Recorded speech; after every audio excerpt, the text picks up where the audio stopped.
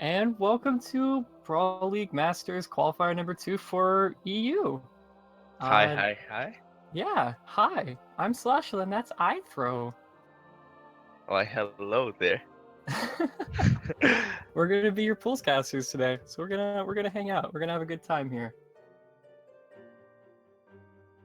How's it going, man? It is early here. It's not so Yes. early for these EU guys, but Well, we had to wake up just to cast, but I'm feeling all good now.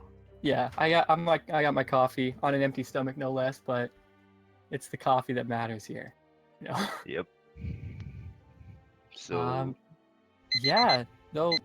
This is the last qualifier for Masters. This is it. Yesterday was the NA one. Last weekend was the first two, and then we just got I mean, that's it. This is all the qualifiers. You know, we got pools coming up on August 12th and 13th. 12th at noon for NA, and let's see, the 13th at 2 p.m. CEST for the EU guys. And then you got another little bit of a break, I believe. And then Masters Finals, yeah, on the 19th, again at noon. NA is always at noon. That's just how it is, noon Eastern. And then August 20th is the EU.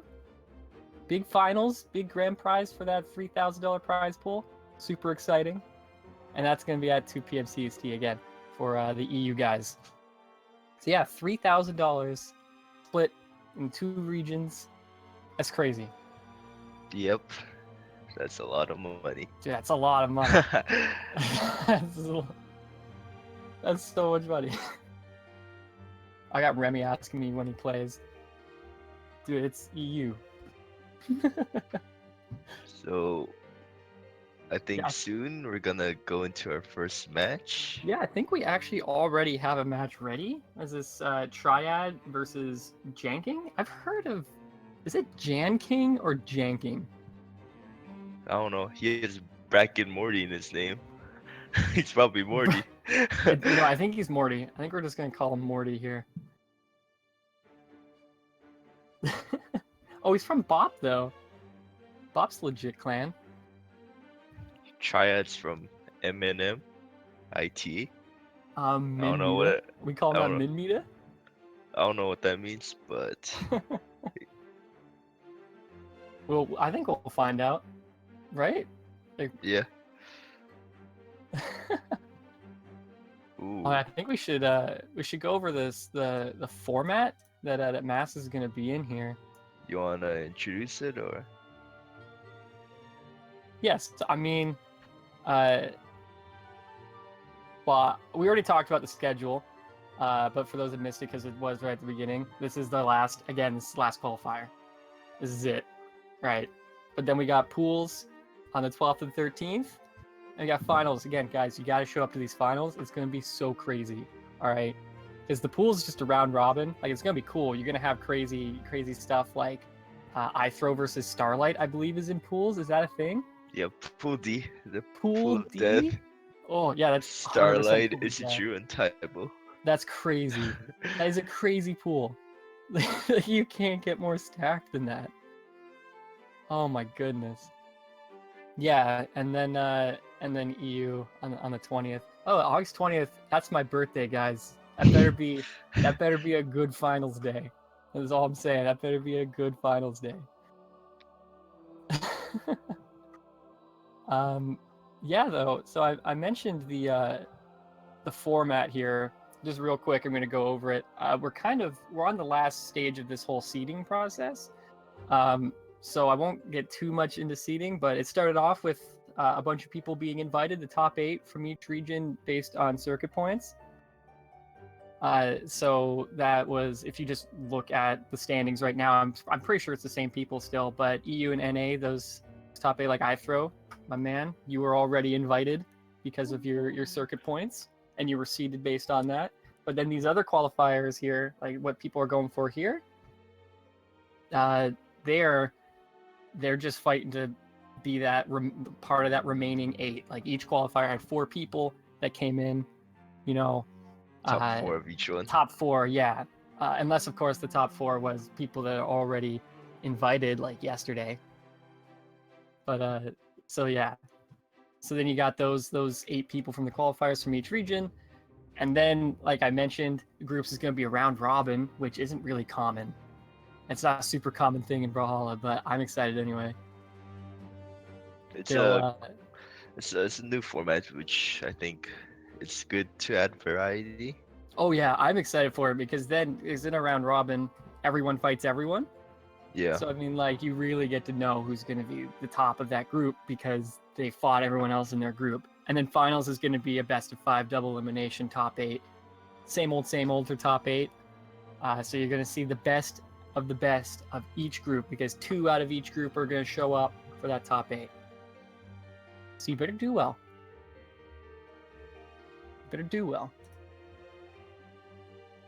But yeah, I guess we're going into it now. So yeah, Wushang versus Mirage is very interesting. I think they're both of the like pretty much the 2 best characters like on Dobrein's tier list. You put them both as S. I guess I agree with that too.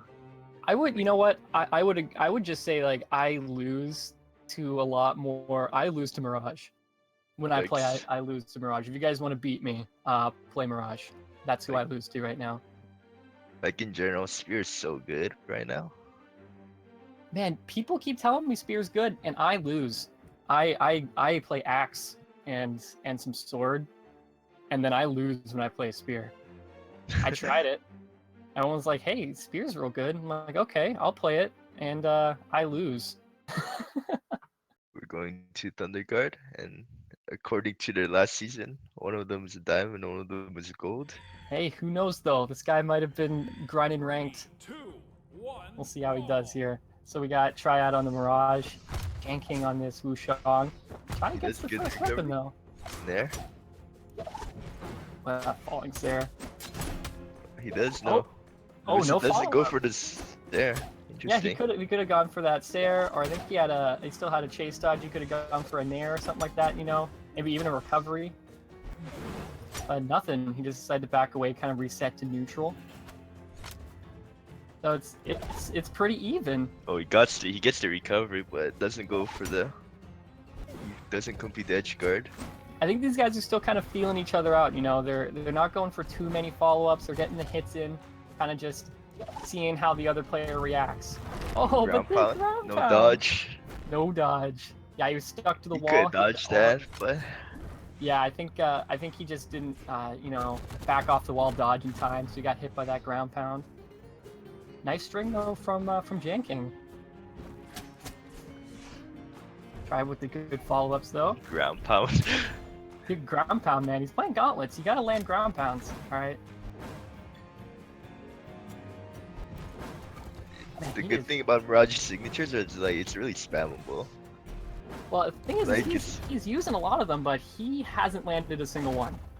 You know, I think he needs to switch up what he's going for here, because he hasn't landed a single one. He's getting punished for every single one. Yeah. Like, if not even like with an attack, at least it's getting JANKIng into better position to get something else on him. I think Triad's just kind of, he's a little flustered. You know, he's just trying to land these signatures because he sees JANKIng's in red. He's trying to get the signature off. Could be the stream nerves, but you know. It could be, yeah. They're both the players are just looking for kill options, but oh, connects. Oh, weapon flag throw into taunt. flag taunt. Dude, that's that true combo. Triad's gonna be looking for this weapon. I think JANKIng. Oh, the recovery onto the ground pound. That was good. That was just good placement by Triad. I can't believe he hasn't died yet, dude. Since the Wushang's still not dying, he just stacking up damage and just gimps him. Dude, good gimp from JANKIng. That's that 3-stock though. Yep. Like the damage. 182 damage on Wushang's stock there. He was so ready to die. Like the problem is if you don't like kill the other guy and you're like he's like a stock ahead, like the damage just keeps stacking up. Oh yeah. And it's like it's a problem. Oh, I don't think I think Triad Triad hopped out real quick. I don't think he I think he either just like backed out real quick from like selecting a legend or if he actually just thought that was it. But I guess they're trying to get him back in here.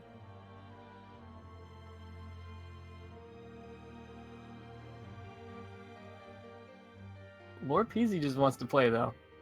He just wants in.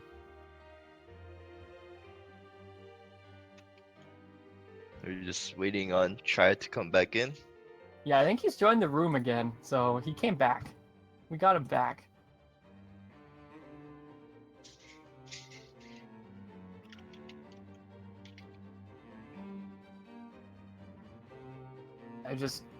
LordPezy just really wants to play, man. It's just what has to, there we go. We got the got him back. We got him back. It's so good now. Yeah, we're good. I think we're gonna see the same picks though. I feel like JANKING is gonna be sticking with his Wushang, Triad, and Raj, just different colors, you know. Look, the color adding the balance, variety. right? The Like color, some colors look good on the eye. It might help a lot. I mean, we all know that core and yellow core are two different. They're very, very different things. You know, Yep. it's all down to the color, guys. We're not gonna go back to Thunderguard at least. I think we're gonna go shipwreck because of I'm thinking gauntlets. shipwreck too. Yeah. I I would have done the same thing. Gauntlets is real good on that ledge guard, and when there's hardly any ledge, I mean, you it's just keep ground pounding over and over. Get ground them pound dead. nair. Ground pound nair. 2, 1, brawl. See if he can get another 3-stock though. That was crazy. That was actually a pretty good gimp at the end of last game there. It was exactly what he needed to do. But I think. Let's see if Triad could change up his playstyle and get the kill earlier this time. Yeah, because he built the damage up. He just really was struggling with getting that kill. So he's trying to land these down sigs. He knows like gauntlets has got to be right on top of you. So and he's like, well, down sig will hit people right on top of me. Down sig. Wushang's using a lot of satellites. Oh, satellite into down sig. Going for like a T-light, but He did land one of those down sigs though. He managed to get one. Wushang though is really just taking this damage. He's really running away with the stock. much like last game, Triad is just using a lot of signatures. Oh, he's really risking it sitting on the edge there though. Sidelight into recovery. That'll do it for that stock though. But JANKING is not like he's not damaged though. He's at a good orange, so as long as Triad lands a decent string here, Almost got another gimp there. Oh yeah, The ground pound it. that ground pound started. We were all waiting for it. Oh, it looked like There's he was many times doing where he hits silent nair on gauntlets, but that should be like jumpable, which I don't know if he knows. Yeah, it is jumpable. I just don't think I don't think Triad knows that it's jumpable. Yeah. But you know, that's good things about tournaments. You learn a lot from it. Yeah. No, I'm expecting Triad to come out of this just a better player. He's already realized, I think, that these SIGs just aren't landing. Ooh, Oh, there's the ground nair. pound near ground pound. There it is. Another gimp. A same end, though a lot less damage this time. 40 to 99. Yeah. What was that, like 182 on the last one, 99 on this one? So JANKING really, he just ran away with it. There's those ground pound nairs, like we were saying right at the beginning, like it was a good stage for him.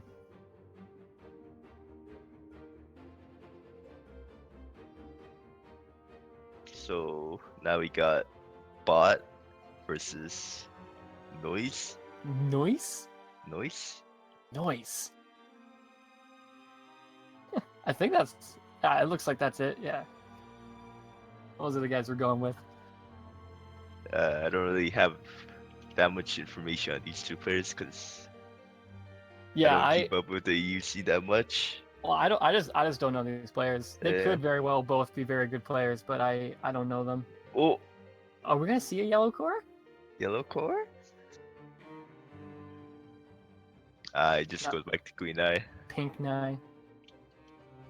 Oh, he's just cycling. He's just cycling right now. He doesn't know who he's picking. So I like his clan name, Donuts. It's a Nuts.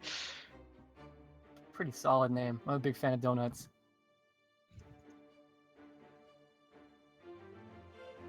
Oh, someone's asking if we're just any of you guys are joining the summer championship. Yeah, don't forget to sign up for summer championship. Registration's ending this coming week. This week, during the week, it ends. Pretty sure the end. It ends Thursday night for in Eastern, right at midnight.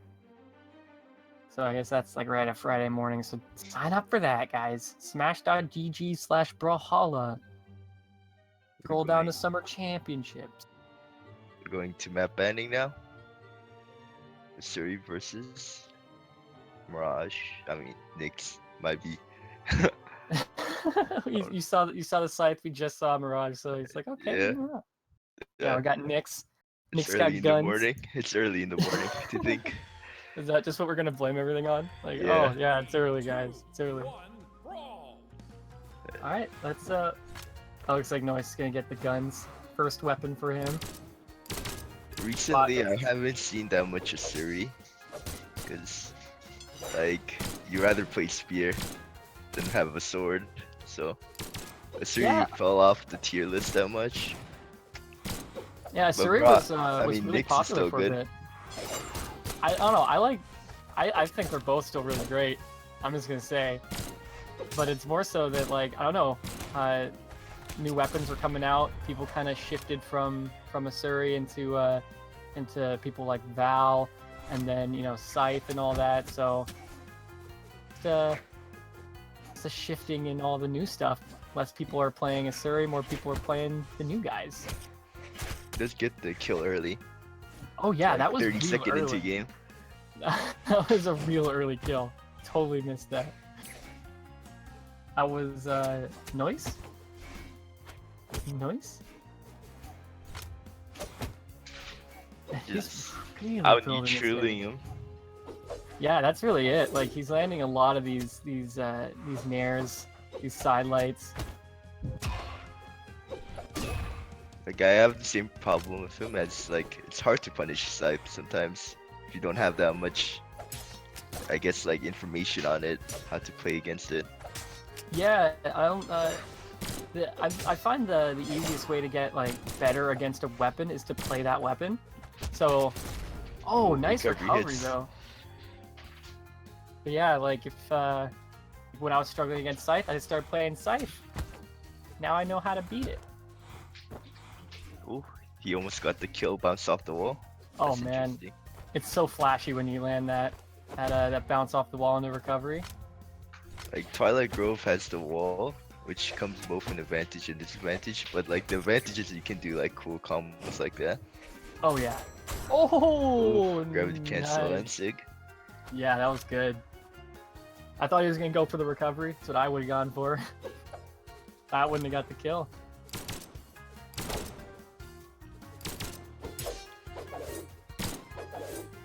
What's putting this neutral back though? Staying above the guns. Trying not to get hit by dares. Not getting hit by these neutral lights, these down lights. You can't let him outspace him, he has to get closer. Yeah, exactly. Yeah. Ooh. He has a scythe again. Oh, I just gotta, oh, he just gotta keep doing what he was doing. he's really fishing for a kill. As you can see, like ground pound, and then like goes really deep right there. He just wants to gimp, but couldn't connect. But he ended up getting the down sig. So, Noise takes the game. Just to Queen Eye. I feel like he might be more comfortable with guitars, but I feel like he was doing better in neutral with the sword there. So it's gonna be interesting to see how he switches up for the slower legend and spear. I think the speed of dying is gonna get really demolished by both Nyx's weapons. Just because She can like pretty much just like run out of sight, and then like gun just will just outspace her. So I don't know. I think this will be like a one-sided affair. Yeah, because you're saying that when he was playing a Suri, like he was getting outspaced, and when he started, floating kind of above and getting the dares off, staying above the attacks, like he was doing a lot better. But with the slow speed, it's gonna be a bit tougher to get in on those guns and away from those scythe downlights. Oh, immediately for the neutral sig. One of my favorite looking sigs. It's just very pretty. But, bots is here to prove me wrong. Yeah, that was a really good punish from him dodging through the downlight. But Noise is picking up a lot of damage now. Right, Queen nice, Knight got a with lot the of high defense. defense. Yep. Yeah, I think he went attack stance, so he lost to Dex, but he still got that high defense. The defense. Oh, there we go. Oh, he didn't go for the edge guard follow up. I think he's really nervous about going off edge against Scythe, but he gets the down sig. Doesn't kill yet. Almost followed up with the recovery though, which would have been a kill. Nyx also has high defense, which we have to remember. Oh, that's true, yeah. Those ground pounds, man. This is a risky zone. Especially with those Scythe recoveries. He just goes off the other side. Yeah. Taking it the safe way. See if he can get this kill though. See if he can be ahead in this match. He missed the weapon throw, which could have gotten a good kill though.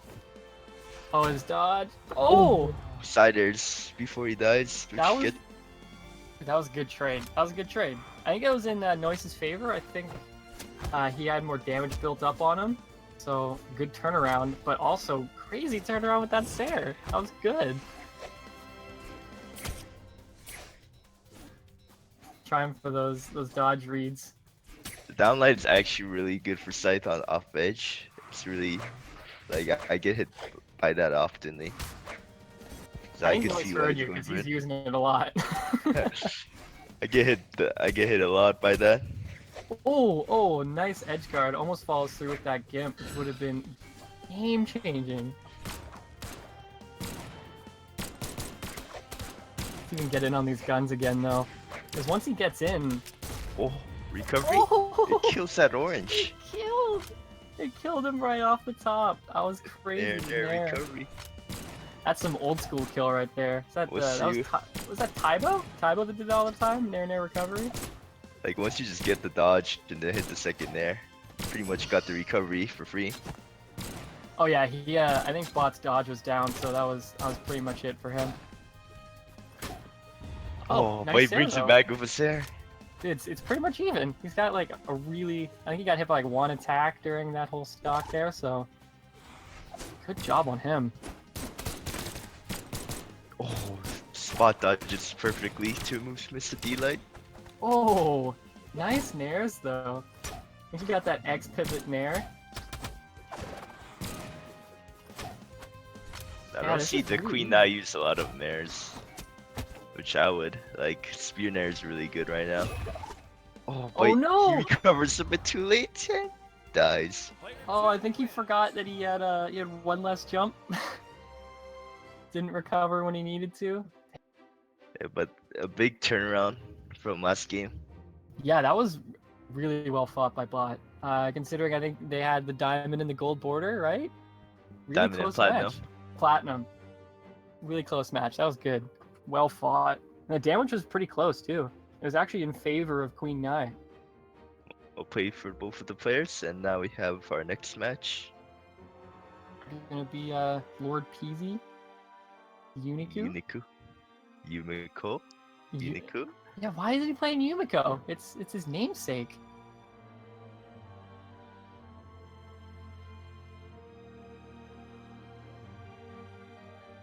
It's very interesting. Like both these characters are 2 of the, I guess, more meta characters. Yeah, I think people are just favoring Spear right now, so people are kind of gravitating towards that. But like even in last match, like Bot switched up to Queen Nai and pretty much stayed on guitars. most of the match. Like, I'm pretty sure he was guitars most of the match. Nope. Boy. Like in Lord NA, Pezy. it's like Scythe is not that much, I guess, used in NA. Because we like only have like a lot of sword players. But I think it's just because in EU you had Dobrein and Effie really showing what Scythe could do for a long time, and like Effie's Scythe was insane for a while. I don't know if he still plays Scythe, but it was. I remember watching it. It was just like, oh, I'm gonna have to pick up Scythe now. We're going into. I think we got Twilight on this one. Yep. But Hattori's really common in North America too. 3, 2, 1. Well, Hattori's just a really popular legend. She's got a really nice design. I mean, I know when I first started playing, I was like, Hattori looks cool. I'll play Hattori. Ooh. Going for the side sig after that dodge, but Tries to read another sidelight for the dodge. Yuniku trying to get that Gimp off the top there with the Nair, recovery Nair. Good punish. Yuniku just out spearing him right now. Oh. Cat just fell on the ceiling, don't worry about that.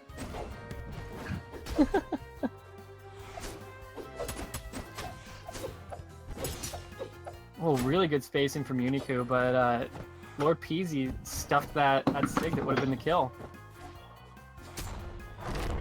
Just chasing him, and then the Tori doesn't know what to do. Yeah, he's not giving LordPezy any space. Like he's just staying on top of him, which is actually kind of funny because he's got Scythe and Spear, which are good spacing weapons, but he gets a really nice string off. Just off combo. Ooh. Oh, LordPezy. There. LordPezy is getting stringed like crazy right now. Yuniku landing every attack he needs to land. That grab cancel D-Light though, let's not sleep on that. That was good. Like right now he needs to slow the pace down. He's just letting Yuniku just control the pace of the game. Yeah, LordPezy really needs to like get his neutral down, start landing a few Sayer systems. Gravity cancel D-Light. Oh! Worth it. That's worth it. That was. Hey, he looked really cool nice. while doing it. I mean, he's a full stock ahead. He can totally spare it. Nice chase Double dodge D-Light? into the D-Light combo. Double D-Light. Double D-Light's always true if they miss a dodge, so it's super optimal. I think anything's true if they miss their dodge. Yeah, that's true. Good point. Pezy though is really trying to space some things out. He is starting to find a bit of damage, but Yuniku has ran away with this with some of those scythe strings he got. Just letting the scythe just go in. I feel like he tried to ground pound there, but instead he got that D-Sig. The side sig land it. He needs to take a breather. Yeah, that was like the pace was completely controlled by Yuniku there on that Mirage. Pezy had no breathing room. Yuniku does switch to Yumiko, which is two different weapons from Mirage. Yeah, we'll see how his hammer and bow plays out, because that scythe play was exciting. He was landing every attack he needed to land. He got those real flashy grab cancel D-Lights off, and one for the kill. So we're gonna see the high defense might do him a bit better than that Hattori pick. You could take a few more of the strings on Roland. It's like polar opposite of Hattori. I mean, he's still got the sword. High defense, but like super slow. Yeah, the run speed's a lot lower, and he's choosing the attack stance, which takes another peg off of run speed. So he's really going all in on this opposite pick. I honestly think right now the speed in game is actually super good. I think it's like one of the best. Like I think it's the best stat in the game, in my opinion. I just know I like running fast. Oh, Yuniku, Light. nice neutral light. LordPezy though, reading that dodge of that neutral sig. Doesn't get that punish. This is a lot more even though. Yeah. I think this pick might be working out for him. Let's see if he can get the kill though, because he's built the damage. He can get a good sig off, maybe an edge guard, and that's it. Oh, gets the neutral light on that ground Yuniku pound. realizes that he just ground pounds a lot, so he just takes advantage of that. Yeah, LordPezy's doing a lot of ground pounds out of hit stun, ground pounds from the top of the stage, you know. Not working against him. Oh, the dare stops the It just recovery. kills him. Oh, There. man, that was Light and light. He just ground pounding yeah. again. He's just punishing all of these ground pounds. He's going ground Let it pounding be. again. Yep. And Yuniku just taking advantage of it and just taking his the dodge match. stuff.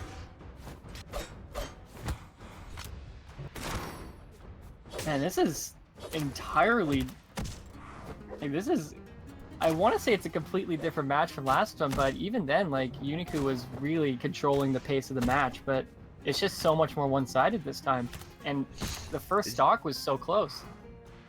Is he even gonna take a stock out? Oh, dodges through the recovery. Oh, then there. Kills off the There. top. So, One wins. good fight from LordPezy though.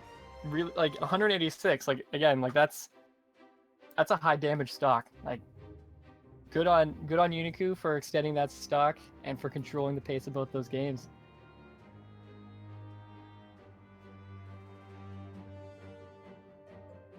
Who we got next? We got one guy from Innovation. That's I think a Diamond Clan in EU. 'Cause I I think see so. them on the leaderboard. Yeah, I've definitely heard of Innovation.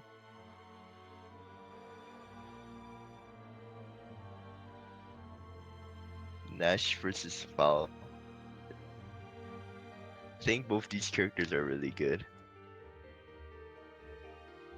I'm a big fan of Val, just her design. Like I love the SIGs. And she was I don't know, she's just really cool. I just think Val's cool.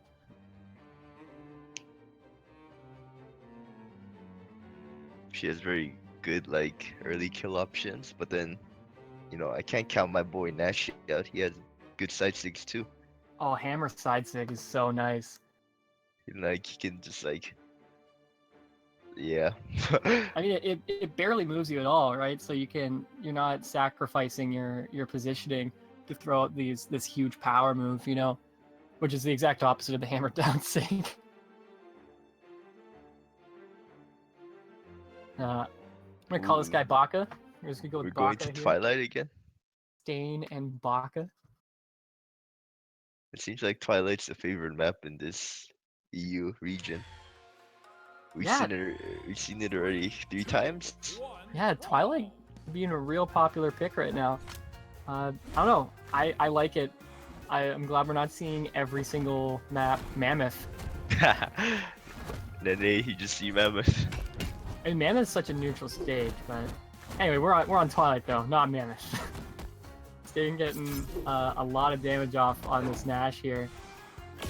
Side stick? Can you hit the recovery? Ooh. Oh, it misses the recovery. Can't connect.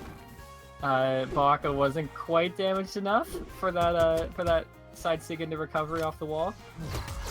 Oh. Side stick. But he was damaged enough for that one. But, wow, Stayn ran away with that first stock here.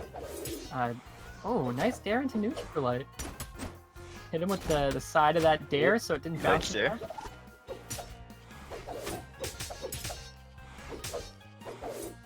Reading all these dodges, getting every reset he needs to right now.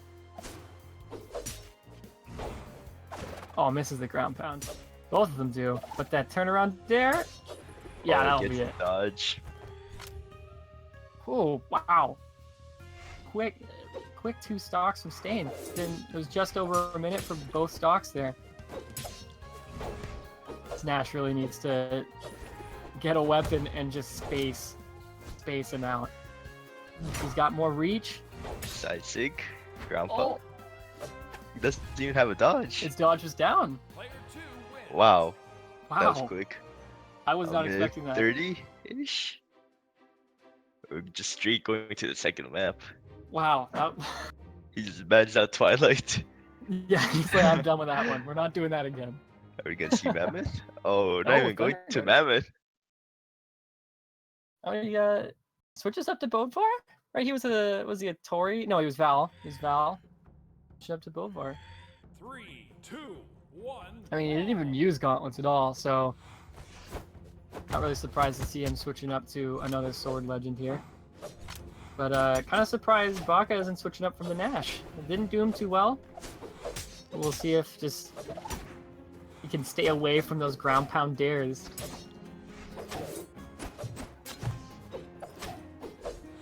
Oh god, Stayn's just chasing him right now. JewBacca's he caught him with like Sick. the end of the D-Sig. Oh, It does spike down, so it's like if you hit it once, it just oh yeah. early kill options. Whoa, nice recovery chase dodge.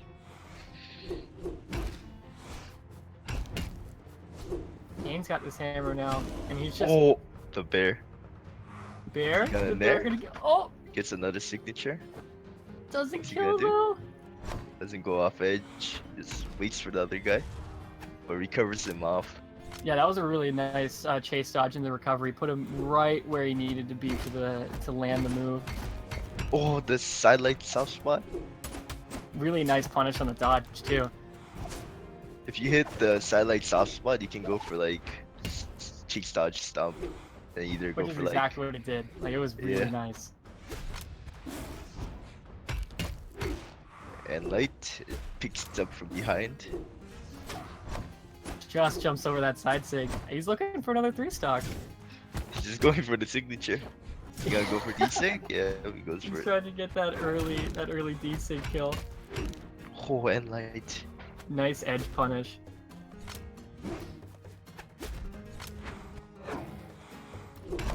Side sig again.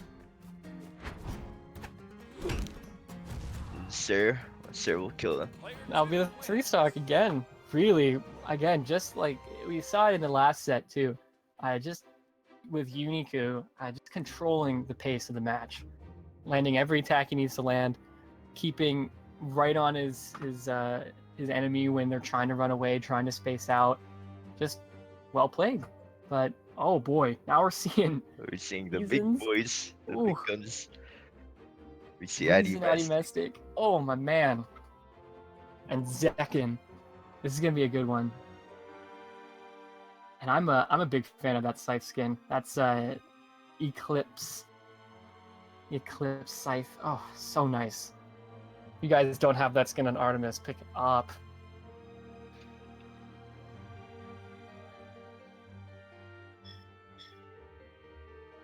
I'm very interested to see him play Addymestic. Zekken's saying in Twitch chat that he's gonna get 3-stock. He's gonna get 3-stocked. Hey I man, mean- you're not, you know, I believe in you, man. I believe in you, Zekken. you need to You get can- in with the good mentality. Yeah, don't be saying that you're gonna get 3-stock. Be like, I'm gonna take at least 1 stock off of him. Yeah, Always be positive, you know. at least be positive. That's Very my advice for everyone else that got lost already. He bans Shipwreck Addymestic, which is very interesting. I think, Back to Twilight. yep, we're going back to Twilight.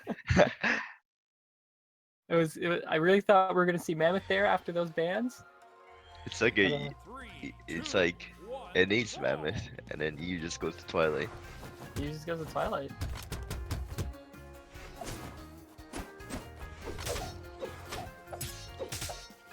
Oh. There. Sir. Ooh, nice spear play coming out of Zekken here with these dares into that Sair. I think he's gonna try for a few more of these falling stairs and some of these dares. He's just trying to stay over top of Addymestic. I don't think he wants to get. He doesn't want to get Saired. He doesn't want to get hit with the side lights, especially on a down light reset. we do have to remember it got nerfed last patch, so it's like it's not as well. That's You can right, now yeah. get punished for it. Well, yeah, Addymestic gets the first stock though, but it's still a pretty close stock here. If Zekken can get a little bit more damage off, maybe land a recovery or a well-placed Sair off that island. Just going for the gimp. Oh! Gets the recovery off. Just needs to get the Oh. dodge, but can't read the dodge. He had that. He had the dodge. All Zekken had left was that dodge. Oh, gets the Addymestic. grab up. Goodness. Oh, his dodge is down from that grab cancel, and Addymestic punishes accordingly with the nair into the ground pound for that second stock. Like what's we've been seeing is that one of the players is always controlling the pace, which I just think it's. Oh, He got that? He barely missed that corner there.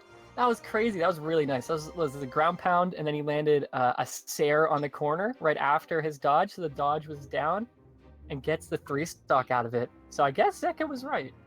Zekken needs to like make Addymestic stop like controlling the pace of the game. Yeah.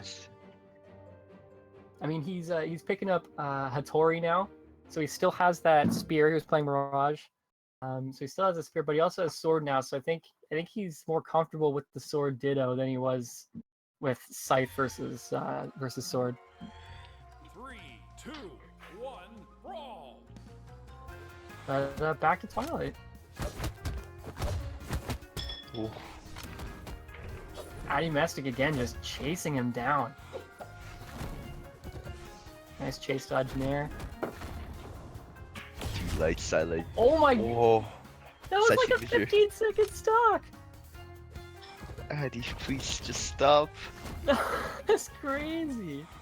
Oh my goodness, side sig off the middle of the stage for the kill. That's just some built up damage there. My goodness.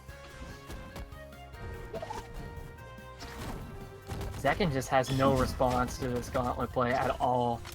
He's trying to Literally. space him out.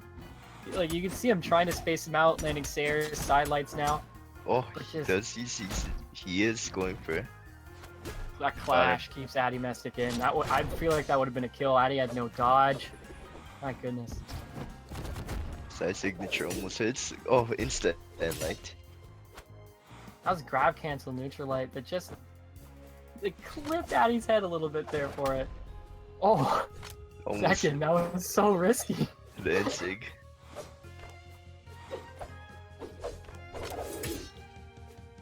Zekken really He pulled uses this stock the around. dodge, but then recovery gets him enough. D6 Nice. kills. Nice D-Sig, yeah. Read that dodge in, or that approach. Got that down sig. But Zekken's really damaged though. Like one recovery or one well-placed ground pound will pretty much be the end of this stock. Also, Addy's been there's a recovery.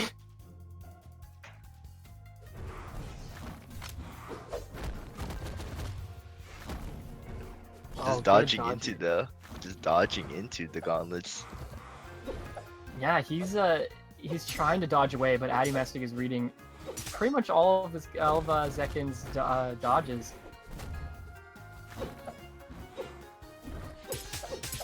Oh, good grab cancel D-lights there, catching the approach option from Addy. Just fishing for signatures now. He's really trying to get an early stock on Addy so he can at least have a chance at this game here, because he's starting to fall behind on this stock here. Oh, does he go for recovery? Misses. Tried. Oh, the Sair though. Sair kills Zekken, which is 2 damage for it. But I mean, in damage and just overall in pace, a lot closer Like, match that time. A lot of Twilight doesn't have what do you call it, the kills. It comes really early. Yeah, the kill. I believe it's kill box. Yeah. Yeah. It's really small. Well, it's because it's got that island off to the side there. You know, notice how a lot of the early kills were off the right side. So that island there, really good when people are trying to kind of stall the match out. You can get some early kills on them by landing a Sair and then edgeguard. Let's see who we looking for here. We're looking for Spooky. too sunny for me. That's too spooky. Versus M for Mini, who's recently sponsored by Pnda Gaming. So good for Congrats to me. him. Yeah, congrats, man. That's a big sponsor. Hope to see him at Shine. Oh man, really want to see M for Mini at Shine there. And look, see, I was saying earlier, Bop's a legit clan. You got M for Mini and Bop. But he does go for Ragnar. I seen him start to pick him up over at Ulgrim. Yeah, I think he played Ragnar in the last qualifier as well, if I'm not mistaken. I was really expecting to see the Ulgrim. I'm a big fan of Ulgrim, but also a big fan of Ragnar, so I'm happy either way. New pocket pick, it's always good to have. Oh yeah. But they're going to Mammoth now. We're not seeing Twilight. Seeing our second stage here, Mammoth. My home map. Man, I do see you on Mammoth a lot. It's gonna be interesting seeing M for Mini on Katars. Really used to seeing him just on the axe. Getting really nice nair in the recovery reads there. Side sig too. Oh, Wow. the cider just spikes him down. Yeah, that was really early stock again. That was only like 20 seconds after that that end sig just spiking Spooky downwards. Almost falling off the edge on that downlight. As you step back a little bit. The guns are bringing it back though. Yeah. Recovery. Oh, He just brought it nice. back. Yeah, nice pickup from that recovery there. Pretty even on damage. I wouldn't count too Spooky out.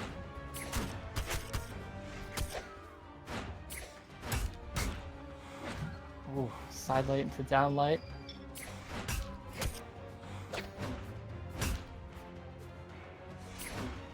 Spooky's just trying to space M for Mini out here.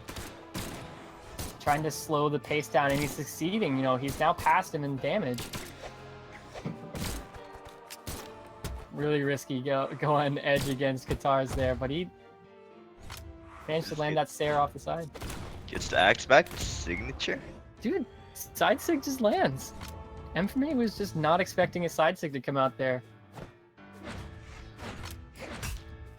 Spooky's just got to keep up this pace. Keep it just a bit slower. Oh, sidelight cheats dodge there, but misses the ground pound. Misses the ground pound. He had all he needed there. He spiked with the bottom of that Qatar there. That just grounded that. Oh, nice. Good deck Daring to dare. That was very nice. Oh, stuffs the just side can't get the sig. kill. The 8 defense. It gets the Sarah though. Spooky had no more options. He had exhausted his recovery, used his dodge up, and for me just had to use the Sarah. And for Midi is using the speed stance, I believe, which takes away the force. So it could be the reason why he just can't get the kill. I don't know, Spooky's been just stuffing most of these kill options. You know, you saw him land that side light against the that side sig. And stuffing recoveries as well. Like he's just stopping the kill options. Mini did bring him back a bit. Spooky's looking for this Sarah though. He really Falling wants this Sarah. axe there. Yeah. And for Mini can He's brought it back. Sunny or yeah, he's just fishing for the kill, which Mini can tell. It's just punishing the Sares. Yeah, M for me is doing exactly what he needs to do. Spooky was... Oh, they both go for 6, just opposite directions. They both were expecting a dodge in.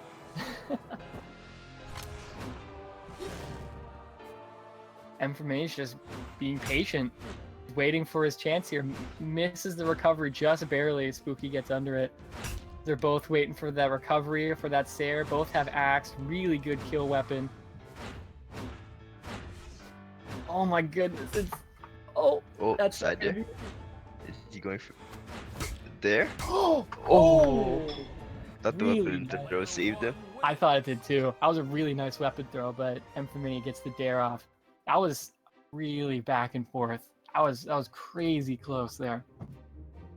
M for Mini had that first stock, but Spooky really brought it back and kept it close. Really nice dare though off the edge for Mini. Goes searches to Val. Yeah, I don't know how I feel about this pick. He was doing really well with the guns, and he landed a few. I think he felt like he was struggling a little trying to because he was really only fishing for those Sares and those down sigs on that axe. I think we're going back to Twilight. Yep, we got Twilight again. We got Twilight again. It's for that tech chase potential.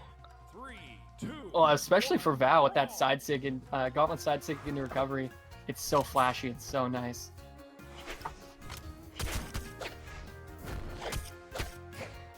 We'll see if Mini sticks with Katars, because he built up a lot of damage, was landing a lot of really solid reads the first stock of last game. Almost gets that top. Oh, that would have been crazy. Grab cancel D-Light into recovery, I believe.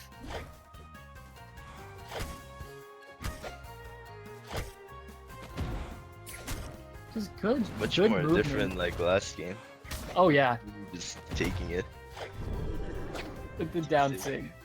Down sig off the edge. Mini's just reading the movement from Spooky and punishing it. I mean, that's exactly what you gotta do with Katars. Katar's very read heavy, and you can see Infamation just trying to like follow Spooky around. Oh, that was good edge potential. Uses the recovery into dodge, but M for Mini couldn't follow up. Oh! I think M for Mini was waiting for the dodge, and Spooky knew he was waiting for the dodge, so he just kind of stood still, waited to see what was going to happen there. But he is not getting any damage. Of course, as soon as I say that, though, he gets a dare into a nice sidelight. But Mini's already going for this second stock. Yep, I was already in kill potential, and goes for recovery and she killed him. I think he should have just stuck to guns. It was working.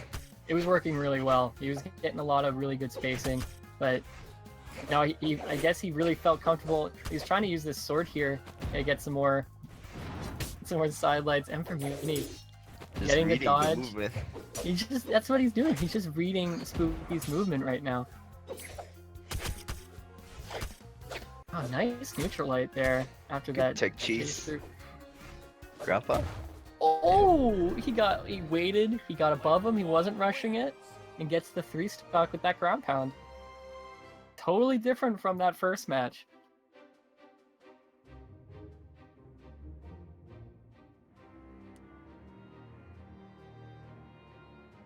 So you were seeing NK versus Lazar Spinola, I believe his name is Lazar Spinola.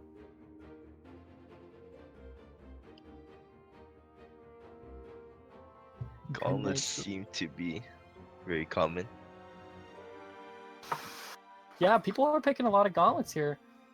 But even still, like, people will pick a gauntlet legend and then use the other weapon. Like we saw just last match, he picked Val, and he was using sword. He was trying to use sword at least more than gauntlets.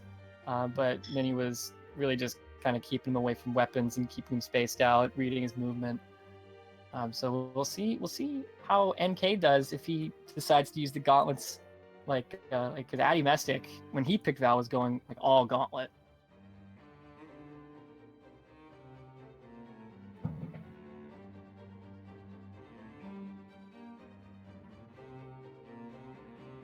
People are pretty hyped for Lazar right now, and pretty hyped for Lazar in chat. Whoops, I by accident left. I need to join back the room.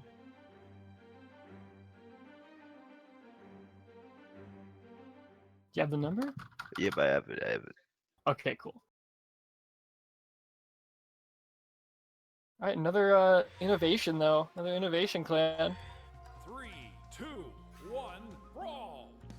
All right, Twilight Grove again. I'm really happy to see a lot of Twilight. I'm a really big fan of this map. I always have been. I love Love all the platforms. The island adds for a really like interesting texture to the map. You know. Spear, if you get close enough, you could do like nair recovery after hitting D-Light, which is pretty cool. Oh yeah, spear off of that wall is really nice, and you can see that he was trying to land that dare after he bounced him off the wall, but he popped up onto the platform above and landed the lead cancel D-Light instead. It's actually not that common of a pick. It's very interesting to see. And Side stick to kill. yeah, just good damage from NK right now. See if Lazar tends to get a little bit more damage off on these guns, try to space out the weapon that he's getting spaced out by. Just using the down stick, hoping it hits. Yeah, I think he's reading Lazar dodging in, and he's just not dodging in. He's not getting hit by those D-Sigs. But we see the switch to the gauntlets, getting punished pretty heavily by the guns. A lot of dare onto the sidelight there. But NK coming back with his own Sares, Neutralites. But I think he's trying to opt for Spear, but Lazar steals the weapon. He saw him trying to switch up. I think he's gonna go for another D-Sig here. Oh, Lazar knows too. It gets his own D-Sig. Oh, nice. D-Light. Nice. That pops him up just high enough to get him over the island. If it was just a D-Light there, he would have bounced off it. So that was really nice from NK.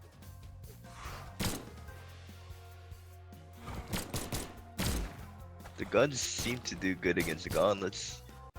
Yeah, and I think that's why NK keeps trying to stay on the spear there. Oh, but reach the Nice. dodge. Nice spot dodge read. That was a really good punish. Oh, the signature rarely goes off. I know. Oh, nice recovery though. Man, that neutral sig just popping right underneath that cannonball D-Sig. Very nice. But also good kill from Lazar Spinola.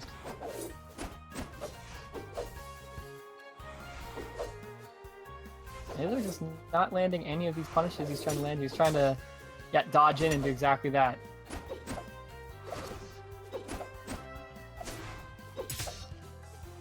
These are really trying to bring this damage back here. NK doing a really good job of kind of keeping him out. He doesn't have to rush. He's got the stock advantage. They're around the same damage. He's just got to keep...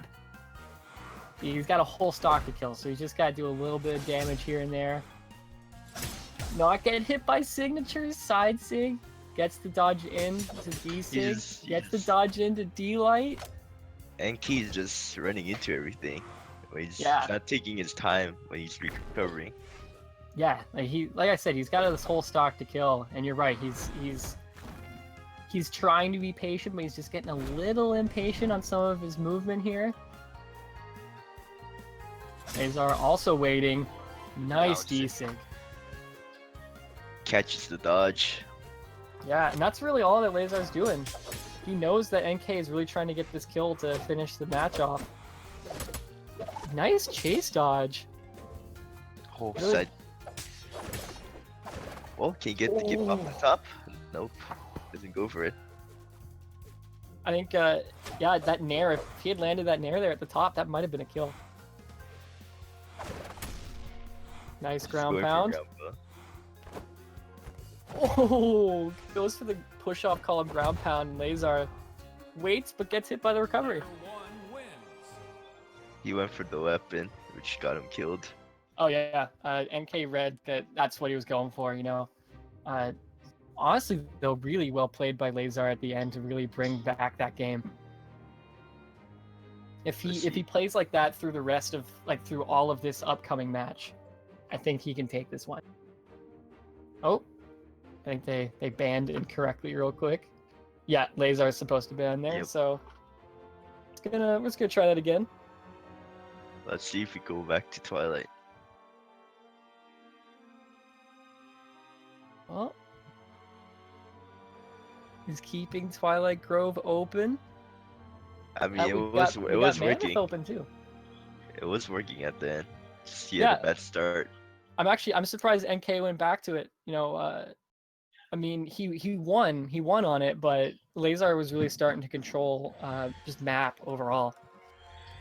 3, 2, 1,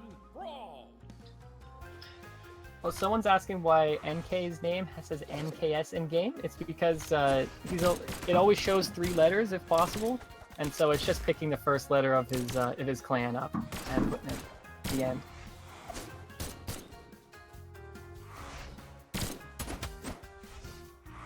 Lazar taking the early lead, switching off of guns for the sword. I think he sees that he's getting a bit of damage and start going for these kills. Side sig. Dodges twice with his side sig. Oh, nice. He didn't even have to chase for that that recovery because he landed that D-light like right on top of a nice weapon throw. Catches during the recovery. Mm-hmm. And this is like I was saying right at the beginning. If he keeps up the pace he had at the end of last match, he's gonna take the lead, and that's exactly what he's doing. He's reading the dodge-ins, getting these down sigs, getting these down lights. And K is bringing it back though. Oh yeah, he's getting a lot of good reads, landing nairs.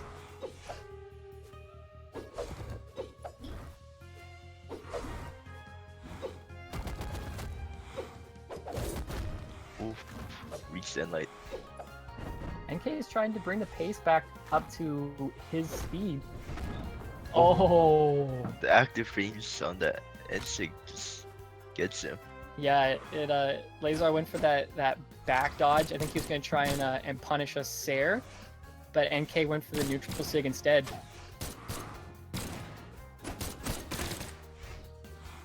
Oh, nice wall bounce. Cool. Doesn't quite Sair get the kill on that recovery. Goes for a down sig. I think NK's starting to see all these sigs coming out. He's being a lot more careful. He's not running into these down sigs. Good Sair though. Good Sair punish.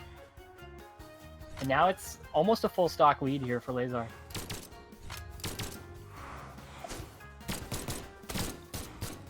Ooh, he doesn't go for a side light. He went for Sair. 3 down light Sairs. The side light does more damage during that. It's very interesting. I think he was trying to just space him out a bit more because the Sair kind of pushes them a bit farther away. But he landed 3 of them, so either way, it worked. now he's looking for this kill. Again, neutral sig. He doesn't get the weapon. I guess he just wanted to weapon guard. But D-light recovery kills. Yeah, gets the kill. That was a lot more one-sided. We look at that damage, 612 to 299. Not quite 300, 299 hype. Almost double. Almost double. That's over double. Oh, he does ban Twilight. Yeah, he's done with Twilight. I think we're gonna go Shipwreck. He's taking his time thinking about banning. Goes Thunder Guard. Yeah, I don't blame Lazar for picking Thunder Guard over the Shipwreck. It's because again he's going against Gauntlets, and like we were saying earlier, like Gauntlets great off the edge, and when there isn't much edge, it's hard to recover against them. First weapon to NK. Oh, he reads the dodge, but it doesn't get the punish he needs.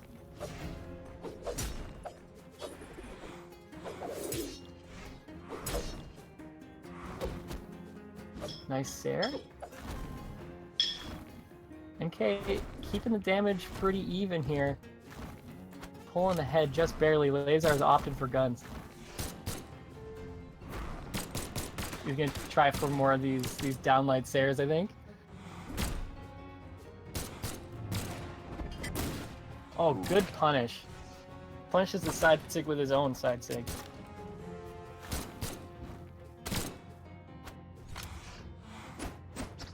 He doesn't punish the side light. I think he was scared about getting punished on his own punish there since he was right off the edge at red, you know.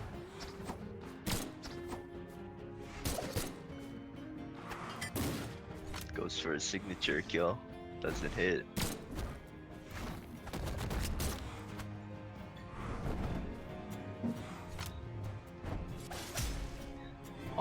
hits him with the top of the side sig. This is a really close match though. Like it's pretty nerve-wracking actually to watch it right now. NK has like one attack off from a kill. Lazar wants to build as much damage as he can to extend this stock. Oh, just missing that off-edge recovery. Can he get the read? Nope. Nice. Oh, but side sig. Good side sig coming out from NK. It's still even.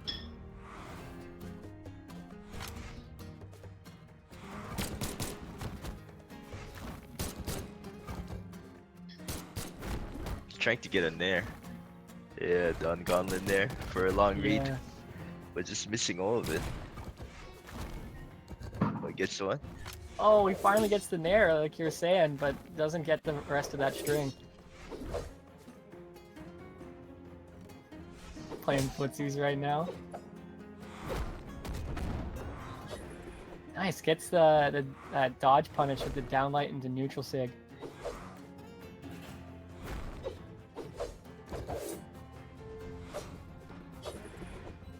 Maybe has to be careful off the edge. Oh, it's just spikes him down. Good end sig. That puts him pretty far ahead. What's that? Good thing about Thunder Guard's like if you go down the middle, you can just recover on either of the sides. Yeah, it gives you a lot of options of how you want to recover there. Just getting stringed.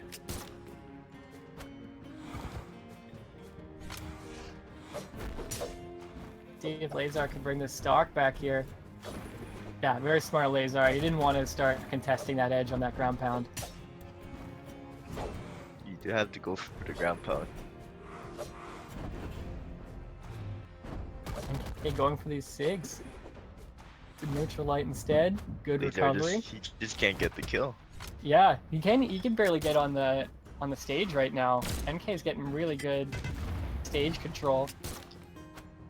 She went for the off-edge play. He needs to get the kill right now. Yeah, Lazar really needs to pick up this kill. That should do it with this edge guard. If he can Doesn't get go it for here. the recovery. He went for a Stayn instead.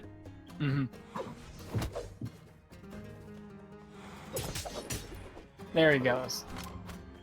Exactly what we need to do. Though, Lazar is looking real bad on this stock. Really deep red. Yeah, the recovery will get it for him. Really close. Good games though. Ooh, good to see. Yeah, we're gonna see the Viper. The Legend Viper 3. Dobrein's new 2v2 partner.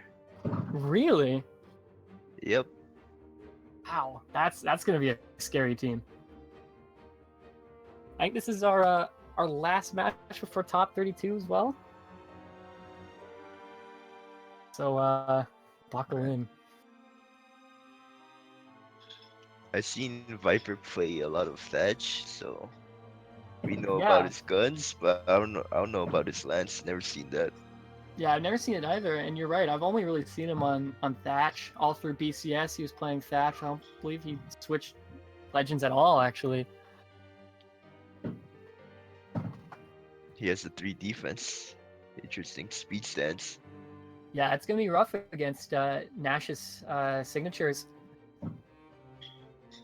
Both spear and hammer kill very good.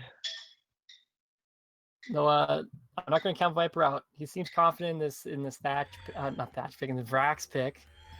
3, 2, now we'll see. Also got those summer colors on. If Nash can hit like a side light and like double D light, it's gonna just bring him to like orange. Oh yeah. Really quick. But he gets guns first, so here in the recovery. Reads the weapon throw but doesn't get any punish on it.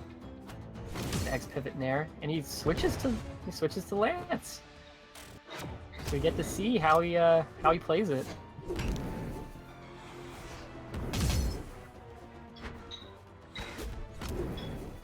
Good weapon throw to cover the recovery. Yeah, that was pretty smart. Good side sig. Doesn't quite get the kill, but he can still get this edge guard. The 3 defense is... Yeah, good weapon throw. That's exactly what he needed there. He just sat there charging that recovery. He didn't have to charge it either. He could have went straight to the wall. But well played by Machèèèèté. But Viper brings it back immediately. He took no damage in that too. Yeah, that's exactly what Viper needed to do. He needed to take no damage, get the stock off as soon as possible, and pretty much just reset the game. He's using the lance over guns. He threw out the guns. Yeah, I'm surprised. But at the same time, he's doing a lot of work with this lance. So he must have. I mean, he had to have been practicing this lance. This is crazy. Oh, he just runs into it. He completely read that weapon throw. I think Machèèèèté thought he was gonna go immediately for the instant recovery, but Viper sat and charged it, and Machèèèèté just was not expecting it. Really well played by Viper on that to get that stock.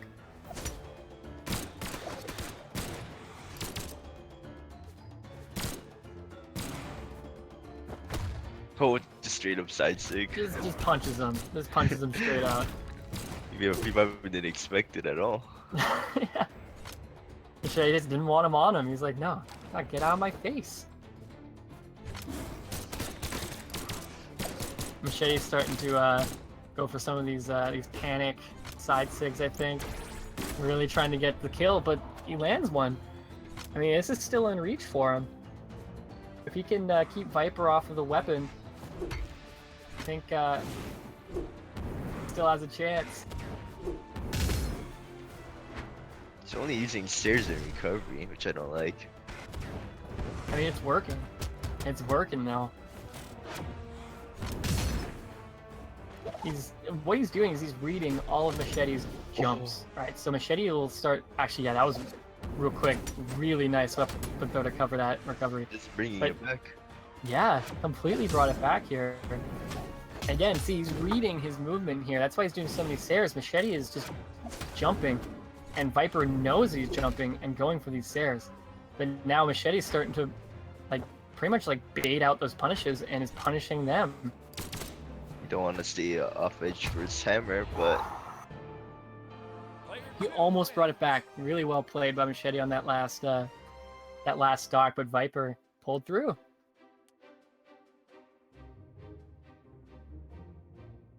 Ooh, Mordex. Now these is 2 completely different weapons than what he was playing. But he does have the Skyforge gauntlets. Yeah, so I mean, he at least likes gauntlets. And Skyforge Mordex too. Let's not forget that. 3, 2, 1, brawl! Back to Mammoth. We'll see if Machèèèèté can get these diagonals, with Viper going with these stairs and trying to get these recoveries.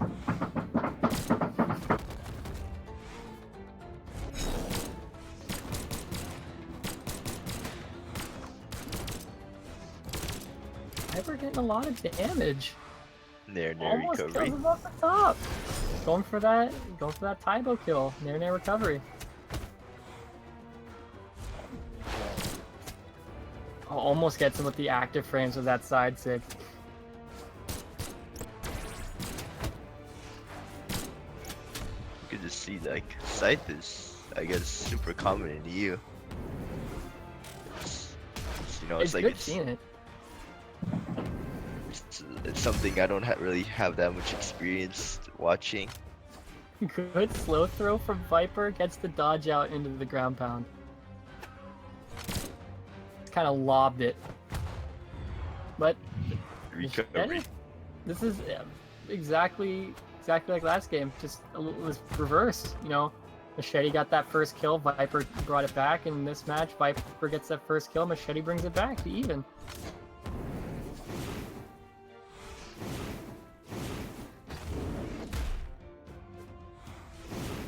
I think he picked Mordex to play against the Lance matchup. Oh yeah. Scythe and Gauntlets is pretty good against it, but yeah, it's really working out for him. Keeping it really even.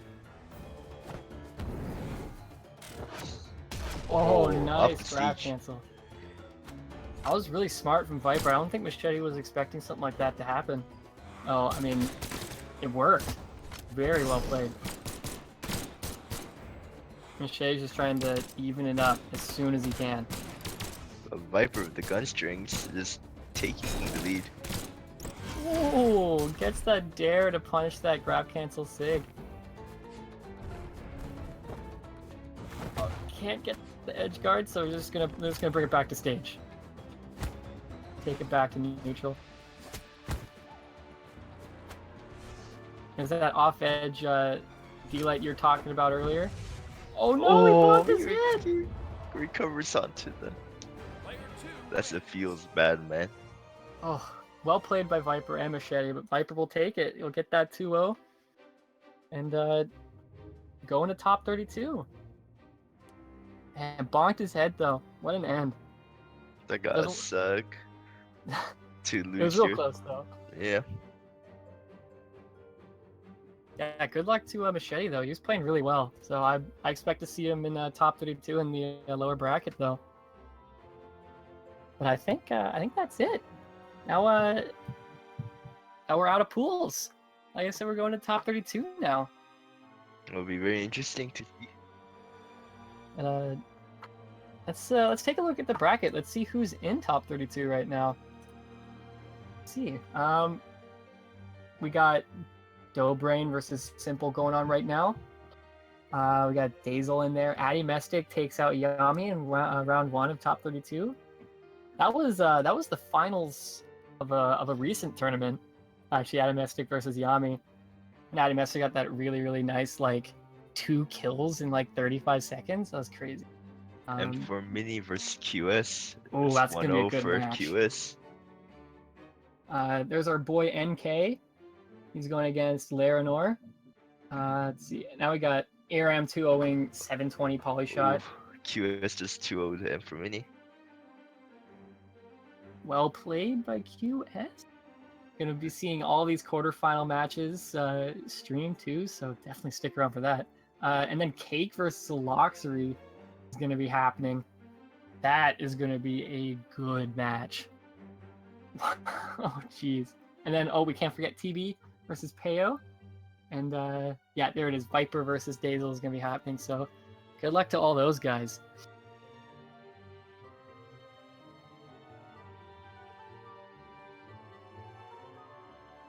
Yeah, well played by everyone in pools. Good luck to everyone who's made it out so far. You can see in the losers round, there's a few. We got Spooky making that run back. Papa Smurf, Abby, Zess, seeing him again.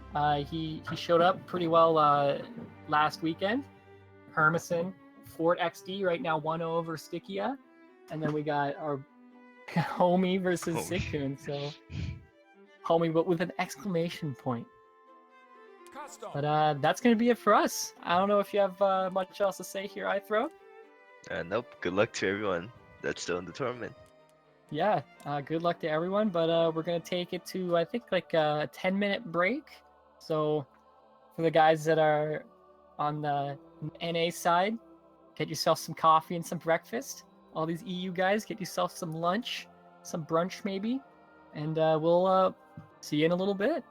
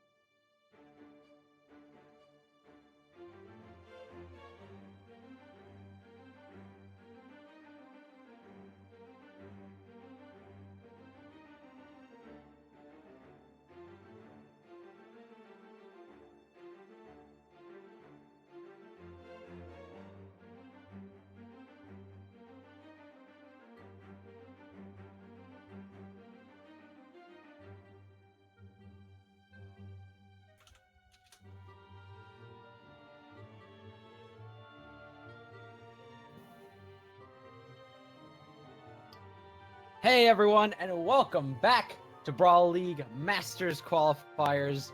We're back here in EU. I'm part of the Creed, I'm toast. and you know it's just more good stuff. I was here yesterday. We saw some good NA play. We saw some really high quality NA play. I was really surprised by the end of that, just how many of the great top players showed up to that specific qualifier. It was a really good showing. Hopefully, we're gonna see more of that from EU too. I think we will. I mean, we saw some really nice games in those pools earlier today. Big shout out to Ithro and Slosh for casting them like a pro. And I mean, if we're looking at that bracket, I think we got a lot of good things coming our way. A lot of great games getting set up right now for our entertainment. Yeah, and I do want to comment on the difference between NA and EU real quick. NA has a very consistent top set of players, and every once in a while you get one or two just come in and be like, oh man, these guys are really rising up. EU, you take all the players in top, I don't know, 32 in a bag, and you just draw one. Oh, that guy's the winner this week. So who's gonna win this? I have no clue. No clue. I think I completely agree. I feel like EU always has the most upsets, or just it's the least predictable of all of the two regions that we typically show here on Brawl League. Yeah, so I mean, basically, like if I'm looking at this player list, the names that pop out to me right off the bat, you know, Dobrein, Addymestic, you got Eramm, you got TB, Cake, Zeloxory, you know, a lot of great names. Any of those players, definitely. Viper, who Dobrein is actually fighting, interestingly enough. I believe they're now twos partners. Yeah, I'm trying to remember if I've even seen Dobrein show up in a twos tournament ever since he and Daiku split up.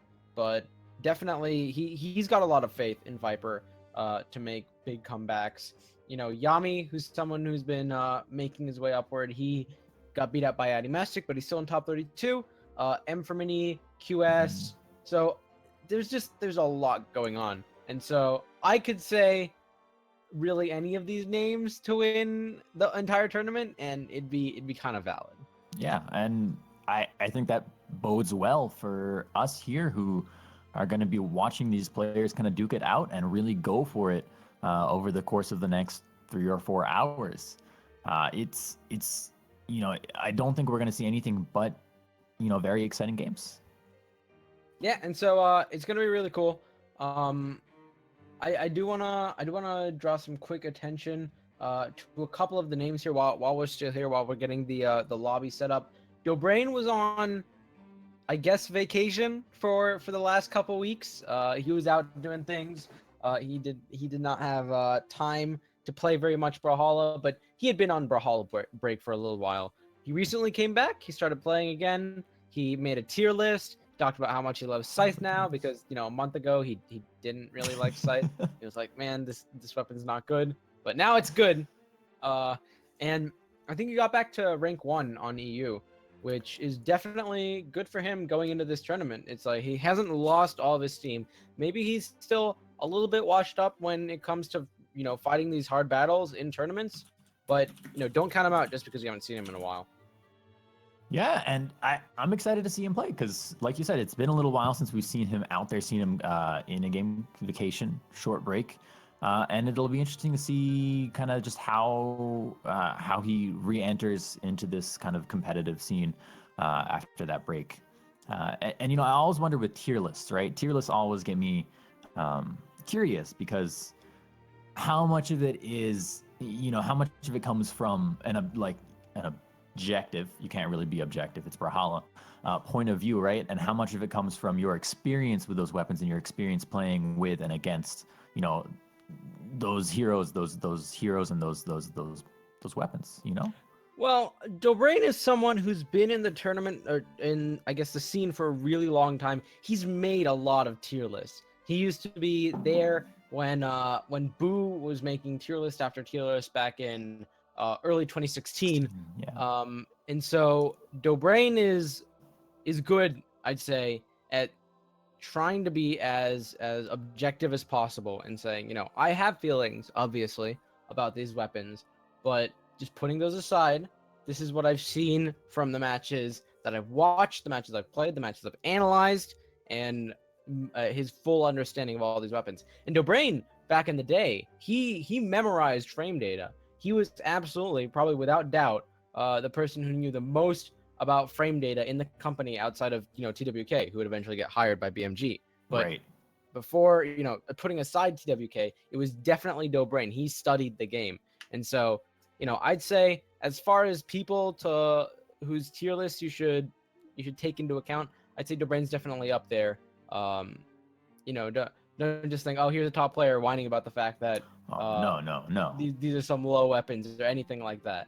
No, and I remember when I just started back in late 2015, I was seeing tier lists like that and being like, this is kind of cool looking at these tier lists and not knowing what they were saying because I just started. But it's cool. It's always fun to see kind of how people rate legends and rate weapons, just kind of along that thought process.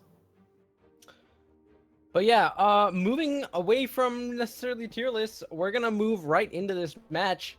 We got TB versus Peyo. TB, I mentioned briefly. He was playing random last time I saw him. I don't know if he showed up in the qualifiers last week, but TB definitely, he's been a top player for a little while. I saw him at CEO Dreamland. I met him for the first time at CEO Dreamland because he wasn't able to make it out to BCX, if I remember correctly. And he's teammates with Maltimum. He's got some good skill, and definitely Wushang is someone who's been playing for a while. Yeah, I'm excited to see this Wushang out of TB. I've seen it a couple times before, seen TB play a couple times.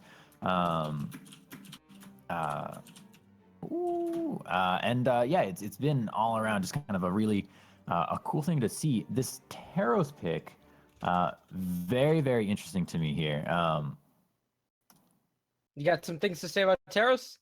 No, I like Taros, and I like seeing people play Taros. I personally don't like Taros, but there's nothing like a good Taros player. There's something exciting about that, and just the raw power you get with that legend. All right, and as we move into this match, TB immediately starts off with a big spear string coming in. Peyo seems like he needs to find his footing. He hasn't quite found anything yet. He tried to land a dare. He throws away his weapon. I think maybe he feels more comfortable on the axe. We'll have to find out. He's only landed one thing on TB, who has just sort of zoned him out and used these neutral lights every time he gets back on stage. A little bit of a downlight into trying to follow it up into side air with the down sig right there, but TB again holding control over this map, over the stage with that spear, getting Peyo right already into the red. Peyo going for that edge guard. TB not having any of it with the recovery into another recovery, gets the KO. Gonna put TB in a fairly comfortable stock lead at the moment. And just very clean by TB, slowly taking out that stock. But he is an orange, and he's going to dodge right into the neutral sig. He's not going to be able to make it back from that. Peyo hard charged that, and TB just, I really thought he was going to be able to avoid that. Maybe he thought that Peyo was not going to charge as long as he did, and said, "Hey, I can use a slow dodge. I'll be able to get out of this." Turns out it did not work out in his favor. TB starts off the stock with those gauntlets with such a nice string right there, putting out a lot of control and a lot of damage onto Peyo, and starts doing it again. And the slide into the down sig, knocking Peyo out, far out into the left side, and TB going for that side there, but Peyo with the down air for the clash right there, gonna move over, pick up the hammer. TB going for the side sig and hitting that neutral light. Stock is kind of tight right now for Peyo. TB pulling out a side light. I really thought he was going to do the side light follow up into recovery. Instead, he just sort of waited afterwards, and then I thought, hey, maybe he'll do a gravity cancel side light into the recovery. And then he kept waiting, and maybe I thought, I guess he won't do anything. He ended up coming back around with another side light and did follow that up with recovery for the kill. Peyo just can't find an entrance. There's a little bit of a break in TB's armor with that downlight into a neutral light. It looked like Peyo, though, gonna pull back, hits the sides, like knocks TB out onto the left side. TB will get that wall touch right there. We're using that dodge. Comes up, Peyo moving back, trying to get a little bit of space to break the spear hold that TB has, but the side light coming out. The side air, though, from Peyo, turning it around again, keeping TB on the side, but the charged sig gonna get punished by TB. Ooh, and TB, nice chase dodge nair, just taking Peyo and carrying him across the entire length of the map, following it up with the recovery for the kill. Great play from TB, very solid. I'm curious if Peyo has any other characters that he might try to go up against TB. Nope, it's gonna stick with the Taros. You got any ideas for what Peyo could do to try to make this deficit back?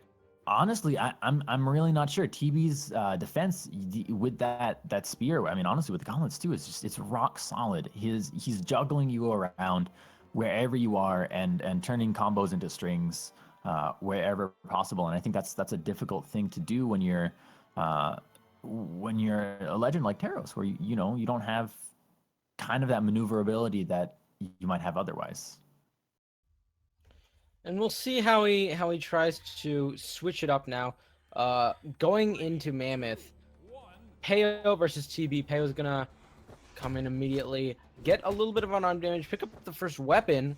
Maybe he can use this to his advantage if he can deny TB the weapon, but instead TB's going to come in with a bunch of unarmed nairs and say, hey, I got no problem if you take the first weapon. I can get it on my own time. Gravity cancel, downlight after the downlight into the Sair, pushes Peyo out, another Sair, and almost lands the gravity cancel side sig. Can't quite do it though, and now Peyo's going to get back on the map, safe and sound, but he has taken a decent amount of damage. Ooh, stomp into neutral, sig's going to send TB outward.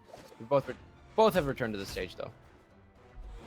Much closer stocks already right off the bat on the stock, but the side air into weapon throw gonna knock Peyo far to the right. The ground pound out from TB. Peyo avoids. TB picking up those gauntlets, moving in with the side light. Peyo up above, trying to avoid. No, he's very close to getting KO'd here. TB hits that side light again. There's a side air for the KO. TB up a stock here in the red. Peyo not, especially on Taros with that high force, that high damage, you could turn the stock around pretty quickly, and we saw him do that in the last game. A side air could do it, a stomp into Ensig could do it, but TB right off the bat saying, no, you can't have any of that, and picking up a really, really nice string right there. I'm a little bit confused by TB's approach with some of these gauntlet sidelights. It seems like he's looking for a dodge read. He'll do a sidelight, and then he'll just sort of wait, and I'm looking for the gravity cancel side like follow-up. A lot of times Peyo moves in that direction, but he doesn't quite do it, and it seems like he's getting punished for it. Right there, Peyo did manage to get the kill using that ground pound. He is in the dark orange, and maybe TB's not worried because of it, but I think it's interesting to note that TB looks like he's lacking those fundamental sidelight resets that we see people like Steve getting consistently. For all of that, though, he's holding his own on this game right now with a solid demonstrable lead. Up almost a fresh stock at this point after picking up that KO. He's going to stick with gauntlets over that spear, and part of it, I think, is keeping Peyo away from weapons. Peyo able to pick up that axe. TB going in for that neutral, going for a down air, just trying to find an entrance here into Peyo, who's moving around, jumping around enough to avoid TB's engagements and moving back through there. Doesn't get hit by this recovery. And Peyo just trying to get in here and do some damage, but Peyo has to hit TB, and TB has been too evasive for Peyo to get in there and get any kind of start, any kind of momentum. The axe maybe just not the weapon to do it, to break this gauntlet hold. Ooh, Peyo with that neutral sig making it a bit dangerous for TB, but TB doesn't care. Comes in with the downlight, tries to follow up with a gravity cancel down sig. Instead, he's going to get pushed out. Ooh. Peyo with a nice stomp into weight side sig as TB dodges through. Peyo expected it. Now he's got TB on the run, picking up weapons, doing a lot of weapon denying, fishing for those neutral sigs a little bit, but the clash is going to save TB. He's going to get a weapon, he's going to get a spear, and that's going to be enough to zone Peyo out. A neutral light coming out. TB's going to be looking for this kill, and the recovery is going to do it. Just like that, TB will 2-0 Peyo and advance on in our bracket. And a really good set coming out from TB. I expect to see more fantastic play from TB. He's going to be fighting Addymestic next, which I can't wait to see that match. But before that, we're going to be watching Cake versus Zeloxory. Cake of Reason and Zeloxory of Burrito Esports. Burrito. Yeah. Good old Burrito. So I know Zeloxory plays a lot of Ember. What are you expecting from this game? I haven't seen Zeloxory's Ember in a while. It feels like it's been a while since I personally got to see Zeloxory's play. And Ember, I've always loved Ember. I love Katars and Bow, and both are very strong weapons in this meta. Not necessarily overpowered, I'd say, either of them, really. Especially since, if you take the Forge as any consideration of how balance is going, Katars haven't been touched in the past 3 pouches, outside of a small change to sidelight. Bow's also been fairly minimal ever since the downlight got a speed increase that got a lot of people worried, but I feel like it didn't affect them quite as much as everyone initially thought. So we'll see how Zeloxory feels about his set of weapons. He's going with an 8-speed Ember.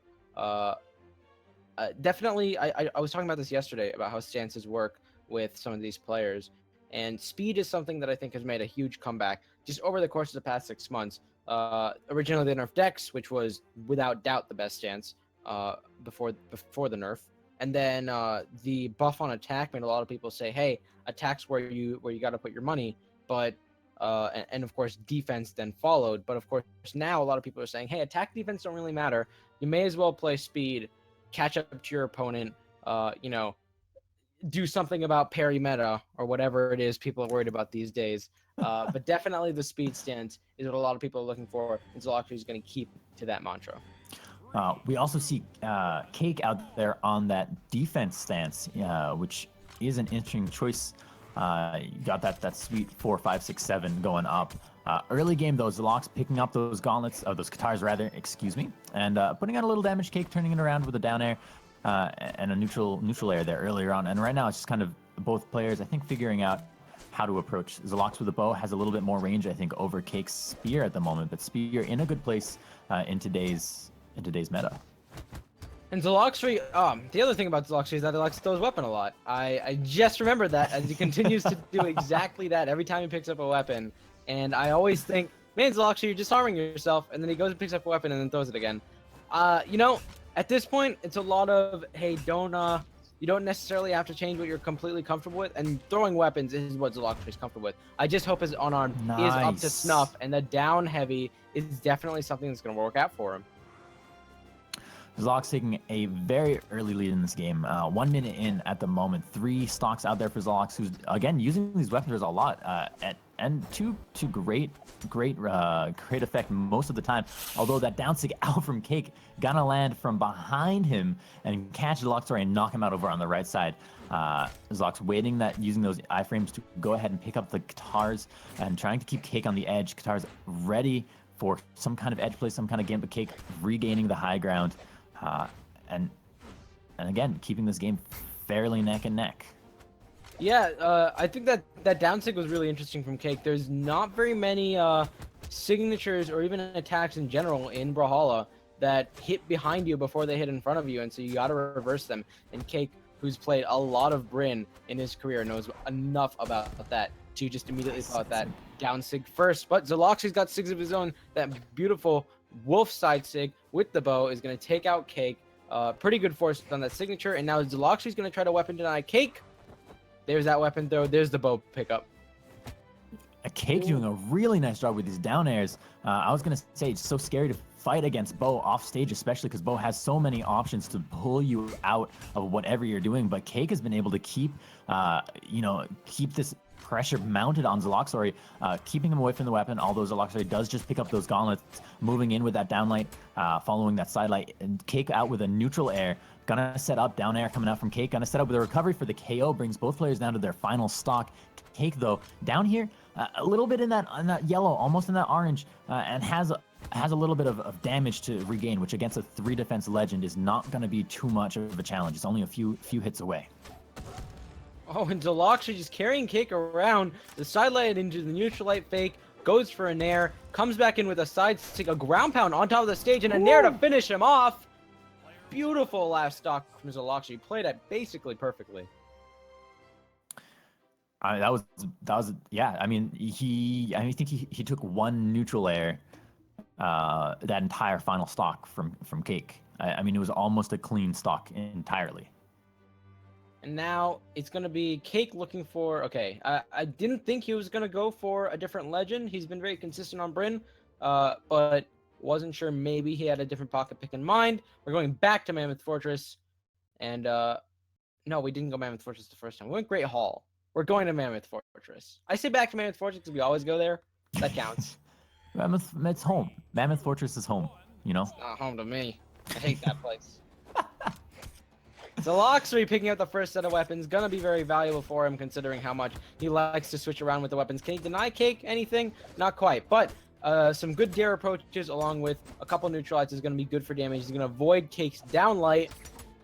Look for a side light, but Cake's neutralite's going to come out faster than that. The weapon throws out from Zeloxory just kind of interrupting Cake. A lot of Cake's approaches here, which is super cool to see, although the ground pound does get punished by that downlight. Downlight again coming out. Cake throws the weapon. Zeloxory will recover, will gain the high ground one more time. Gonna try and keep Cake away from that axe, but Cake will not have it with the neutralite. Picks up the axe. Zeloxory, though, turning it around with a neutralite of his own. And Cake weapon starving Zeloxory, but Zeloxory getting a few really nice hits unarmed here, trying to just deny Cake, but Cake with the recovery with the spear, and again with the axe throws, keeping Zeloxory out and putting the pressure on so much. The down air, Zeloxory breaking the guard right there, but will get hit by that side air, and Cake gonna take that first stock.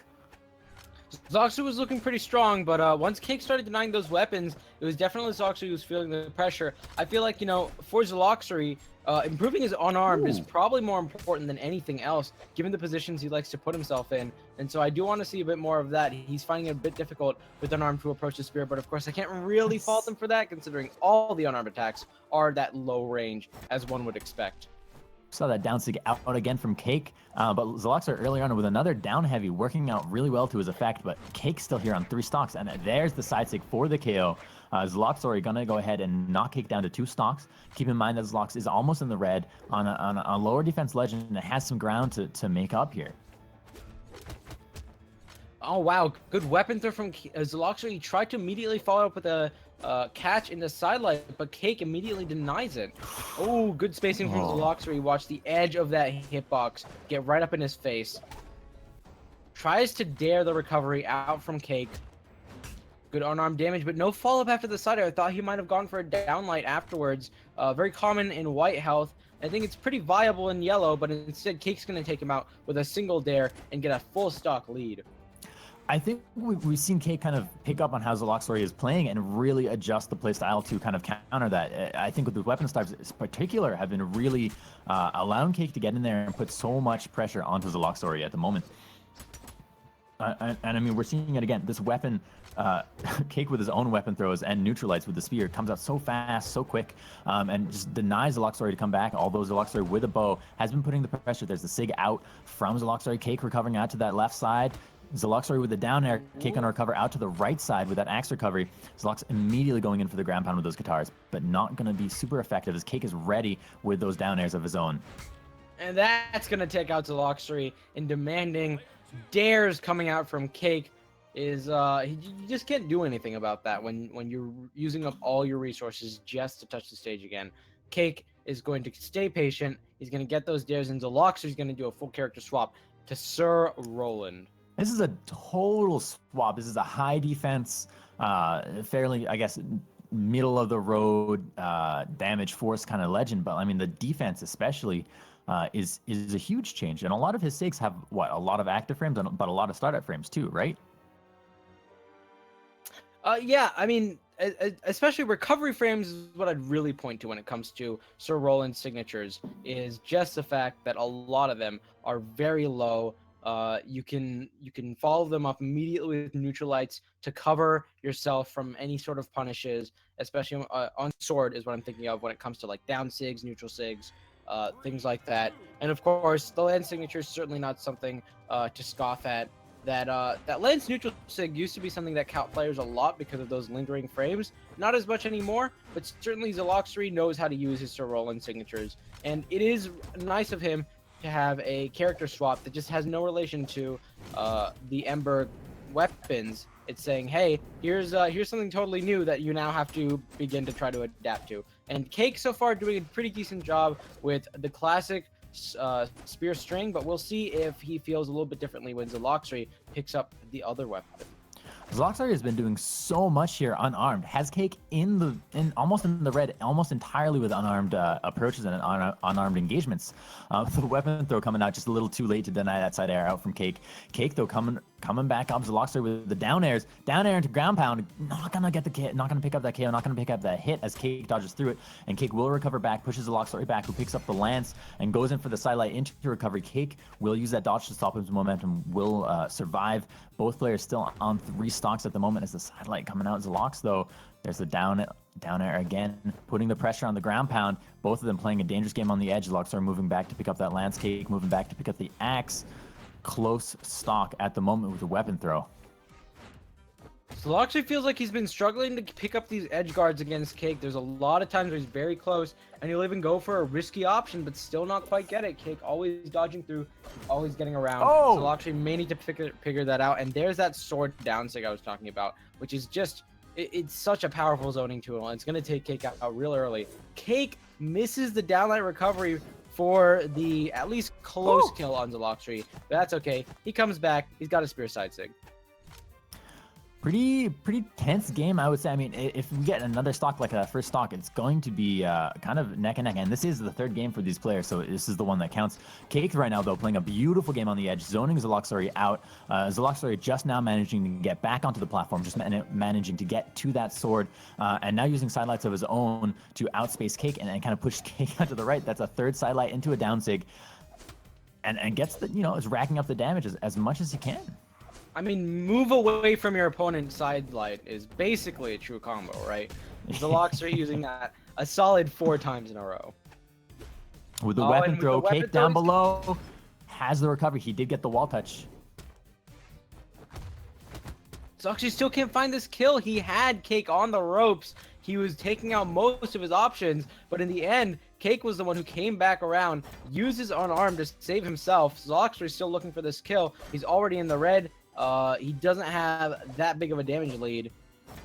Can he get this final kill? I thought he was going to come down, land maybe a down sig. Instead, he went for the side air, which he underspaced. Cake getting back on stage next to that blackguard platform. And this went from a clear lead here for Zeloxory to, I think Cake might get this stock right here with that ground pound. No, Zeloxory picks up the down air and hits the recovery for the KO onto Cake. Oh, man. Lovely dare from Zeloxory, just barely missing out Cake's ground pound. I bet if you looked at the hitbox on that, they'd be extremely close. And now Zeloxory is going to be the one who needs to use his high defense to stay alive as long as he can to pick up more damage leads. That's not going to happen. Zeloxory gets taken out. We're down to last stock on both of these players. Extremely close here in game 3. Very, very close. Both players with the weapon. Both weapons they've managed to do a lot of damage with. Although I don't know that Zeloxory has managed to pick up a KO so far with the lance. He has been able to get in there and do some good damage, especially with using those throws. I mean, it has such a large hitbox because it is such a large weapon. But the spear throw is coming out from Cake. I mean, Cake is keeping Zeloxory away from a weapon and just spacing him out farther and farther out to the right side of this map. And it's a powerful tool right now. We talked a lot about the rolling signatures, but it really feels like Zeloxory's been underusing them. He's going for a lot more light attacks and weapon throws, and not quite taking advantage of the full kit that he's been given. I'm not sure if he thinks that that Cake against Cake it wouldn't work out as he'd want it to, or maybe he's simply not thinking about signatures in general. And if it's that latter, he's gotta start rethinking his options here. Downline to side air. Cake looking to maybe take this game, pushing Zelox almost out of the map. Zeloxory recovering, though. Has a lot of options to recover. Loses the lance. The recovery out from Cake pushes him up. Zeloxory goes in for the ground pound. The downline from Cake, though, pushing Zeloxory away. Zeloxory so damaged, a breath away from being hurt here. The down air comes out. The ground pound. Is this enough? Does Zeloxory have the jumps? No. Cake will take game 3 and will advance after a phenomenal set between Cake and Zeloxory. And right at the end there, I was really hoping Zeloxory would hang back a little bit and allow the ground pound to come out. Instead, he immediately dodged toward the stage. And that's something that Cake recognized pretty early on, is that Zeloxory loves immediately getting back on stage as soon as he possibly can. And it just keeps hurting him. You got to be more patient when coming back on stage. Allow your opponent to use his resources early, especially if you see that that's what they like to do. Cake very frequently saw Zeloxory moving a little bit toward the stage and went, okay, I'm just going to ground pound him immediately. And he tried to punish afterwards a few times, but in the end, I think it has a lot more to do with patience. Yeah, I think you've kind of highlighted a big thing with kind of play at any level of the game, is that patience is oftentimes, I think, such a key aspect to being able to do anything effectively and efficiently. Indeed, also in real life too. And of course, Cake from Reason's going to be moving on up. We're going to see more of him in the future. Patience in game, patience in life. And don't worry, chat, you don't have to be too patient. We're going into this next match very quickly. It's going to be QS versus Eramm. Eramm also of Reason and also of the clan Razataki. Shout out to my boy Tazaraki. He's going to be playing Lord Rax. Eramm, I'm trying to remember what Eramm likes to play. I think it's guns, but also that Lance neutral sig was something Sparky was very proud of Eramm for using because of the incredible damage and force that Lance neutral sig does. And I think we're going to see more of it. You know, I want to look back here at the at some of the previous tournaments because I feel like Eramm has been popping off lately with his play in general, especially with kind of that Lord Rax that he's been showing here. And I you know, we've been seeing a lot more Lord Rax just in general lately. Or at least I have.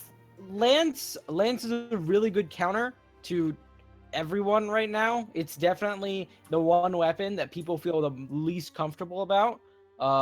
Guns they're just strong. They're a strong weapon.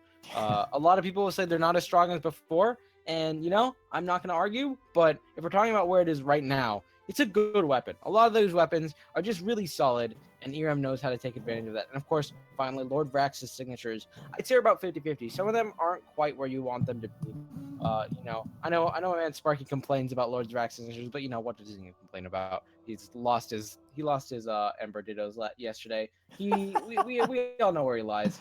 Saw that. Eramm, he knows how to use a lot of those signatures, especially pointing to like that gun down sig is something that, you know, people say doesn't have a lot of force, and I understand the complaint there, but it's basically a sig that isn't going to get punished if you can use it right, and Eramm has been using it to great effect. Yeah, I mean, it's a great sig, and Eramm right off the bat with those guns, putting out a little bit of pressure out on QS, getting QS already into the yellow. QS has Eramm on the edge, though, in this little edge game. The recovery from QS will hit into a side air. Sig punish not quite going to happen as Eramm moves in there with those neutralites. Kind of a close stock so far with a little bit of a lead for Eramm at the moment. And Eramm looking for a start. There's a nice recovery to push QS out. I've been looking for Eramm to get some long string conversion, but he hasn't quite done it yet. It's mostly been hit by hit. QS nearly landing that Sig Eramm with a beautiful dodge through. Side Sig gonna get punished by QS with a little bit of a side light. QS moving in, going for the grounded side air, but Eramm having none of it, gonna get the punish right in there with that quick interrupt. Very, very tense on both players as they're both in a kill percent. QS picks up that recovery, but drops the last frame somehow. There's the neutral air out, keeping Eramm up above in the sky. Eramm, though, with a weapon with that lance, could throw it. Oh! Goes in for the down sig, picks up the down sig, gets the KO. Eramm taking stock number 1. Beautiful down. Oh my god, he's re-taunting. Eramm! No. Eramm, what are you doing? Oh, and gets killed by a re-taunt. Come on. Come on, Yellow. Eramm. He's... Oh, what happened? Oh, no, he might have lagged out here. I mean, lag out into taunt. That's an interesting combo coming out from Eramm. It's true, don't you know? It's a true combo. There were no frames in which after he taunted where he came back, but it looks like he's back now. Picks up some nice guns. Good of QS to just sort of stand there, allow Eramm to come back in. But I'm sure there's going to be some no mercy playstyle right now. Oh my goodness. Well, that's quite interesting. Eramm, though, again, trying to pop off with his guns, gets QS into the orange, has QS up in the sky. QS hasn't been able to find a chink in this Vrax armor so far with these guns. The spacing from Eramm has just been on point. There's the downline, but Eramm quickly turning around into a side sig for the punish. Goes for, anticipates a down sig, like a dodge through or something from QS, but QS with a nice unarmed punish right off the bat.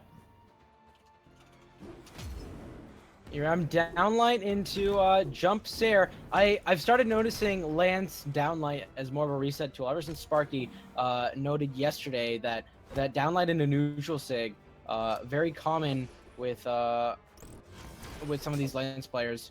Eramm looking for that side sig, can't quite get it. Comes in with a downlight, manages to land it on QS. Both these players in the dark red. Eramm looks for a down sig, but he's definitely in punishable territory there and does get punished for it. QS gonna get the kill.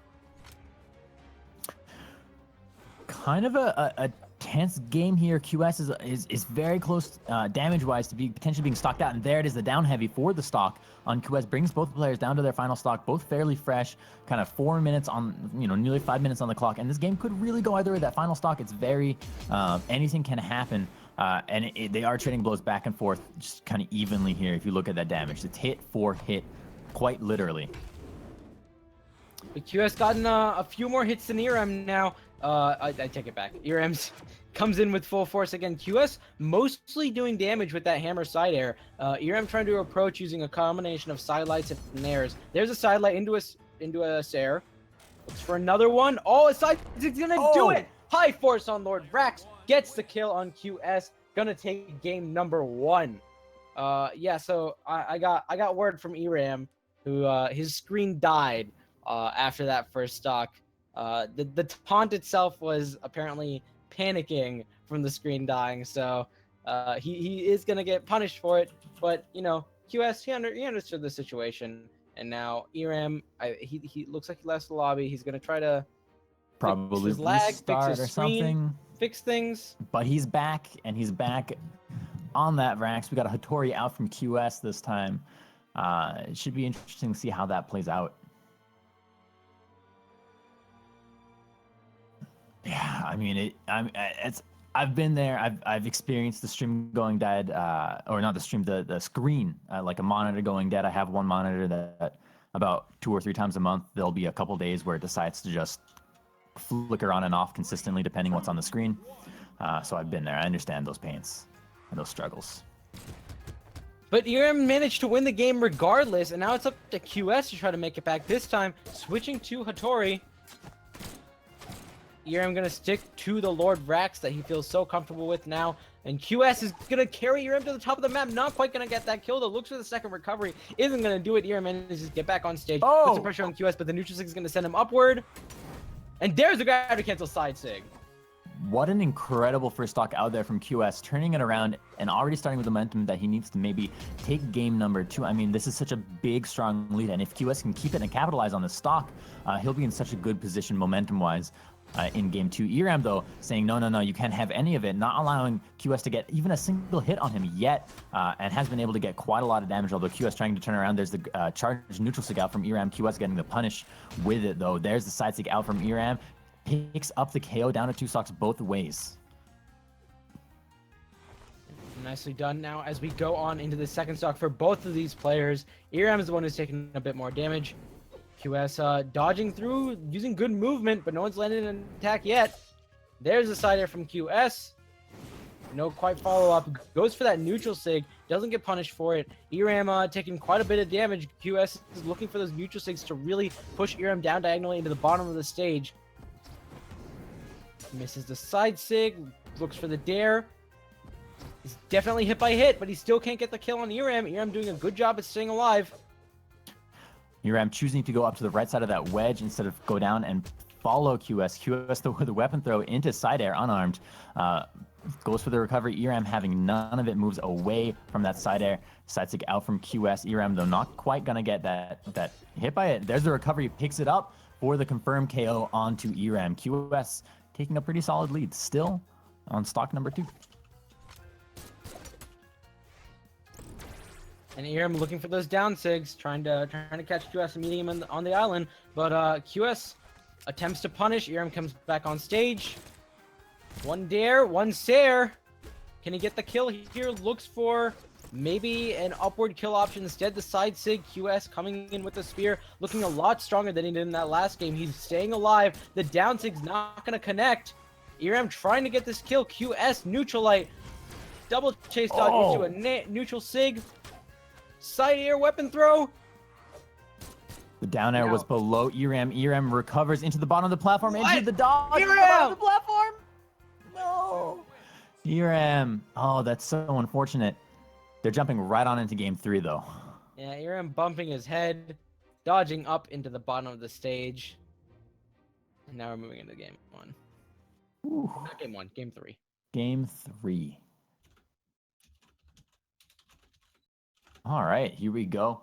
Jumping right on into it. No legend swap from either player here onto Mammoth, as you know, as it is written. Both players going for that weapon, and actually QS coming out on top of that little scuffle, picks up that sword. Eramm though not long behind with that lance pickup.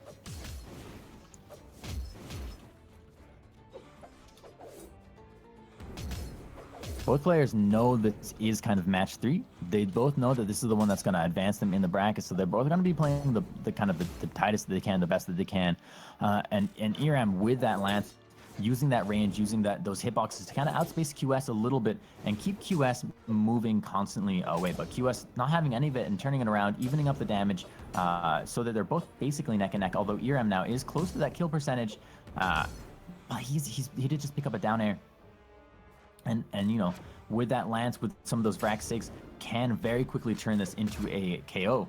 And that could be it. QS will survive. Uses 2 jumps. A recovery still has his dodge. Dodges through the ground pound from Eramm. Tense for both players here.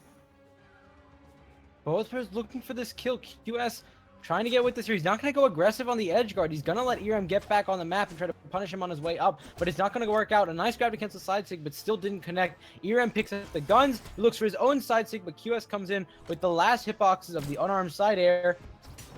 Oh. Side sig's going to do it.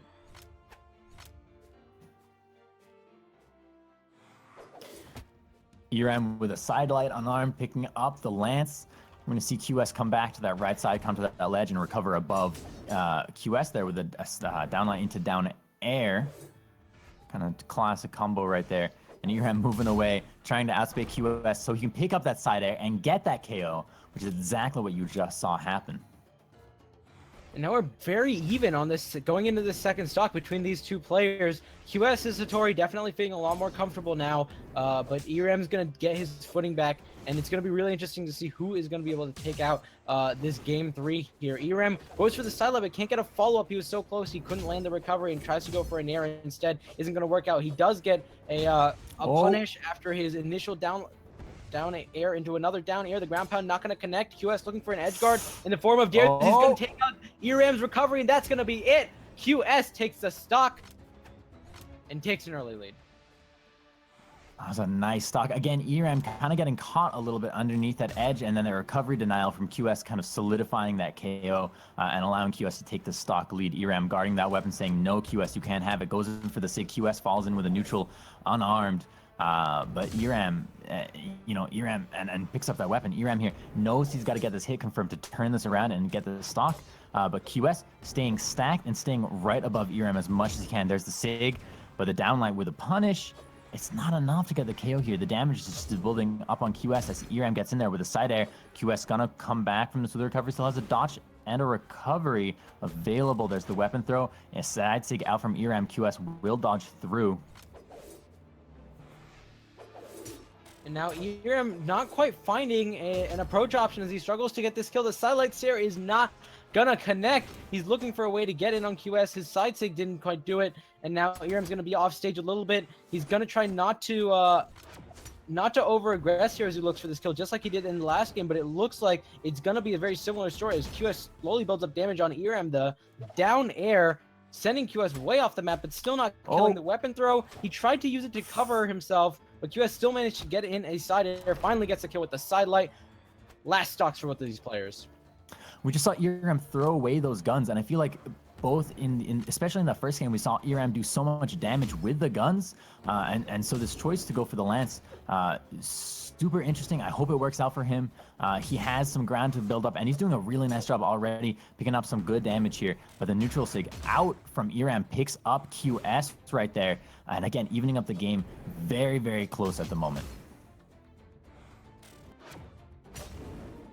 There from QS, looks for a kill. Eramm done a pretty good job at evening up the damage. He's got more work to do. QS is really not getting that signature off. Neutral light on Eramm after missing the neutral signature. Eramm needs to find more damage on QS right now if he's going to make this back. This game is so tense, and those sigs coming out, this could be it. That was such a slow slow knockout right there from QS. I mean, physically, like the velocity that Lord Vrax, that Eramm's Vrax had moving off the side, you could tell he was a couple frames away from maybe surviving that, maybe being able to come back from that. The damage is just over that threshold. What a fantastic set between QS and Eramm. Yeah, I think that signature itself does a remarkable amount of stun. A lot of that has to do with, that slow velocity has to do with the fact of that despite how much force it did, the stun was high enough that even if Eramm was slowing down, he couldn't quite get out of the momentum from that signature. So well done by QS, making it back after being down in that initial game. We're going to be seeing more of him in the future. Eramm definitely, I'd call this a bit of an upset. Q is certainly a very strong player, but I think a lot of people thought Eramm, with this strong showing in these past tournaments, is going to get a little bit further, at least on the winner's side. Don't count him out for the loser side yet, though. Eramm, more Vrax Lance neutral side. I don't think he pulled it out even once. I was very surprised.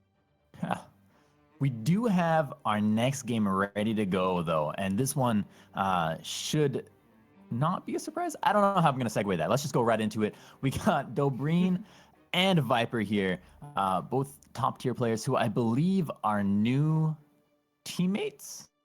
Yeah. So Dobrein and Viper, I believe they have started now teaming up. They are, I don't know if they're best of buds. I was gonna say best of buds, but if they're new, maybe they haven't gotten that connection just yet. Dobrein, he's playing Mirage. He's been loving Scythe now. He's been playing Scythe for a very long time, and of course Viper and Lord Vrax. I think we've said as much as we need to say about Lord Vrax in the last game.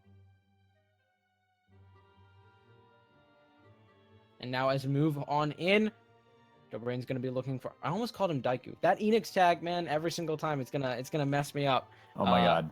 I saw Enix in the map bans, and I was like, Enix Daiku. No, Enix Dobrein. They both even start with a D. I'm just saying. And we're going to King's Pass. Oh, I love this. Oh, this is fantastic. A little variety. I love it. This is, I always love to see what people do in that middle section, in that middle pit, because it sets up for all sorts of shenanigans, and it's pretty dope. Viper and Dobrein clearly both okay with this, and now Dobrein with the spear is going to be coming in, getting little hits, little bits of damage.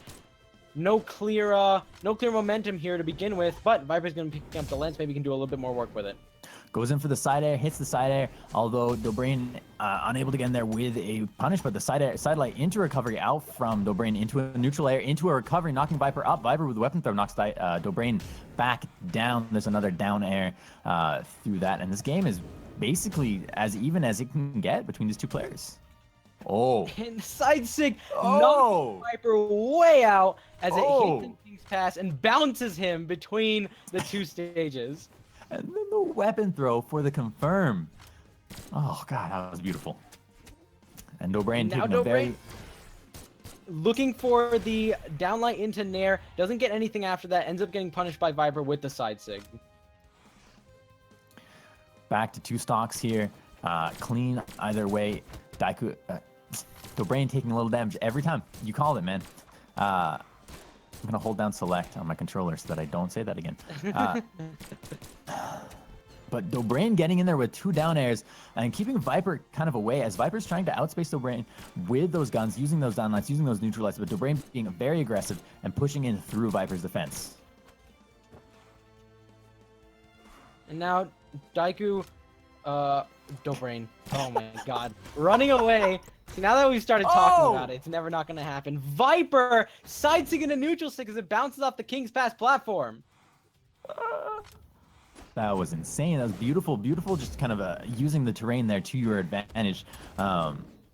Sidelight out from Dobrein. Viper with the ground pound has Dobrein into the shenanigan zone there, pushing Dobrein down with the weapon throw. Dobrein moves around it as Viper recovers out to the left side of that platform. There's the wall touch, but he does get in there with the slide into a neutral, unarmed.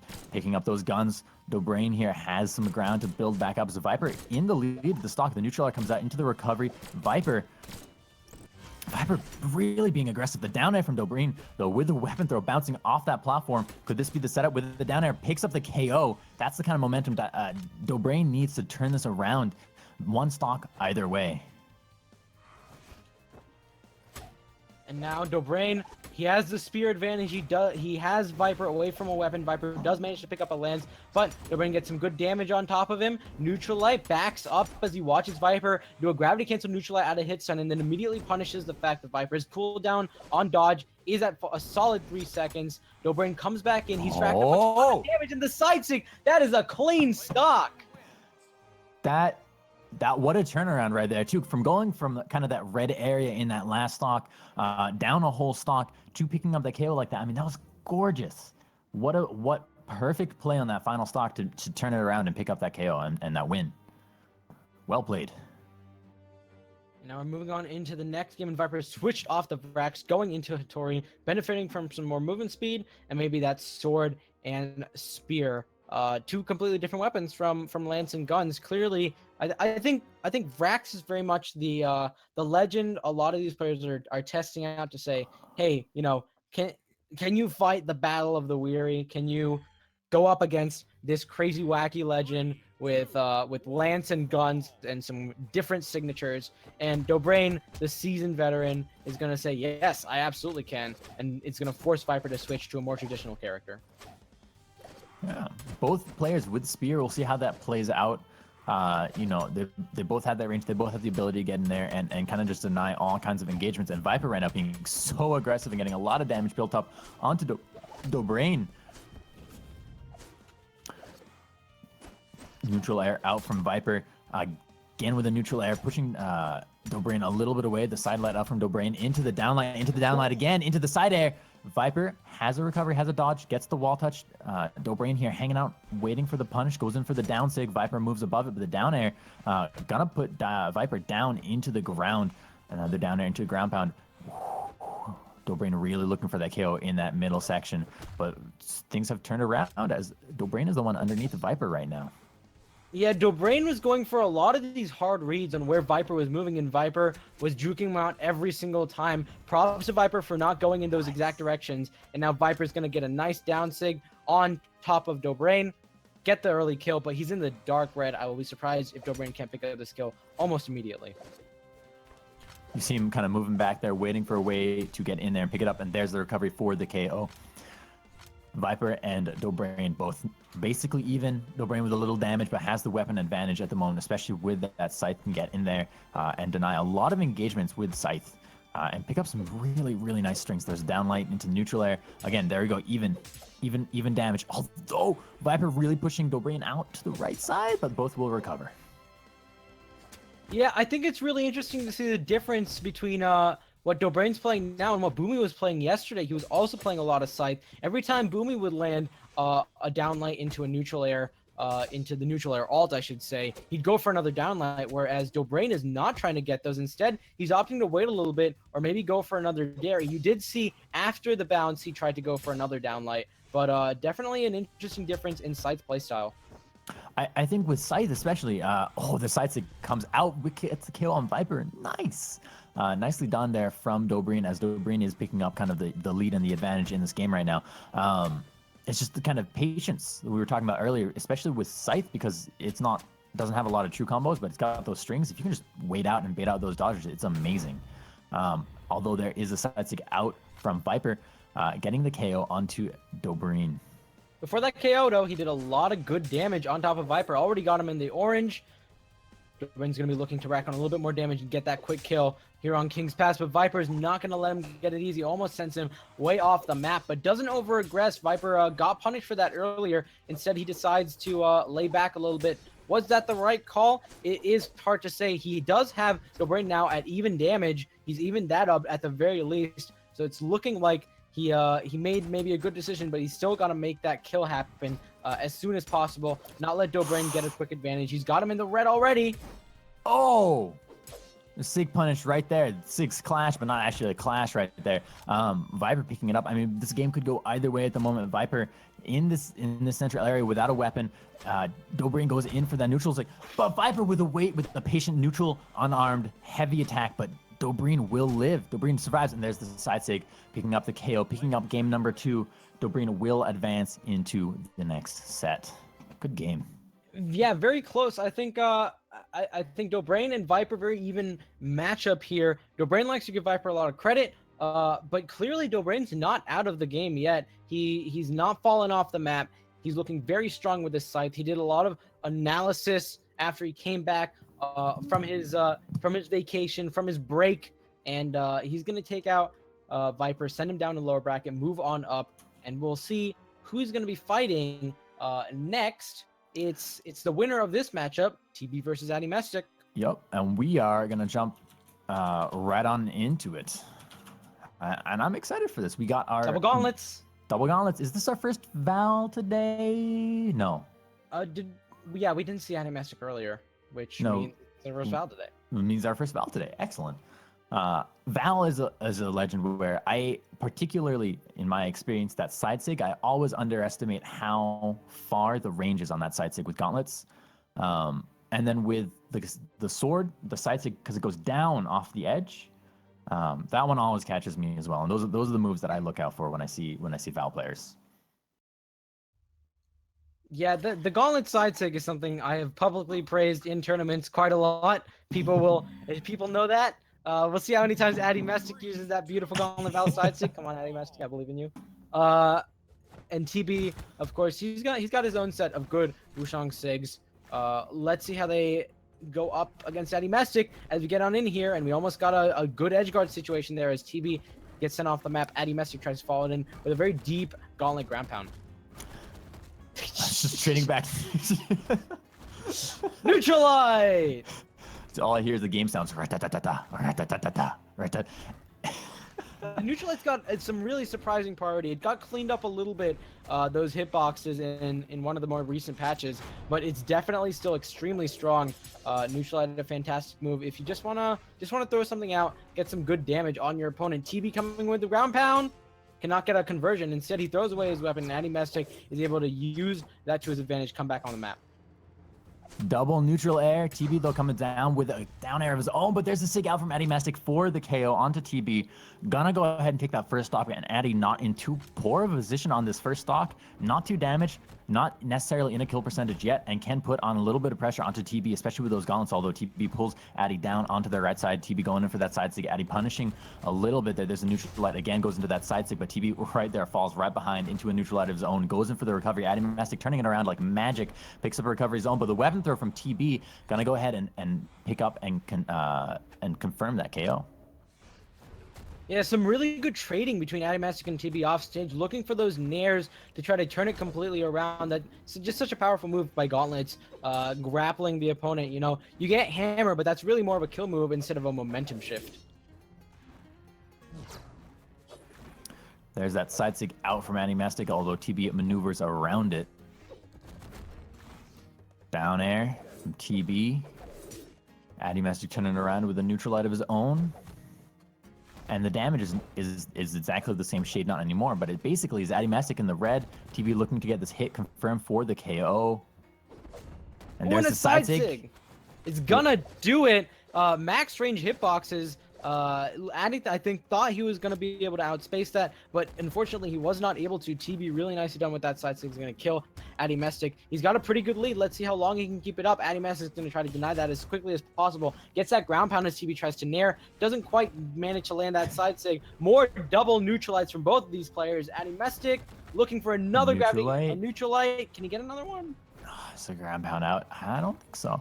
Looks like TB gonna try and hold Shipwreck and keep Addymestic out into the sky. Addymestic moving back, falling back. There's the neutral air, picking up on TB. The double neutral light again into the side air.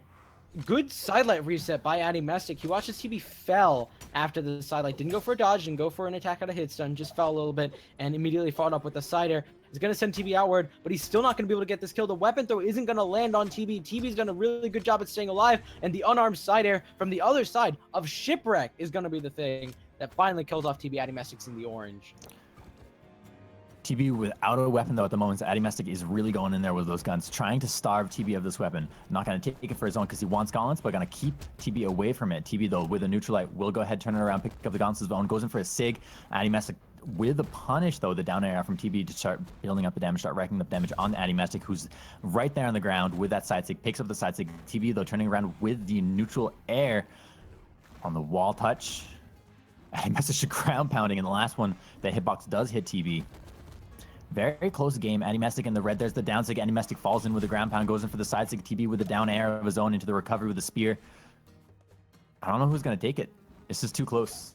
Yeah, TB, he hard charged that down sig, and Addymestic was able to get a punish, but nothing substantial. TB looking for those recoveries, Addymestic looking for those side sigs. He hasn't landed Side nearly air. as many as I think he's been hoping. The side air pushes Addymestic out. TB and Addymestic are fighting back on the map, but Addymestic is missing a weapon.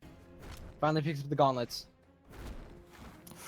That recovery could have done it. Addymestic here dodging through and then going through the side sig underneath TB's sig of his own. There's this unarmed side air. Addymestic has the jumps and the recoveries to get back here. TB with the spear. Going in for the side air. Gets the KO. TB will take game number 1.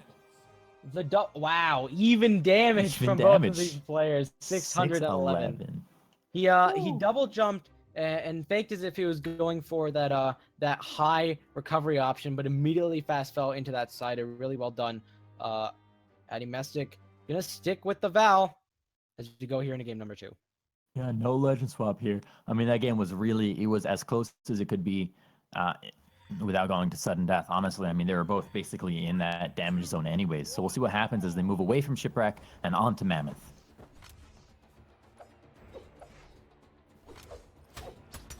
TB with a nice side air into Neutralite, pushes Addymestic off stage, doesn't quite get anything from it. You always got to be careful watching people get pushed off stage, especially in the right in the beginning of the game, because no one quite expects to get gimped in the first 15 seconds, but it certainly does happen.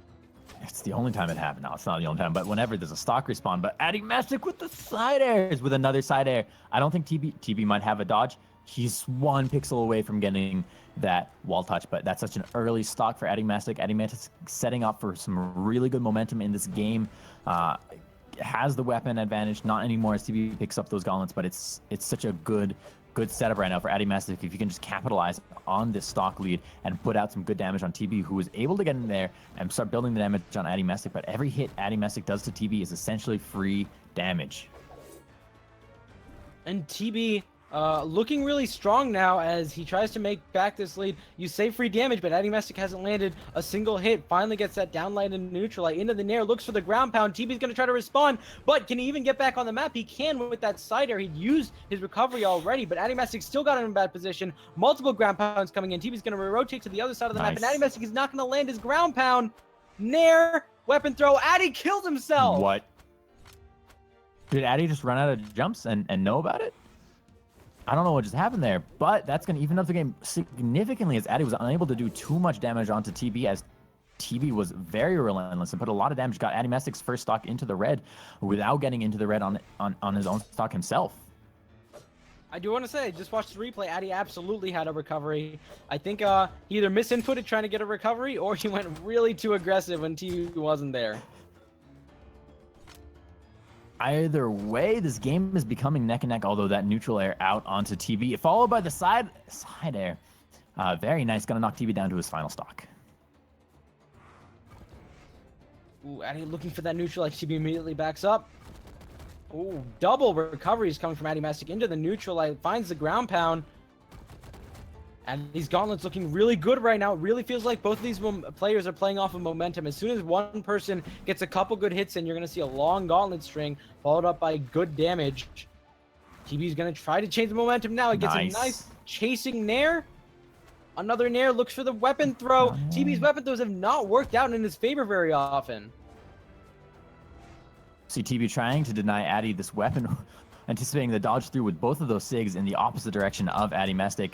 Although the neutral light does land onto Addymestic, we see TB going in maybe for a down air, but the recovery from Addymestic was too quick. And there's the side SIG. Addymestic moving in, has TB on the edge. TB dodges through with the recovery, but TB ready there with a down air to punch the second recovery. And there's the side air for the KO onto Addymestic. Brings it down to 1 stock either way. TB in the red, though. Addymestic has not a lot of room, or has a lot of room here to pick up this KO and take this game if he can. Nice gravity cancel downlight right out of hit stun, taking out TB when he's trying to get that CR, followed by the recovery. Addymestic, a great game 2, a lot more dominant than he was in game 1. And then as we go into game 3, I'm curious to see how TB tries to respond. It's gonna be sticking to the gauntlet ditto match here, but Addymestic and TB, I'm really not sure. Sometimes sometimes in my head I get confused by who's doing what in terms of gauntlets. They have very similar gauntlet playstyles. They're very neutralite heavy on stage, watching for people landing on the ground, and then the sidelight and the nair strings. A lot of good usage of nair to get some quick resets on their opponent. It's a very even matchup. And as far as the sword and the spear are concerned, both players use it very effectively, but not necessarily favored over the gauntlets. Yeah, I think you kind of hit the nail on the head there a little bit. I don't think I have much to add. I think you did it. We'll see how they face off against each other right off the bat here, but of course double gauntlets to start off with as the first weapon. Addymestic looking for a strong string again. TB trying to respond back with his own dare. Addymestic, good down sick to zone TB out, but he's going to get caught by the nair as he goes in for that hard ground pound. TB's going to look for another nair, but it's not going to connect this time. Good ground pound in the neutral sig. No further follow-ups from that. Very, very close game damage-wise. If you're looking at that damage, both those gauntlets, I mean, you said it earlier. I mean, the gauntlet play is identical from these two players, although Addymestic switching out here to the sword to try and get a little variety there. And I think sword has a little bit more range than these gauntlets do from TB, but TB right there with that side save, pushing Addymestic out to the right side, going for the neutral air. Addymestic dodging down below, recovery from TB, knocking Addymestic up. Addymestic coming around to the left side, going with the side airs, but TB not having any of it. There's the sidelight into recovery, gets the KO onto Addymestic. TB on 3 stocks. Picking up, going for the spear, never mind. Drops the spear, doesn't pick it up in time. Goes instead for the gauntlets, denying Addymestic the weapon pickup into the down air. Comes around, has this weapon on the ground, but Addymestic saying, nah, I'm going to pick it up anyways, nothing no matter what you do. But TB getting a nice string, pushing Addymestic into the yellow. There's the side sig out from Addymestic as TB falls down, but the side light out from Addymestic. Sorry, that was a neutral light down air from TB. I mean, the pressure is on TB, though, doing a lot of good damage already without losing his first stock. But there's the KO with the ground pounds. And TB's gonna get knocked out. Nice stock from Addymestic as he tries to come back from the early lead that TB got. He still got some room to make up for, though. TB picks up the spear, gonna start zoning out Addymestic. A good sidelight, downlight, side air. Bread and butter coming out from TB. Neutral light to space. Addymestic out, and there's a side save to get the kill. TB setting up to be in a really good position at the moment. Up a stock, basically a clean stock, has the weapon lead over Addymestic, who is just going to pick up those sword now. And TB goes in for that down air into that neutral air. Picks up that neutral air right there. Neutral air again. Addymestic moving back. Goes with the side light. Tries to get a lot of damage built up onto TB, but TB having none of it. And again, every damage, every hit TB does is just more momentum in his favor. Addy trying to push TB upward with those nairs, but TB having none of it. Comes back on stage, lands a neutral light. He's continuing this full stock lead. Addymestic is not finding a very strong approach. He could try to gimp TB here, and I think he had that exact thought. He said, I need to get a quick kill on TB. I'm going to go really hard for this ground pound. He goes for that side stick, goes completely in deep for the edge guard. Neutral is going to send TB to the other side. Addy's going to go for another ground pound there. He's not going to be patient about it. But can he get this kill? There it is, the downlight and the side sig. He does get that kill when he needs it. Both players on their final stock. TB on a fresh stock. Addymestic nearly in that kill zone in that orange. TB going in for that weapon. Goes for the weapon, but Addymestic able to get that neutral punish as TB picks up that weapon. TB going for these grounded neutral layers on the ground as Addymestic does not fall for any of them. Coming in, doing a lot of good damage. There's the ground pound from TB. Addymestic just going to bounce above it. The ground pound out again from Addymestic. TB going for the ground pound, gets punished by Addymestic's recovery. Addymestic moving in. There's the side sig. TB with the side air with a punish. With the weapon throw, picks up the weapon, goes in for the recovery, but Addymestic denies it with a neutral air of his own. There's a weapon throw. Addymestic coming in. TB with a spear, has that range. There's a side air. Addymestic out on the left side. This could be it. If TB is able to confirm and follow through on this, Addymestic goes to the ground pound. There's the weapon throw into weapon throw. Addymestic gets the wall touch with that sidelight, and there's the downlight into recovery, unarmed. TB gonna take the game, and just like that, will take the set. Good patience from TB in the edge guard at the end there. He did those double weapon throws, but didn't over-aggress with the ground pound that I know he really wanted, because he saw that he was getting up there, he was coming back, and then he came in with a downlight into recovery instead. Fantastic play from both TB and Addymestic. Gotta love some good gauntlet play, but it's going to be TV's going to be moving on up. Addymestic, a reason, is going to go down the lower bracket. Watch out for more of him in the future. Oh, yeah. There's always a lot of reason in tournaments. You know, EU is full of reason, boys. And it's fine with me because they're all fun to watch and they're all strong players. And And as we move on into the next game, guess what? We get another Reason player. It's gonna be Reason Cake facing off against NK. NK, you were talking about. He moved on from the bracket earlier, and he's not someone I'm totally familiar with, but he beat Larinor, and now he's gonna be fighting off against Cake. Yes, I caught some of those games during pools, and I was pretty hyped. I thought there were some pretty cool games. We did see him streamed, I think. I mean, I don't think I'm crazy. I think we saw him streamed, and I think the games were pretty fun to watch and pretty on point. Cake, classic. We've seen him before. Should be interesting to see what happens. We kind of got that unknown factor and that known factor. Always interesting to see when those things clash. Yeah, and NK, he's got a Synergy Creed clan tag, which I don't know what Synergy Creed is, but it's got my name in it, so I'll take it. Cake, oh my god! Recovery sending NKS, or not NKS. It's just NK. The S is throwing me off. NK. It's gotta be 3. But yeah, Cake popping off right off the top of this Metropolis with that axe, just laying out so much damage. But NK not allowing Cake to get that hit confirm, and then the wedge saving NK again from that down sig. Cake was just using axe move after axe move to carry NK all the way across the map, but it feels like that momentum sort of died down. NK's gotten a chance to get a couple hits in on Cake, enough to do substantial damage, but of course, Cake has that long range Bryn side sig on the spear. Nice dare into downlight. NK's gonna land back, get a quick neutralite, pick up the gauntlets, maybe look for a couple more neutralites, because we all know how much gauntlets loves the neutralite. He's having none of it. Cake with such a patient wait there to turn around into that neutralite, already pushing out the damage onto NK, keeping NK away from getting this hit confirmed, and just not allowing NK any space to breathe. Stop the weapon throws, the neutralite, it's too much. There's the neutral air from NK, looking for the KO. Cake goes in for the side air, NK was above it, goes in for the sig, but Cake was again above it. Down air, NK dodges through. Downlight from Cake, Cake pushing in for this KO. Really wants it. Could be this off the wedge. Side air, and NK avoids it.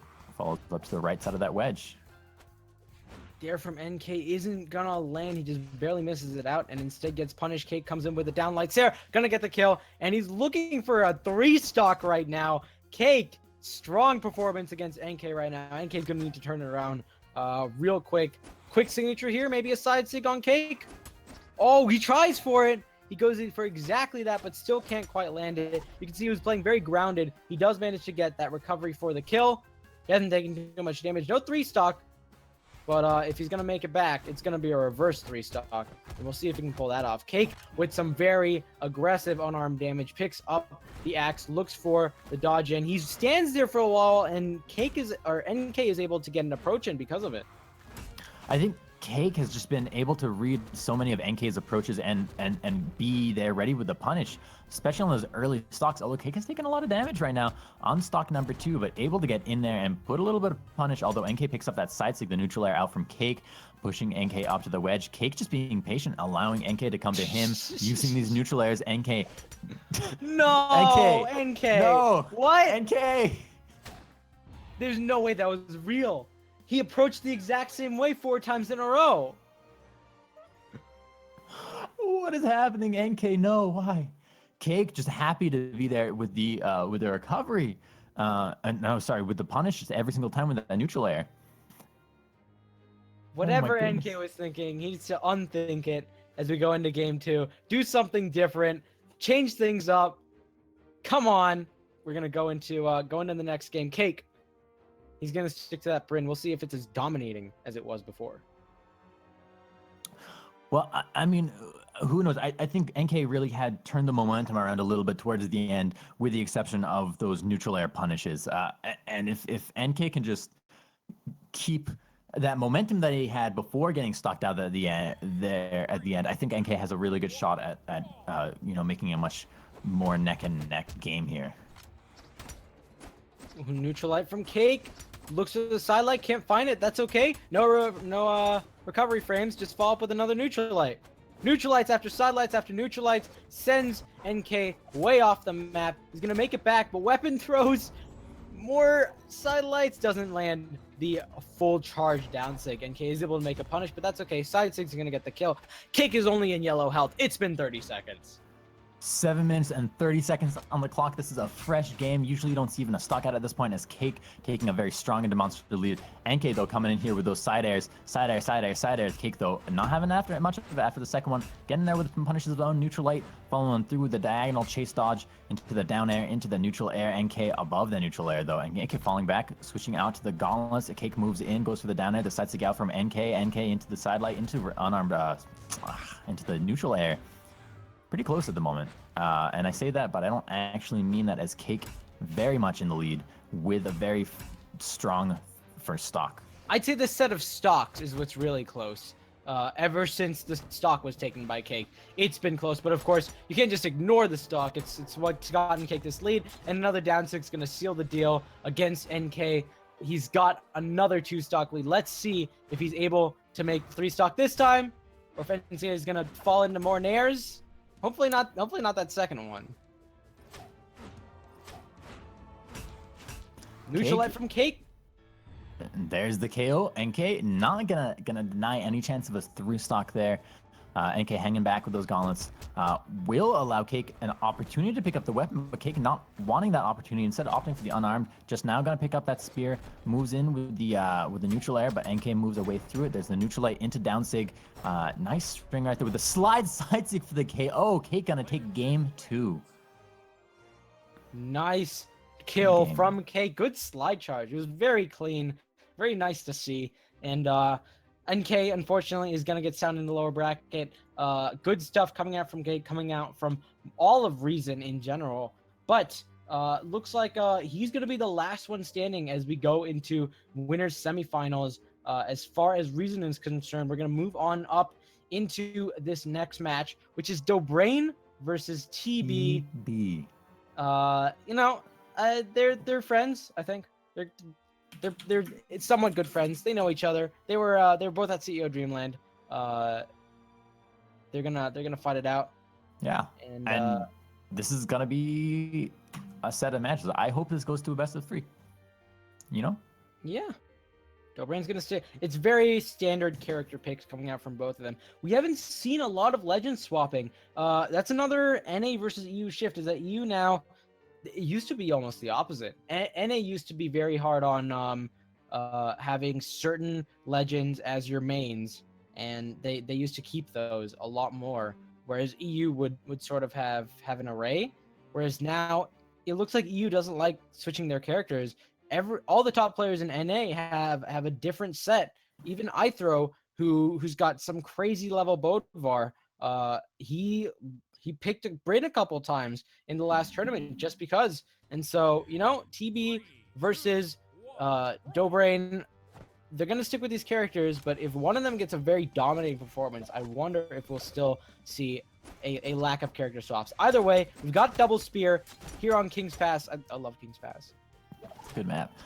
Popping off immediately. Dobrein with that downlight into side air onto TB. TB turns around, but Dobrein already chasing TB down, being very punishing with that recovery with those down airs. It's a very tense game between these two players, both with spear, as TB gets in with his own side light into a sig, punishing Dobrein's own side light right there. And now Dobrein trying to use his lower ground to get some of those anti-airs, but TB not falling on into those neutral lights. Dobrein swapping over here to Scythe in the red. TB kind of in the orange, going to switch over here to the gauntlets. Interesting choice. Two of the newer weapons in the game right here. There's the downlight following up with the neutral air, but TB moves out from it. The down sig out from Dobrein enough to push TB up into the sky. Goes in for that side air, but gets punished by the neutral light from TB. TB with the side sig gets the KO onto Dobrein. Good side sig coming out from TB. Dobrein, in that first stock, looked like he was really missing those follow-ups that he usually likes to go for. I think right now he may be trying to feel out TB, try to get a read on his dodges. In the meantime, though, staying alive in that King's Pass shenanigans area.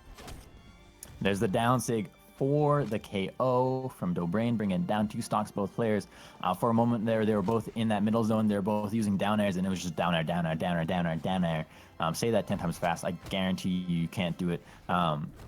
Dobrein, though, moving in with that scythe again, pushing to find an entrance onto TB. There it is. There's the start. TB dodges through that neutral layer though, and keeps this damage fairly even as he's looking for his own engagement. There's a side air from TB. Though Dobrein turning around with a neutral layer of his own with a directional input out to the right.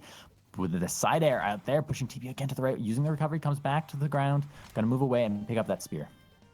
A lot of good active inputs coming out from Dobrein as he keeps moving TB around the map, but TB's got the spear. He can do a lot more damage than the Scythe can in a shorter amount of time. A good downlight from Dobrein, a good side air. Again, pushing him out, and there's a side sig to clean up the stock. Dobrein takes the lead here in this game, and TB is going to be looking for the gauntlets next. Neutral light into Nair, can't find the recovery. I think the platform definitely helped TB out a little bit. Dobrein tries to turn around with the downlight, isn't going to work out. Instead, gets punished for using the Nair. Gets hit by a neutral sig. That brings us down to their final stocks, and this is again every game so far has been super close down to this final stock. TB with that spear has been putting evening up the damage here between Dobrein and TB, and even though Dobrein has this the scythe, TB has been on point, and there's a sig that was ruthless. That final stock. You started talking, and then at the very end of your train of thought, he was just dead. He was just dead. I really thought Dobrein, after taking out that kill with that side sig, was going to look a lot better, but TB, a very dominant spear, some fantastic signatures to finish off Dobrein. Dobrein's going to come around. He left King's Fast on the board, but it looks like TB actually is going to want to change the map to Twilight Grove. Let's see what Dobrein can do here instead. And we on Twilight, and that was an incredible turnaround right here. Both players with the spear off the top. Oh, pretty close as they've just started. Dobrein, good bread and butter from the spear. A lot of sidelights just to get TB off the map. Sidelights from both players. Nothing but sidelights, but can't get a follow-up of the sidelight bounce into the diagonal part of the island. TB looking for double ground pounds on the gauntlet. It's not going to work out. He's going to try to look for a way to get back on stage. Dobrein is going to try to zone him out with the down sig recovery frames to punish any punish TB was looking for using that neutral light. Now both players are back on stage. Dobrein just looking for a way in, reads that with the downlight into the side air, knocks TB out to the left side. There's a side light out from Dobrein. Dobrein moves up here. Ooh, does get hit by that throw, even though he dodges back through it. The throw does bounce. There's the side air. Dobrein really wants this KO here. Has the damage lead, has the advantage, has the weapon lead, and there's a side air hitting just as TB moves above that corner to get the KO. Dobrein's got that early lead. He's got him in the orange. TB is gonna be looking to get a quick kill as quick as possible. Dobrein sends himself way down using a chase dodge into a nair. TB's gonna punish as much as he can, gets it down, so he can't get the recovery bounce off the island. Side air from TB, pushing Dobrein out. Dobrein not having any of it, still on this last stock, trying to get some more damage in the recovery though from TB. Hits, gets the KO, gonna put it down to 2 stocks both ways.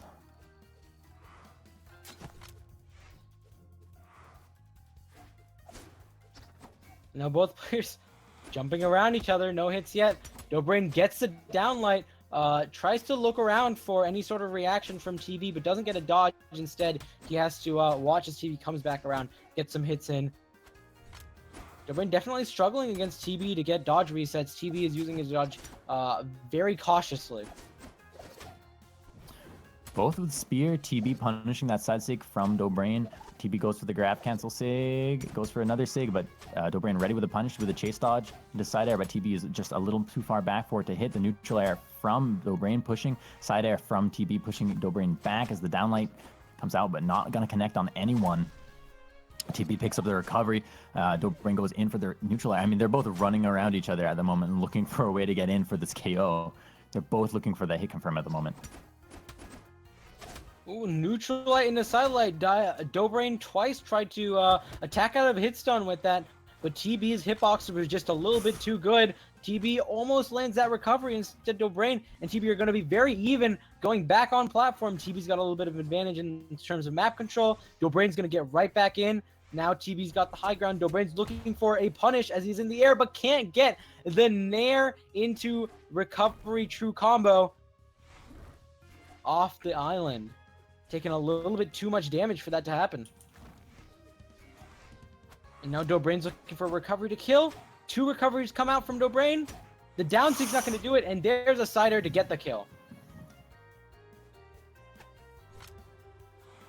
TB, though, so close in a dangerous area if Dobrein is able to just get in there, but TB has been being punishing, has Dobrein already in that dark yellow, and Dobrein without this weapon is TB playing the edge guard game, the weapon guard game so well, but there's a sidelight for the KO.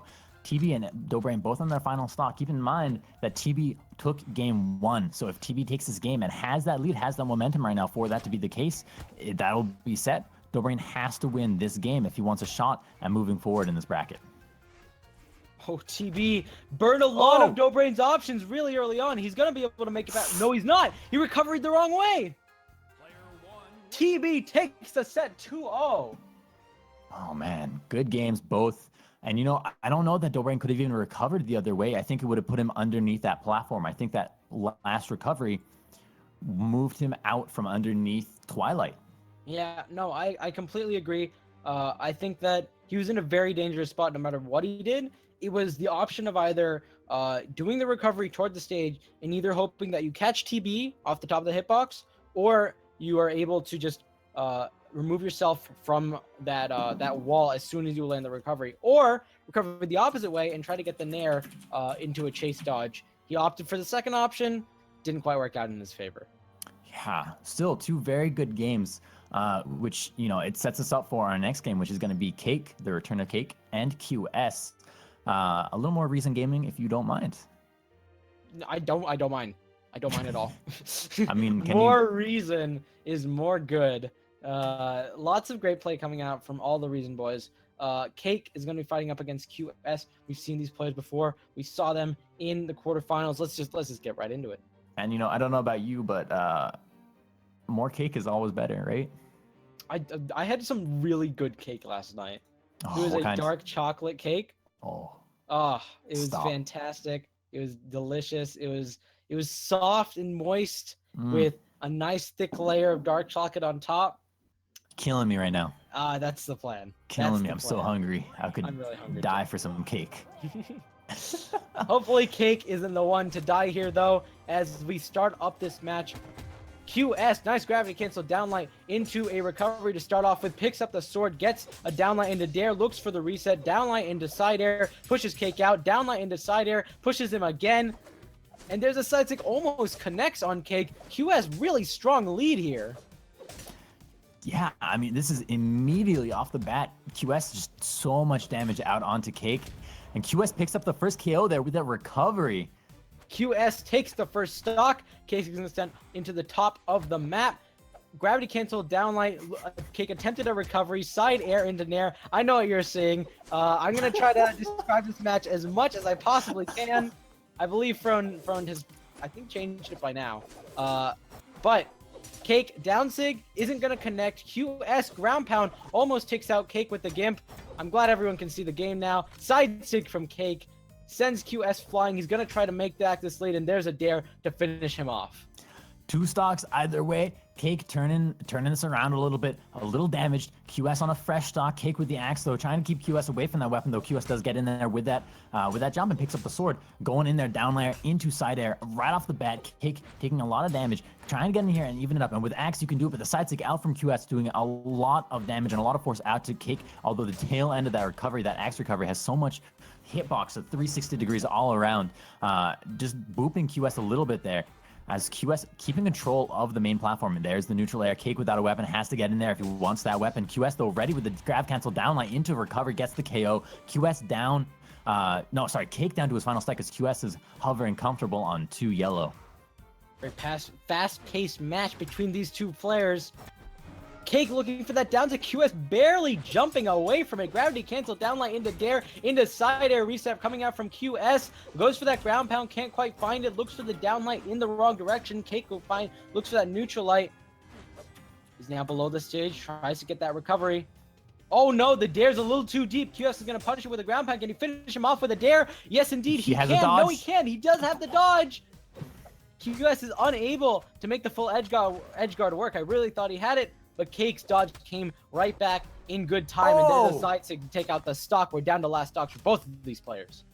That's just such a smooth setup into that side sig for the KO. I mean, just absolutely smooth as butter. Just beautifully done. And QS there hits that side sig, but Cake survives. Cake has a little bit of extra defense. He has that defense stance, I believe. The side air, not enough to get Cake. Cake has a recovery still and a dodge. Gets the land on the ground, on the platform, into the dare, into the down air. Sets up into another down air. QS has the wall touch, though. Hits the neutral air with the weapon, though, into recovery. Gets the KO, and that's going to put QS as our victor for game 1 in this set. That was a bit of an insane first game.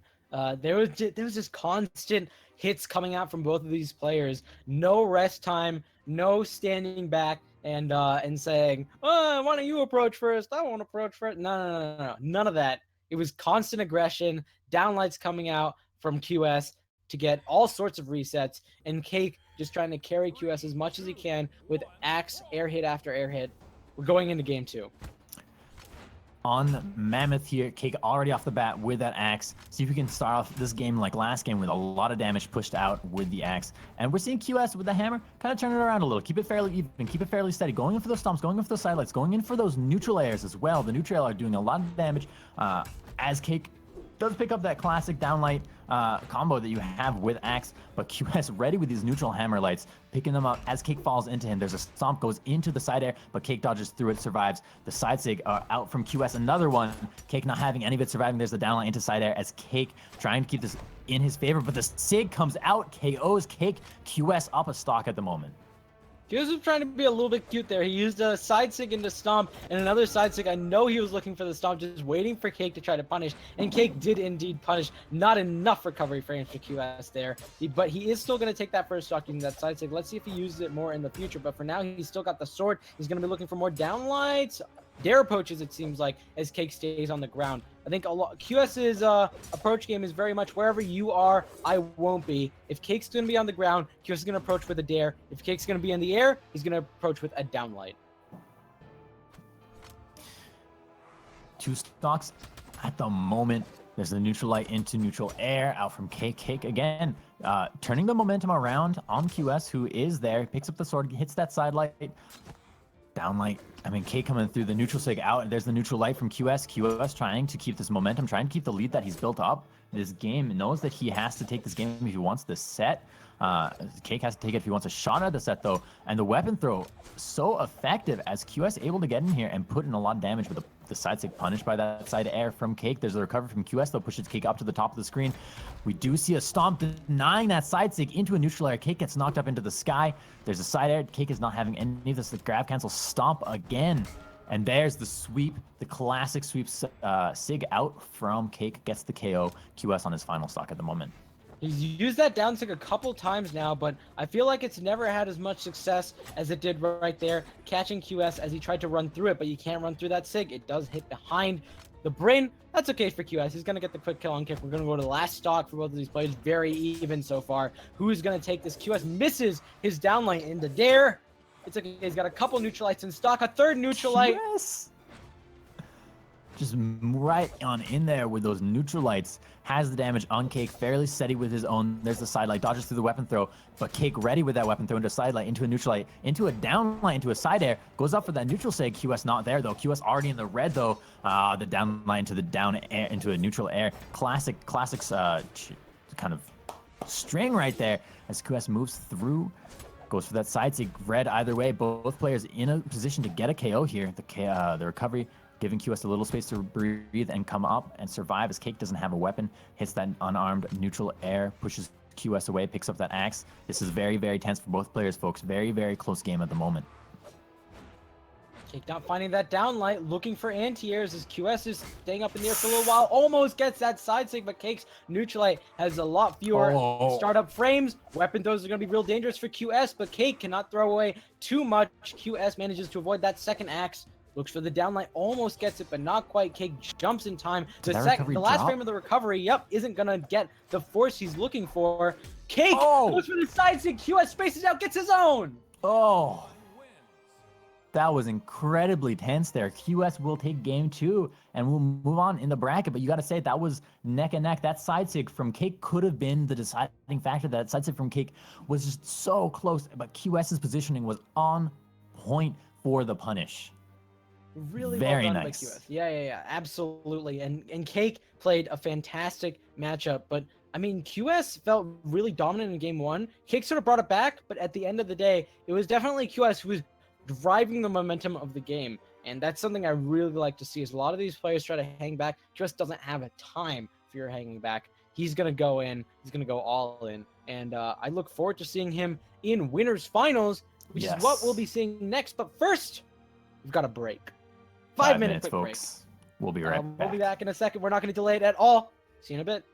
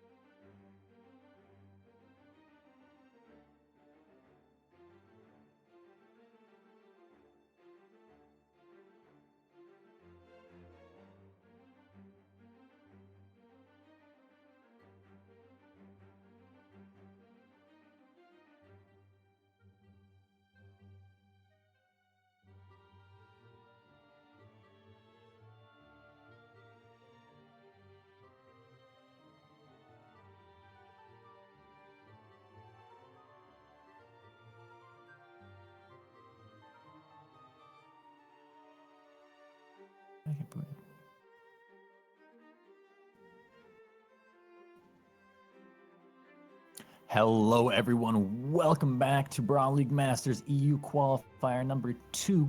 I'm Toast. I'm Creed, but we haven't changed. It's the same. It's the Same same. as 5 minutes ago. Just letting you know. Also, Sometimes- say for the record that I don't have a bagel. I was just eating a granola bar. Expired calling me out in chat, and it wasn't a bagel expired. Come on, pay attention. Yeah, if it was a bagel, though, I would give you props because, as we talked about earlier, bagels are delicious. They are delicious. I already finished my bagel. I wish I had a don't get bagel. another I'm a one. little jealous. You But, got another know, bagel. If you want to come over, you can have it. Let me just, fly for 6 hours to get a bagel. I would do Yes. that if it was a good enough bagel. Oh, yeah. Easy. Mhm. Easily. Don't mind flying.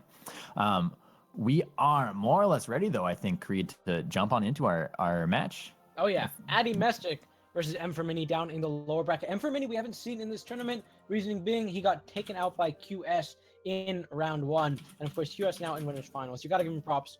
M for Mini's been making the lower bracket one ever since. He beat Pabby, 720 Polyshot, and Viper. And of course, Viper probably Yes. the name to recognize there. Beat out Viper 2-0, so M for Mini looking real strong. Looking real strong right now, rocking that Pnda sponsorship. I believe they go by Pnda, but don't quote me on that. That is pretty fresh. I think only a couple days ago I saw the tweet about that, which is pretty exciting. So, that's pretty cool. We also got that Algrim choice out from M for Mini that we saw M for Mini pop off. What was that tournament where we saw it happen where M for Mini kind of came in out of nowhere and was like, boom, boom, boom, boom, boom, with Algrim? I Do you wish remember I that? remembered. I don't remember which tournament that was. So the summer's been a bit of a blend, if I'm being honest. A lot of top players rocking out. There's been a lot of different pop-ups throughout this entire summer, so difficult a bit for me to remember. But Addymestic and M for Mini, here we go. Addymestic with the gauntlets right off the bat. M for Mini with Axe, both players trading pretty evenly. For me, getting in there with a little bit of a strong start. Or maybe it's just because the axe sounds are so, they're very visceral and in your face. And maybe that's why, but I think M for Mini is actually just doing a lot of good damage here with that axe. Hits that down sig, goes in for that side sig. Addymestic does not allow himself to get hit by it. But M for Mini right in there with that falling side air. I was actually a neutral light Toast, so come on. Falling siders, neutralites, they're all the same to me. M for Mini gonna be looking for this kill. You could see him going for that signature. Addymestic manages to interrupt it and avoid the down sig subsequently. Finds that side air, avoiding another signature that was gonna kill him if it landed. M for Mini struggling to find these final attacks. Addymestic just playing side air after side air, almost gets the unarmed side air for the kill. Goes for a hard read, neutral heavy, and gets the kill on M for Mini, who dodges right into it. Right into it. Oh, man. M for Mini, though, knows he's just like a second away from the KO, gets it right there with that recovery. Basically a match reset. 2 stocks for both players, totally clean, both with weapons at the moment. M for Mini, though, starting it off right now with that lance play that I think more than the axe play. I think M for Mini is known for his axe play on Algrim and laying out a lot of good damage, but Addymestic turning it around with his own unarmed string, or sorry, gauntlet strings, basically unarmed. Your fists are just in gauntlets of his own. M for Mini pushing Addy with those lance side airs. Looks for the dare, can't find it. Addymestic goes under the stage. M for Mini greets him at the top with a sidelight. Doesn't get a follow-up though. Addymestic comes back around with a neutral light, punishes the sidelight with his own sidelight. Correct. Doesn't get hit by the downlight. I almost got thrown off saying sidelight twice. Yeah. Addymestic, I thought he was going to go for the ground pound. He went for the recovery instead, and then the ground pound. A little too late. M for Mini tries to pull an Addymestic, going for that unarmed neutral heavy. Isn't going to work out, though. Addymestic, he knows to expect. He gets hit by the side stick anyway. What a punish right there. Side sig, 2 side sig, and for Mini taking the lead here. Addymestic, though, having none of it with an unarmed sidelight right off the bat into an unarmed recovery. And for Mini survives, staying alive here with that lance, trying to get some damage on. There's a neutral air coming out. There's a downlight, which ends up in a clash somehow as Addymestic unable to hit him from, although not so far from it. The neutral light right there from Addymestic picks up the KO, brings everyone down to their final stock. as Mini without a weapon, Addymestic with the sword, which has proven to be a very effective weapon for him so far in this game. Mini, though, moving in there with that axe, going in with that downlight, going in there with the down air. Addymestic dodges through. The sidelight comes out, though. The downlight, Addymestic hangs out just below the hitbox as Mini moving in and just trying to get the damage build up on Addymestic, getting Addymestic into the zone where he knows he can get that kill. But that down stick facing the wrong way as Addymestic just having none of it, gets a light punish in there. Comes back on stage, gets the neutral light. Mini trying to take him out from that weapon, finally picks it up, looking for that side air that's been going so well for him. The neutral sig hasn't been an option we've seen much from Addymestic, but it works out quite well. Tries to get that nair juggle, but isn't going to go too deep for it because Mini's got that fantastic axe dare. The side sig's going to miss. Addymestic nair into side air, goes for the dare, can't find it. The recovery to get back his positioning, goes for that side sig, almost connects on Mini, but he's got Mini on the ropes, got him running. He doesn't have a weapon, and there's a side air to get the kill as it interrupts the recovery. Mini's gone. What a first game of a set. I mean, down to the red, down to the final stock, nearly 4 minutes through, which is fairly long for your standard Brawlhalla game. At least I think if a game goes much longer than 4 minutes, there's like shenanigans happening. And these players are jumping right on in. They know it's for, you know, the big bucks. They know this is for real, and they're jumping right back on Small Man Fortress. No legend swap, no stance. Yeah, lower bracket. You lose, you get taken out. And I'm actually not sure. EU's circuit placement, I'm a little bit more hazy on just because of how volatile it is. But Addymestic and Mini don't know if they are in that top 8 of circuit points to immediately qualify. I'll check that for you. And we'll find out. In the meantime, though, Mini starting off with that lance, kind of a knocking back, trade back and forth as Mini lands a neutral air, and Addymestic lands his own neutral air, and back and forth. There's a sidelight into neutral air from Mini, downlight, down air from Mini. Oh my god, Mini, though, putting out the damage right now with the lance, using that horizontality and that motion to move far, very quickly and very aggressively from left to right, goes in for the side sig, but Addymestic punishes. Kind of a close stock right now, as Mini, with a slight damage lead, does get caught by that neutral sig from Addymestic. And he's done a really good job of getting the read back. Mini, he missed the downlight in the neutral sig on unarmed. He totally interrupted my train of thought. Addymestic triple recoveries. 3 in a row. That's just a lot of unfortunate things happening for Mini in a row. He was looking for that downlight neutral heavy for the quick kill. Trying to get that boomy classic isn't going to work out. For the record, both these players are top 8 in circuit leaderboard of EU. So they have that guaranteed entry into the finals, correct? That is correct. All right. So then this is. It's still very important though, because I was talking about this yesterday when our entire top 4 was already qualified, but you know they were still playing their hearts out, especially Boomy, who has something to prove, and especially, you know, some of the other players. It's so important to get practice through the use of these tournaments, even if they're not for, you know, extremely high stakes. That the practice you get out of these tournaments is going to help you in the future. This isn't ranked, and a lot of these players recognize that ranked is not an indicator of how you're going to do in tournaments. You don't get that best of 3, you don't get to map ban, you don't get to character swap, you don't get to adapt, and that's what tournament style brings. And we're seeing Mini adapt a little bit as he gets that KO with that recovery onto Addymestic. Even though this game started out very similar to game 1, we are seeing Mini take a very nice lead here in the red, not quite in that kill zone, especially not with the Algorithm, and he's able to get in there, and if every little bit of damage he does right now is critical. And we're seeing the dodges come through. There's this neutral sidelight into downlight out from Mini, side air out from Mini going for the down air connects. Addymestic moving back here. The side stick gonna get punished by the side air from Addymestic. Another side air out from Addymestic, who's coming in there trying to push Mini out, but Mini with a side air of his own, but the ground pound from Addymestic getting the KO, bringing Mini down to the final stock, but not before Mini was able to get Addymestic into that orange, not before Mini was able to get a little bit of a damage lead and keep Addymestic away. How did that work, that hitbox right there? That blows my mind. Of the hitbox. He was so close to getting himself hit by that neutral sig. Amazing hitbox knowledge coming out from Addymestic. And of course that downlight moved his hurtbox down a little bit, worked out for him. Mini's gone for that neutral sig on the lance like I think 3 times in this match so far, and it hasn't worked out for him at any point. He's got to be more careful with that. Addymestic is not going to fall into that. You know, this isn't Ragnar Axe down Sig, which, for the record, is a great move. Oh And my for Mini, goodness. recovery. It's so close. This is like the first game, neck and neck in that red damage, in that red zone, as Mini with the axe, Addymestic with those gauntlets. Either player could hit confirm for a KO here at any moment. There's the down stick coming out. Addymestic goes for the downlight of his own, but the punish. There's a side stick. Addymestic will take game 2 and will advance the bracket. Mini, unfortunately, will not go on. M4 Mini put up a good showing. He had a good very showing. strong Ulgrim. He did a lot more damage. I'm looking at this right now. He did 615, whereas Addymestic Yeah. did 539. I mean, he really carried Addymestic away. But at the end of the day, Addymestic's the one. Those gauntlets do a lot better job at getting those quick gimps, at getting those earlier kills. And M4 Mini, I think, made one too many mistakes. You know, those downlight gravity cancel neutral heavies, you gotta be able to land those in the top tier play.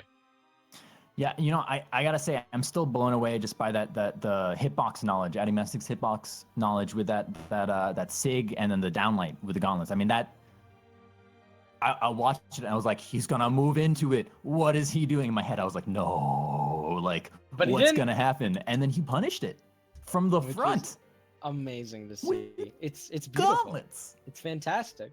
Yeah, no, downlight, it pushes you forward, but it also moves your hitbox a little bit down. And basically, he ducked the lance chainsaw as it was spinning around. That's just so good to see.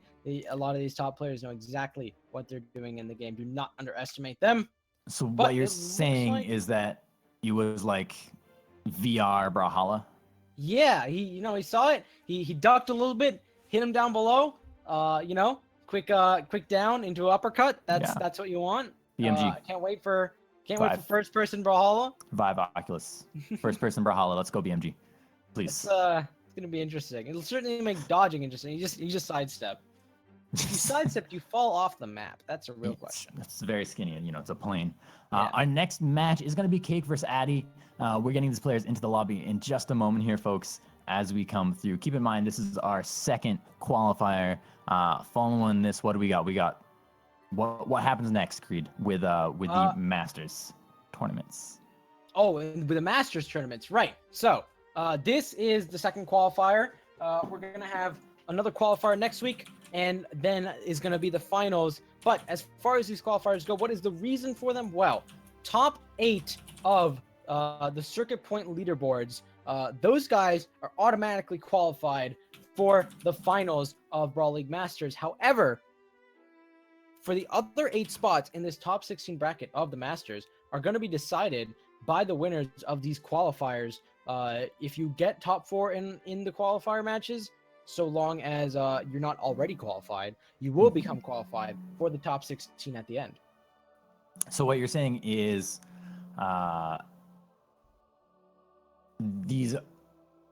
we got a picture right up there, folks, that you can Yeah. see as it happens.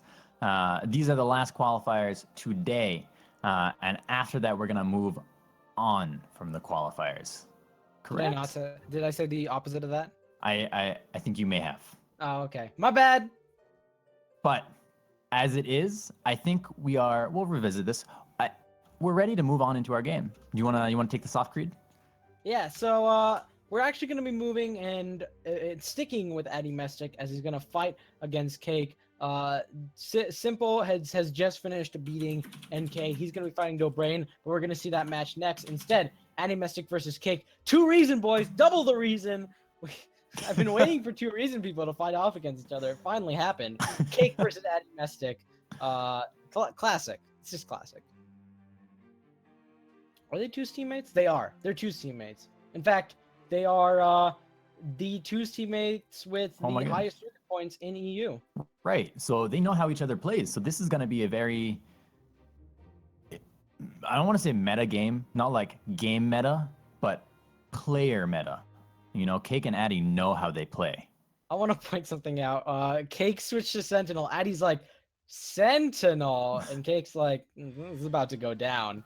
And Addymestic is apparently very worried about this fact. So I'm glad to see Addymestic worried about Sentinel. I can't wait to see what on earth Cake Sentinel looks like, but it sure scares Addymestic, and that makes me happy. Oh, Addymestic's got gauntlet strings though. He pulls in the sidelight recovery into Nair, converts immediately as he gets back on stage. Cake gets hit by that beautiful Val side sig. And now Cake's looking for any sort of approach option, trying to get maybe a stomp reset. Isn't working out for him. This downlight gets punished by Addymestic's sidelight. Neutralite clashes. Cake gets a beautiful down sig. Another down sig. Addymestic with a punish with the ground. No jump. No way. That was pretty cool. That was pretty cool. Holy cow. Addymestic in the red. Cake turning this around with the side air, goes in for the down air. Addymestic recovers above, hits the down air of his own, goes into the ground pound. Cake ready with the ground pound of his own, but Addymestic not where that ground pound was landing. There's the neutral stick coming out. Cake survives though, and Cake hitting that neutral air, spinning move all around him as Addymestic comes in with that side light. Addymestic hits that sig. That sig is not good for Kango, but keep in mind, Addymestic is the one who has that damage and has been building damage up on Cake as Cake hits that side air. But Addymestic surviving here, that neutral air not going to KO. How long can Addymestic stay alive? It's nearly 1:30 on his first stock, nearly has Cake in the red on his second stock, has that sword. Cake here just approaching, engaging with these neutral airs, again with a neutral air, keeping Addymestic from having a moment of respite, a moment from getting on the ground. There's the recovery out from Cake. Addymestic below. Cake ready, goes in for the neutral air, the wasp that we just saw, but Addymestic with the sig, gets the KO on Cake. Addymestic's damage is black almost if you look at that color. Listen, Cake is gonna kill him with a neutral air. That's his... Okay, or a neutralite. He really wanted the Qatar neutral air. Like, he really wanted it. He wanted it with every fiber of his bone and didn't get it. Unfortunately, he lost his weapon. He went for that neutralite. I think he can be happy with how fast Addymestic was moving, right? Yeah. Oh my goodness. I mean, Cake had such a strong start with that Sentinel play, with that down sig, and then Addymestic just turning it around with that ground pound. Just beautiful, and keeping that momentum and flowing through it, moving through it like a river, just letting it go. And that's what we're seeing right now. Although Cake turning it around, doing a lot of good damage onto Addymestic, as Addymestic turns around with a sig of his own into recovery, gets the KO, takes the game. What? 10-second last stock, right? The Val neutral sig interrupting Cake as he ground pounded was fantastic, because you saw a lot of those instant ground pounds coming out from players, especially yesterday in NA. It was I think was it iThrow or Noel? It might have been Noel fighting against Remy. Every time he'd get sent upward, he'd insta ground pound, and Remy just could not punish. Addymestic saw the ground pound coming, pulled out a neutral sig, got the upward momentum on Cake, and then followed it up with a recovery, and that was it. That was immediately dead. I want to point out that Addy just said in chat, I'll use NSIG when it hits. There you go. Oh, jumping right on in. Cake swapping over to a defense stanced Mirage here. I didn't see what map they chose, did you?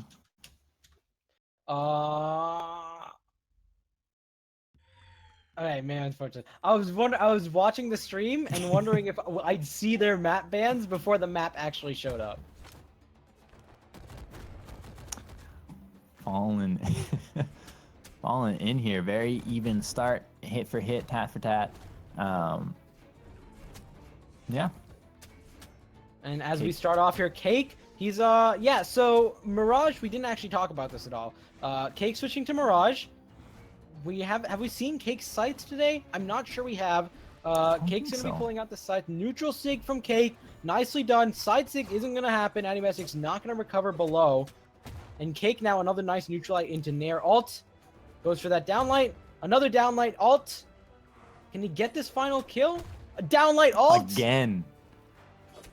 And there's the dare to get the kill. Interrupts the recovery. Brutal. Brutal. Well done. Well played. Cake up a stock and in a good position on that stock too, not in the kill zone. Although Addymestic right there with the sidelight into recovery, knocks Cake into the red, goes for the grab cancel side sig just above the ground. Instead, gonna hit with that sidelight into the down air for the KO. Total match reset 1 minute into the game. And now Cake getting some quick unarmed damage. Neutralite into Nair, another Nair, Scythe. Neutralite into another Nair alt, tries to find that recovery. Some good damage coming out from Cake. Nair alt goes for that hard read side stick. He hasn't gotten those yet. He keeps expecting Addymestic to fall right back onto the stage, and Addy is not going to bite. Wow, good ground pound and a dare into Nair coming out from Addymestic. Tacks on some good damage into Cake as he keeps getting thrown around. Yeah, I gotta say, Cake swapping over to this Mirage, to this Lance gameplay, or Lance, to the Scythe gameplay, has been so on point and has his momentum on Addymestic like clutched. Addy with a really nice dodge avoiding that weapon throw there. Goes in for the Sig, but the side air from Cake ready to punish. Goes in for the down Sig. Neutral light coming out. Addymestic looking for a turnaround here, looking for it to do some more damage, maybe get a KO if possible, but Cake has the lead right, has the advantage, hits that down Sig for the KO. Cake up a stock, almost a complete matchup.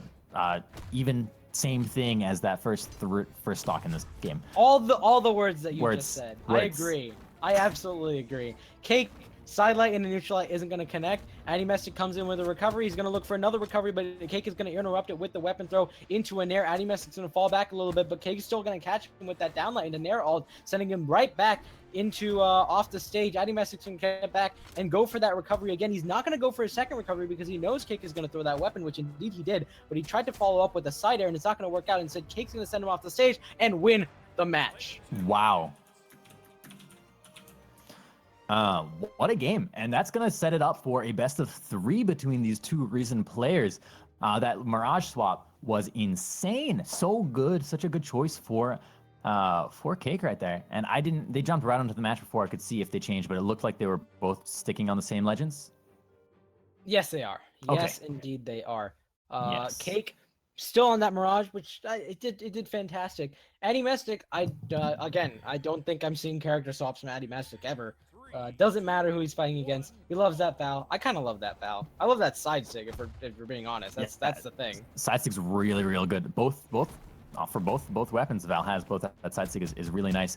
We are seeing Addymestic start with a nice little string, a lot of neutral airs coming out onto Cake, but Cake picks up that scythe, and this is the point where if I'm Addymestic, I'm gonna be a little scared because that scythe has been so potent, so effective against Addymestic in that last game, and we're seeing it again as Cake controls the entire game, does not allow Addymestic any space to recover, but the ground pound into the weapon throw picks up the KO into Cake. The ground pound for Addymestic almost gets caught by that neutral air from Cake. Would have totally changed that stock entirely, but Addymestic realizes in time, cancels the ground pound, jumps back up, and recovers. Really good edge guarding from Addymestic, and you can see Cake desperately trying to get that dodge cooldown to end in time to get back onto the stage, and it didn't work out. And like you mentioned, Addymestic's smart, not over-aggressing with that ground pound. Now, it's up to Cake to return the favorite. Ground pound hits a little bit too late, sending Addymestic to the right of the map instead of to the left.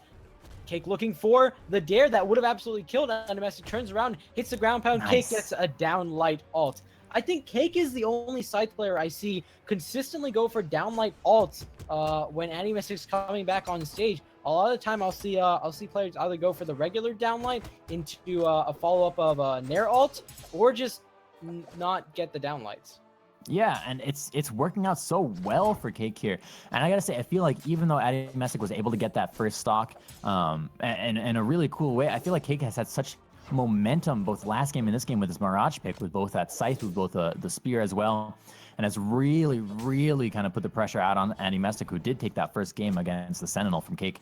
And right now we're seeing Cake kind of get turned around a little bit on, picks up that neutral air, throws Addymestic to the left, and again, I mean, Addymestic is really looking for this KO here on Cake, whose damage is super high, but the downstick coming out, keeping Addymestic away and evening out the damage so severely for both players. The downlight punishing the side stick from Addymestic into the neutral air. Cake here going in for the neutral stick. Addymestic dodges through into a side stick of his own, but Cake not having a downlight again, goes into the neutral air, but Addymestic was behind you, Cake. What is happening? Downstick, Addymestic with a ground pound, turning it around. There's another downstick out into the neutral light for the KO. Addymestic gonna take the lead in this game. Dawes managed to get that neutral. I thought we were going to see a side sig. He did mess up his side sig earlier, but maybe more about side sigs in general. In the meantime, Cake's got his own side sig, and now we're down to last stock. Very even between these two. It's third game, last stock, white health. Addymestic going to get the initial damage first. Neutral light into down light, comes back around, gets another neutral light. Cake responds with a recovery, but Addy's got more dares, more neutral lights. Doesn't quite connect that third time. Well, the crown pound punished by the neutral light from Cake. Cake getting a nice little string in there, goes in for the recovery. Addymestic dodges through, gets hit by the scythe throw though, and there's the spear pressure out from Cake. Addymestic unable to find a chink in Cake's armor at the moment, but very, very, very close as Addymestic just stays in place as Cake side sigs over top of him. And the damage is neck and neck. The playstyles are neck and neck. These players know what's up with each other, and it could go either way. Whoever takes this game will take the set and move on. The side sig from Addymestic KOs. He read the Cake. weapon throw. He read the weapon throw and got it with the Val side sig. Of course he got him with the Val side. Who do you think this guy is? Val side sig is the Wow. only way to kill anyone ever. I mean, it's a pretty legit way of landing a KO, and I think we saw it right there. I mean, it's so powerful. That could have gone to either player there, and you got to give props to both of them for just playing phenomenally. Phenomenally. So we are going to move on to our next set here in a little bit. We're going to talk about the gun introduce players. You've seen them both before. Well, we haven't seen one of these players before, not on stream so far. But we got Dobrein, the resurgence of Dobrein in this losers bracket, and we also have Simple next, Simple in this lobby as well. And I'm pretty excited. His name is Rivas, and we were just making sure that he's Simple. Seems like he's Simple. Simply must be true. Could be a simple problem. It'd be a complicated problem, for being honest, if this guy isn't Simple. I don't even know what we do then. And of course, his opponent's gonna be Dobrein. Dobrein always on the Mirage. I don't think Dobrein has ever switched off the Mirage, but Dobrein's Not today. got alt picks, right? Yeah. Mirage. He played Mirage in pools. Yeah, I think it's safe to say that we're gonna keep with the Mirage choice right here. It would be cool to see a legend swap. Definitely would be cool to see a legend swap, but if it's been working for you, and with the exception of that last game that Dobrein played in the winners bracket, I think it was working for him. And even in that game against Viper, I think it was against Viper, like he was still pretty close both of those games. Oh yeah, no, he 2-0'd Viper. It was close, but he still got that 2-0. It was against TB. Oh, it was against started TB. to falter, right? Yes. Where he lost against TB 2-0. But we'll see how this goes. This time he's fighting against Simple. Simple, who has made a pretty amazing run so far. He beat out NK. He beat Eramm. He beat Sticku and Homie. And yeah. Who did he lose to? Simple. Oh, he DQ'd to Dobrein. I don't know. I don't know if he maybe was busy having his lunch. Hey man, lunch is important. It is. I don't know what time it is in EU though. I don't know if it's it feels like it'd be a little late for lunch, but way too early for dinner. So either way, you don't want to DQ against Dobrein. No, I don't. Never. But it should be interesting to see what happens. I mean, this could be the match that was meant to be that didn't happen because of the DQ. I'm excited for it. Although, we know Simple's on his way. We know he's coming back, and you're right. He has a really good run so far in this losers round, all the way from losers round to round 1, all the way right now to the quarterfinal. And Simple has just joined the lobby. I'm pretty excited to see where this goes, and I think we can go ahead and get this game started. Yeah, Simple gets in the lobby. He's got that beautiful Germany flag. He's got that annoying clan tag. And I don't mean his clan tag. I mean the clan is actually annoying. I don't know if you guys can see it on screen yet, but it's annoying. I'm not. The clan name is actually there. You can see it on screen. On screen, it's actually the clan tag is annoying. So not my fault. I'm not throwing a BM out. Are you? Okay? Not are you that saying kind of guy. Blame Creed? No one's blaming me. I'm innocent. All right. Simple talking to his father. Well, we'll jump on into this match in a moment, folks. Take a look at the bracket, everyone, and tell us who you're expecting to see in these grand finals. Because we did see, whoever wins this game is going to go up against Addymestic, right? And that's the loser semifinal, and that'll bring us up into the losers final. So we could see really anything go at this point. I mean, if you click on, I love the projected button. Projected is pretty cool. In Smash GG. Although of late it hasn't been projecting for me. Yeah, which- you as soon as you said that, this is not gonna work. Yep. That's okay.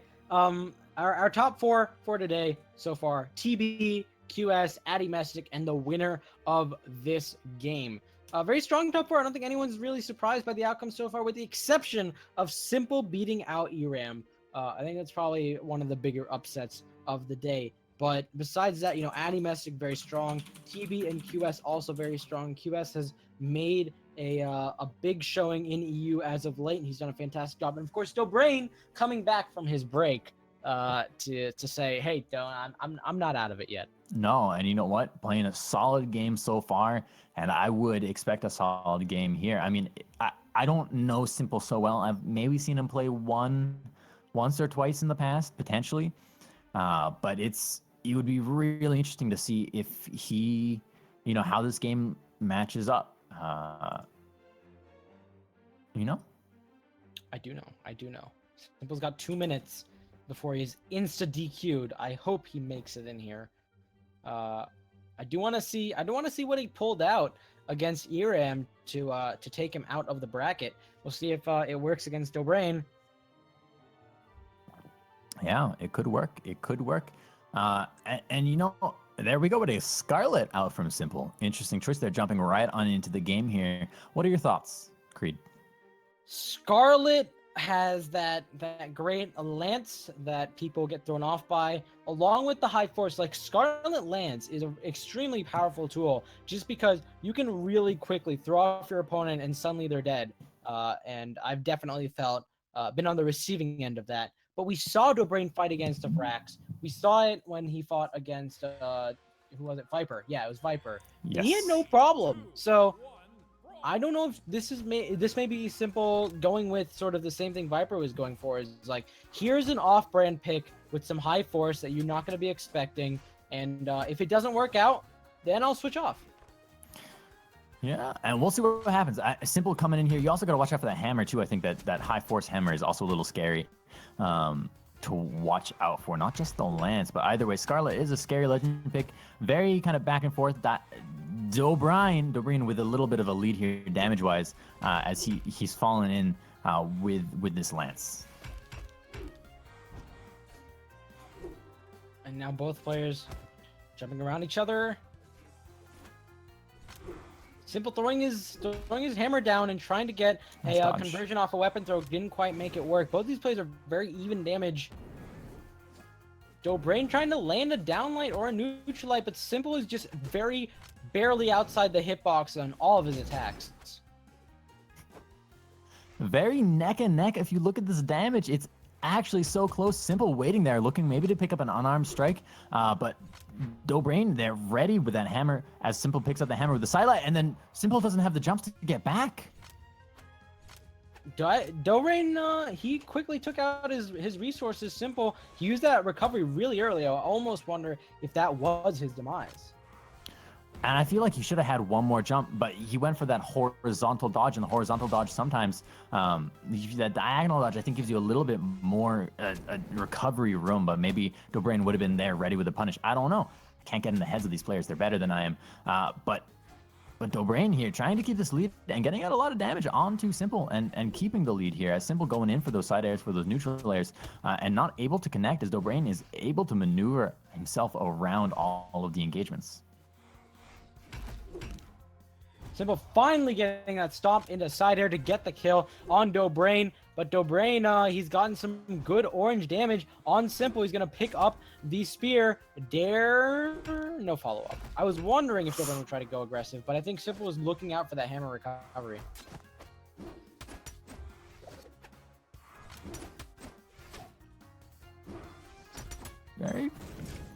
Very much in the lead here for Dobrein, who is taking some damage from Simple, who lands that neutral sig. Charge down sig from Dobrein, dodging through the weapon, goes in for the recovery. Simple goes into the recovery zone just below Dobrein's recovery. I said recovery 3 or 4 times in a row there. I'm sorry, folks. As Simple here really going at Dobrein with the unarmed play, but Dobrein ready with the down sig and gets the KO onto Simple, down to Simple's final stock. And Dobrein, there have been a couple times. Oh, Side sig from What? Simple. Takes out the stock. We're down to even stocks for both of these players. White health. This is anything but a simple game at the moment, folks, as both players are vying for a lead here, some kind of a advantage, some kind of a way to get ahead. Simple keeping the weapon from Dobrein, who is able to dodge through in that unarmed and says, I don't even need a weapon. I will go unarmed against you. Not gonna pick up that weapon there.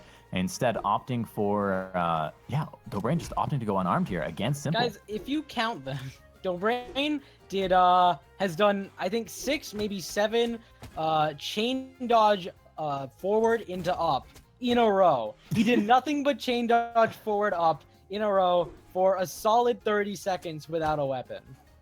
It's something. I don't know what it is, but it's something. Recovery's gonna send Simple downward. Dobrein's gonna be looking for a kill option. Side light into neutral light. Can't get the nair, but can't get the recovery, but can't get the nair. Tries to find the side air on the spear, can't quite get it. Simple knows he has to be real careful, but he's going for some aggressive, dangerous moves anyway. Manages to get through the downside, but no punish. Now Simple with the hammer, looking in for a KO, but Dobrein right there with the recovery, gets the KO, and gonna go ahead and launch us into game 2 of this set. And I think we Dobrein, might see a character swap out from I was- Simple. I'm vying for it. There it is. I told you. You do the lance first, and if it doesn't work, you switch characters to something more traditional. And how It's a can you true be combo. more traditional than Bolivar? You can't.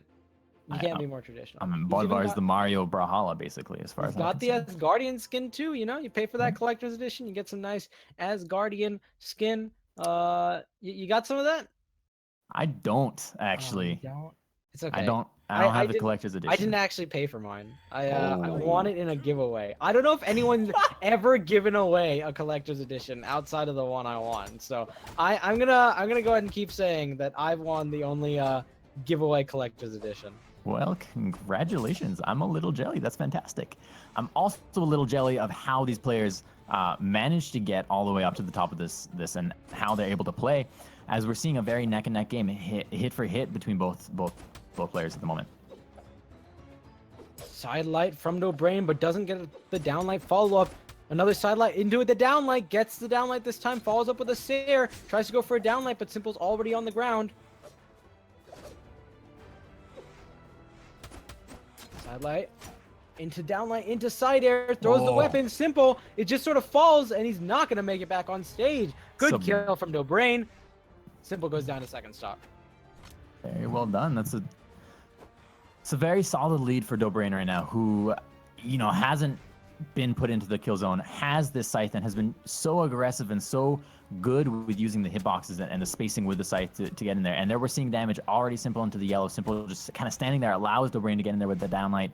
Dodges back, though, into the hammer throw. Simple without the weapon, picks up the sword. Dobrein here just hanging tight, letting Simple come to him a little bit, looking for that opening so he can get in there and pick out one of those strings that we know scythe is for. Already canceled downlight from Simple. It isn't going to work out in his favor. Dobrein's going to punish with a downlight alt. Another downlight alt off stage. Can he get another downlight alt? Is he going to do the cake? Tries to go for it. Oh! That's okay. He's got a down sig instead. And that's going to bring it to a potential 3-stock for Dobrein here, who is still on his first stock and still hasn't hit that kind of red zone. And what a string right there, getting Simple all the way into that light orange. Allows Simple to get the weapon, gets in for the punch, falls up with the side light, goes in for the ground pound. Simple above, goes in for the side air of his own, goes in for another side air, not going to hit the stomp into side air. Connects, though. Dobrein moves up, recovers. Here's the dodge, gets the wall touch. Simple with the ground pound. Dobrein above, goes in for the ground pound. I don't think Simple has the jumps, and that's game. 3-stocked! Bold move, Creed. Dobrein gets the full 3-stock on Simple. That you beat my guy Eramm, you're not going to get any further. And Dobrein's going to move on into lower semifinals against Addymestic. And we're going to jump everyone. right on into that set, I believe. I'm very excited. Addy has been putting up such a showing lately. And tell me, Dobrein lost to TB, and Addymestic lost to TB. So whoever takes this is potentially might have a shot at taking TB down, potentially, depending on how the winners final plays out. Or the exact opposite, because they already lost to TB. But nobody's really ever sure. It sort of also is dependent on, you know, whether or not TB is gonna lose to QS. Then he just has to fight the two people he already beat, and I'm sure he's not gonna complain too much about that. Otherwise, it'll be TB moving on up, and I think if TB wins Grand Finals, then he'd probably, well, at that point he'll have beaten, you know, seed 2, 3, and 4. So who knows if he'll really care. I mean, it's a close tournament. This top 4 are very fierce competition for each other. Here we go, Dobrein versus Addymestic. Who's gonna win it out? 2, 1, brawl. Moving in, Dobrein with the weapon pickup. Addymestic trying to pick up that weapon, goes for those gauntlets. Dodges through a back there as Dobrein able to pick up that downlight into unarmed recovery, but Addymestic turning around, getting a lot of damage built up onto Dobrein. Addymestic coming back in, trying to approach with a side air. Dobrein's jumped over it. Good side light, neutral light. Can't quite find the nair. Downlight isn't going to connect. Does find a neutral light with a nair alt. Dobrein, good down sig. We're seeing Dobrein with a very strong damage lead, goes into the side light, into the neutral sig. Addy dodges through it. Addy with a sword goes in for that neutral light. Dobrein dodges through, gets the punish with the I think it was a neutral light or sorry, a neutral air or a side air, but there it is, the down light into forward for the KO. Active input is what you're looking for? Yep. Yeah. That's the word I'm looking for.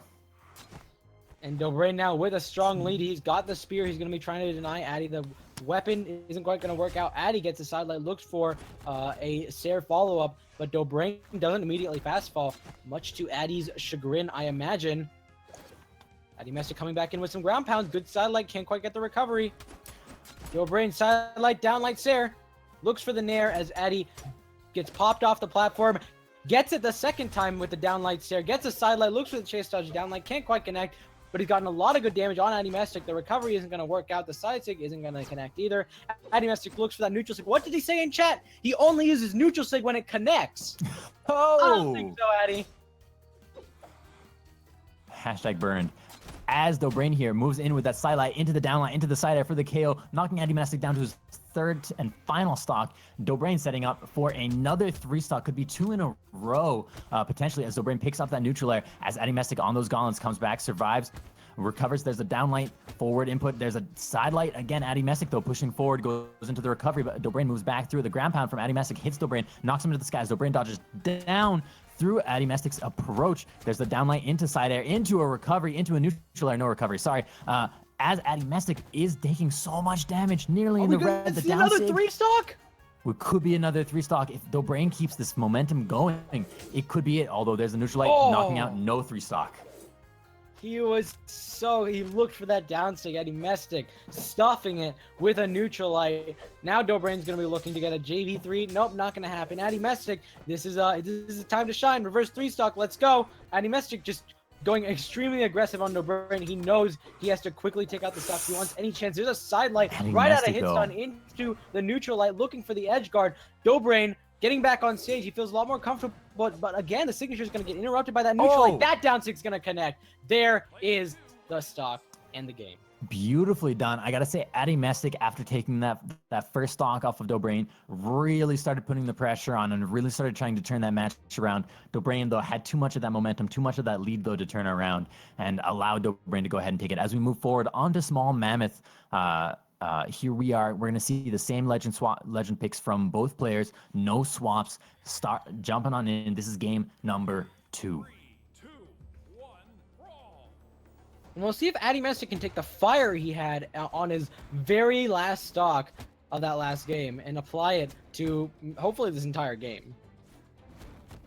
We'll find out, as that second game is really where you start to see these players adapt to the playstyle of the other person. You know, game 2 is really the crunch zone, I think, for everyone, but Dobrein getting in there with 2 very long strings, pushing Addymestic into the red. Addymestic dodging through that approach. There is the weapon throw. knocking Addymestic out. Dobrein setting up, maybe for a recovery. Goes for the sideline, knocks Addymestic. Addymestic had the wall touch, though. Ground touch. No, he doesn't. He goes for the ground pound. He was out of jumps. Yeah, he did not touch the stage. Oh, Dobrein man. completely stopped it with that sidelight. He was probably pixels away, if I'm being honest. Addymestic now looking to hopefully try to make this back, not get the restock. Dobrein is just going to keep pulling out these sidelight neutralites, even if they miss. Those neutralites do not have very many recovery frames. He doesn't have to worry about getting punished after one. Downlights looking to catch Addymestic, send him off stage. Isn't going to work out. Addymestic going to throw his weapon, come in with a nair, pick up the sword, and avoid the downlight. Addymestic lands that falling side air, knocking Dobrein out to the side, hits that down air again, keeping Dobrein on the edge, and the side stick for the KO, and gonna go ahead, get that confirm, bring everyone down to their second stock here. Addymestic hasn't taken too much damage, so this game is pretty close at the moment. Dobrein without a weapon, Addymestic keeping Dobrein away from that weapon, going for the ground pound. Dobrein dodges through it, picks up that spear, has the spear right now, gonna see going for that sidelight approach as Addymestic dodges through and gets the punish. There's the Sig coming out onto Dobrein, the neutral Sig. And again, right now, it's pretty close. Oh, good sidelight, downlight into Sair. Coming out from Dobrein, another sidelight, finds the nair afterwards. Addymestic manages to get the sweet spot on the ground pound to stop Dobrein's recovery. Sends him off stage with a side air, but Dobrein immediately gets back. Downlight into side air, gets the weapon toss. Addymestic's going to be out of jumps, out of recovery. He is able to dodge back in. Dobrein doesn't get the ground pound, looks for the nair, finds it. Addymestic gets sent upward. Dobrein does have the sight, but Addymestic comes in, interrupts with two neutralites in a row to stop Dobrein from getting any sort of signatures. The side air pushes him outward. Addymestic still can't get this going. The ground pound's going to do it. Oh my goodness, that's insane. As Addymestic here, taking the lead right now, knows if Addymestic takes games, it will go to a third game here. Dobrein picking up that spear, has Addymestic in a dangerous position on that damage. But if Addymestic can keep this going, there's that down sig we were looking for. But the side sig right on out, knocks Addymestic out, clean stocks both players, final stock. Game is a total reset at this moment, as Addymestic being slightly aggressive here, unarmed, just to get some space so we can pick up that sword into that downline, into that side air, into that neutral sig, as Dobrein is trying to recover. Dobrein already in the orange, dark orange nearly in the red, as Addymestic putting on so much pressure, but there's the punish on the side stick as Dobrein able to turn this around and tries to build up some damage onto Addymestic with these scythe strings. There's that downline again. Dobrein not going to follow it up as Addymestic maneuvers out of it. There's a neutral light coming through. Very much in Addymestic's favor, but this could go either way, as Dobrein with that scythe is able to get so much damage if he can land just another couple of these strings on. Dobrein finally picks up that spear he was looking for. Down air on Addymestic to push him outward. Doesn't find a follow-up after that. Does manage to get the sidelight, but Addymestic able to dodge after the sidelight. Avoids the downlight next.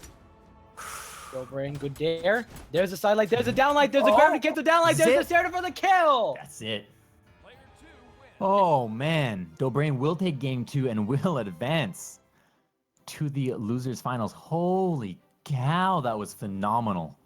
Dobrein is playing out of his mind right now. Dobrein's playing like some 2016 Dobrein, but is he gonna be able to face off against TB? We'll find out if he can even get to TB. I got words. Insane. TB and QS are gonna be fighting in the winners finals. This is a best of 5. There's in fact only best of 5s from here on out. And we're gonna get right on in it. TB, QS, both top tier players, both top tier competition. I'm excited for these games. I hope you guys are. Let's get some hype. If you're not hyped, now is the time to hype up for these winners finals. We're gonna jump right on in. Map banning looks like it's most likely potentially gonna be what? Small Mammoth? Yeah. Yep.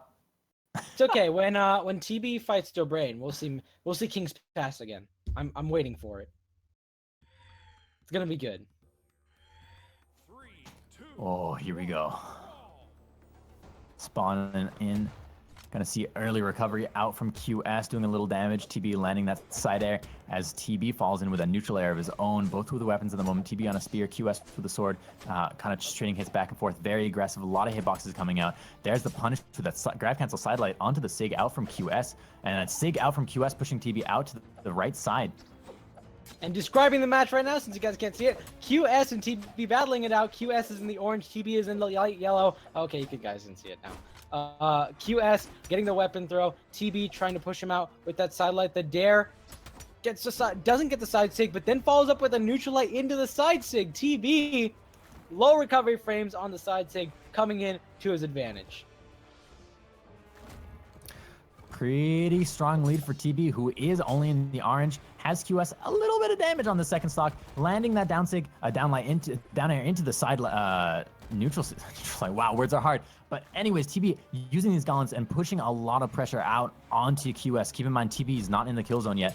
Weapon throw from QS, allowing QS to land that downlight into side air combo, kind of that bread and butter combo that you see a lot of the time with sword. And there's a stomp into side air.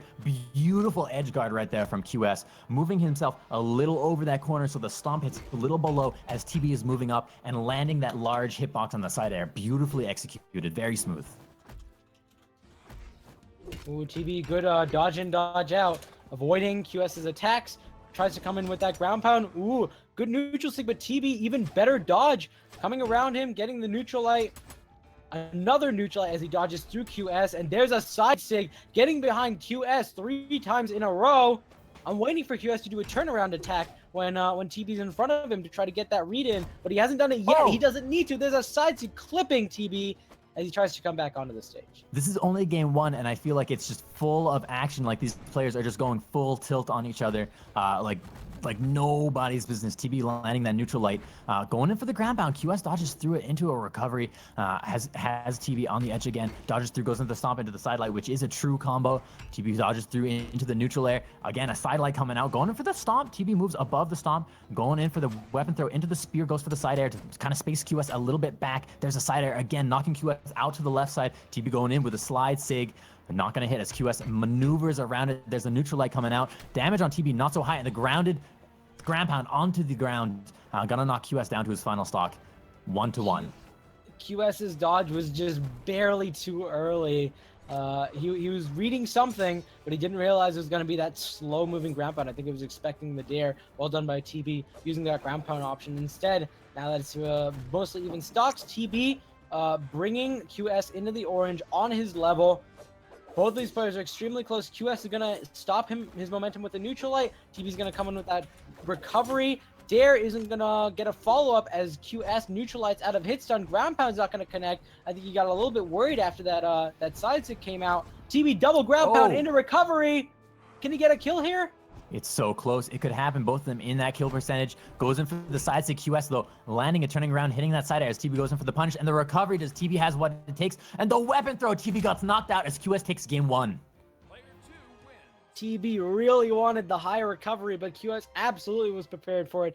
Pulled out with that recovery on top of TB, sending him flying downward. Oh my Nothing goodness. could be done after that. Very, very close, very tense at the moment, as we're going to see ourselves spawn right back on into Mammoth. Back to home, back to Mammoth. Here we go. QS and TB playing a phenomenal game already, and we have potentially 4 more games of this. Yes, please. Both of them dodge diagonally upward into each other. QS tries to get a gravity cancel down light. Isn't going to work out. Both players get their weapons. No one's hit each other. TB finally lands a neutral light. Very, very early damage coming out from QS, getting that stomp into the side light as TB turns it around into a neutral air into a ground pound. Throws the weapon, QS dodges, there's a stomp. TB turns around to the side light, unarmed, as he moves into that spear to get the spear. QS, though, falling in with that side air, picks up the recovery as TB down on the ground, gonna avoid that ground pound, throws the weapon, but TB dodges through it. QS up here with the grab cancel down light. Picks up the sword, TB picking up that gauntlet. Very, very, all of a sudden, very close damage-wise if you're looking at this. TB in a slight lead, but turning it around right there. Oh, man. QS doing a really good job. His edge guards have been really good so far, but just barely not good enough. TB has fantastic momentum. Side air from TB pushes QS outward. He turns around completely with that side air. Can he get the kill confirmed? Yes, he can. Gets the side air after TB tries to dare into jump. Oh, man. As TB looking for this weapon, QS saying no, landing 2 sidelights in a row, moving back, goes in for that slide stomp, but there's TB ready with that weapon pickup into a sig for the KO, turns it around, 2 stocks either way. And now QS, I was going to say he's looking for a weapon, but he's not. He's just recoveries, gravity cancel down lights. TB tries to get a follow-up after his dare in the form of a nair. Can't quite get it. QS interrupts with the neutral light. TB interrupts with his own neutral light. Now both players are going to get back in a neutral game, but TB's got the side light into the nair. Looked for another Sair follow-up, but QS got back on the ground real quick. Very even trade so far. Pretty close. There's a slide down sig out from TB, gets punished by the side light from QS. QS with the side air knocks TB out to the left. TB using his side airs very well to get recover, but QS ready with a ground pound right along that wall. Gets the KO onto TB, brings TB down to his final stock. QS in a good position, not in the kill zone, as TB here looking to pick up this weapon. QS saying, no, you can't have it. I'm going to side light you into a neutral air, although TB just picks up the spear right there, but then we see a stomp into down air. Side comes out, gets punished by the side light from TB into another side light, into a down light, into a side air with a weapon throw. TB coming around here into the side unarmed heavy, but it's not enough as QS was not in that hit zone, and TB gonna go ahead and swap out for these gauntlets, gets the recovery, really trying to knock QS out to even this game out. Goes for the sig, but the stomp out from QS denies it with a weapon throw into the neutral air from QS. Huge, but there's the side stick from TB. Gonna get the KO, bring it down to 1 stock for all players. But TB is in the orange. He's taking a bit more damage. QS tries to get in that neutral light. TB coming in with a lot of nairs right now. Neutral light cannot get the follow-up afterwards. Looks for that side light. The stomp is going to connect, but the side air isn't because he hit the stomp while TB was still in the air. TB, down light, side light, looks for a Sair afterwards. QS is ready for it. He comes in with the neutral light. Good down light into side light. No follow-up after these side lights. He's looking for resets, but it seems like he's being almost too patient about it. Throws his weapon, saves his life. QS tries to get that Sair, but instead turns around, gets the neutral light, goes for that side sig. TB cannot punish it in time. He tries anyway. Oh. Nair, weapon toss, isn't going to connect. He's He's not dodge. going to get this edge guard. It's so close. This stock is so close right now in the red and the kill zone for both players. The weapon throw from TB. QS moving back, moving through with the double dodge is so tense right now. I don't know who's going to take it. I don't know what's going to happen. It could really go either way. And the side air picks up the KO. QS will take game number 2. And QS doing less damage than TB, but despite that, some really good play. TB is going to get knocked down in the lower bracket to fight his demons. This is a best of 3, Oh, a best it's of a 5, best- I mean, My which bad. means we're going to see My a bad. third game here as QS needs to win one more time to go ahead and take this. TB has a chance. TB Cross. could get that reverse 3 sweep on cross. Maybe this legend swap is what needs to happen. Legend swap! And TB switching to cross. I know Spark is a big fan of TB's cross. I feel like I haven't seen TB's cross in a while, but it's gonna be good to see. He's got the gauntlets as per usual, but now he's got guns as a secondary, and we'll see how those guns work out for him. Against QS gets really in your face, and I almost feel like maybe he needed a different gauntlet legend, because the in your face style of QS is going to be really hard for guns to space out. In the meantime, QS is just going to rack them up all the way to red. I mean, that was ruthless. In 30 seconds, QS just had total control of the game, has TB in the red, and TB just now switching to guns, which is the weapon swap, which is the kind of the wild card in this matchup right now. That and, you know, the new SIGs, but coming out, TB's gonna have to get in there with some phenomenal spacing to deny QS this momentum. And you know, that down air is the start of it, because QS is almost in that kill zone. Not quite red, but like not really orange anymore either, in that split hair zone between the two of them. Couple SIGs from TB not connecting, Oh. but that's okay. Just do the down SIG twice. It'll work the second time. QS runs right into it. Keep in mind that QS did have a very strong lead at the beginning of this game, and now with the hammer is just a side air or a side sig, mind you, away from picking out the KO, which is exactly what we just saw. QS now with the sword swapping out, kind of maybe trying to keep TB away from weapon. Doesn't do it as TB picks up those guns again, going in for the down light, going in for the neutral light right there, getting a lot of damage, racked up. Neutral layers coming out as QS looking for a way to get in there, but TB spacing is on point, getting QS nearly into the red right now as TB hardly taking any damage. There's the final nair into recovery out from QS, doing a little bit of damage to TB, but not before TB has QS in nearly this red zone, nearly into this kill percentage. These guns have been very effective on the second stock for TB. Ooh, QS, good dare. Another good Sair. Almost gets that gravity cancel down sig, which almost certainly would have spelled death for TB, but he manages to stay alive by avoiding the signature. Comes back in with those Sairs. Good Sair. Punishes the spot dodge. Can he get another one? Oh, he's just barely off on the hitbox, but that's okay. He's got the recovery. He's gonna get the kill on QS. TB now picks up some gauntlets. No, he's gonna stick with the guns. QS falling into that neutral light, goes for the down light into side air combo. Got TB recovering down to this wall, used that recovery to get that wall touch. Down air coming through, TB being pushed out as QS fishing deep for this KO, but the down air from TB gonna give TB the control of the air right there, despite QS having a great weapon for that sort of thing. But the neutral air comes out, lands, hits, and gets the KO onto TB. I gotta say, I think QS telegraphed his recovery a little too much there. He really wanted it to happen, and TB saw right through it, immediately tried to punish with the dare. Well done by TB, but of course he gets taken out anyway. And now that we're even stocks, TB's gonna try to carry QS way off the map using that chase dodge into the nair. It's gonna work out quite well for him, but TB's gonna back up and go for a down sig instead. It's not gonna happen. QS sees right through it. TB coming in with those ground pounds, but just disengaging right at the last second. QS goes for a recovery. He's going to come down. He's going to look for another recovery. TB going to come in with a weapon pick up into immediate side sig, but QS dodges immediately. Some really good play coming out from both sides, but the size is going to connect for the kill.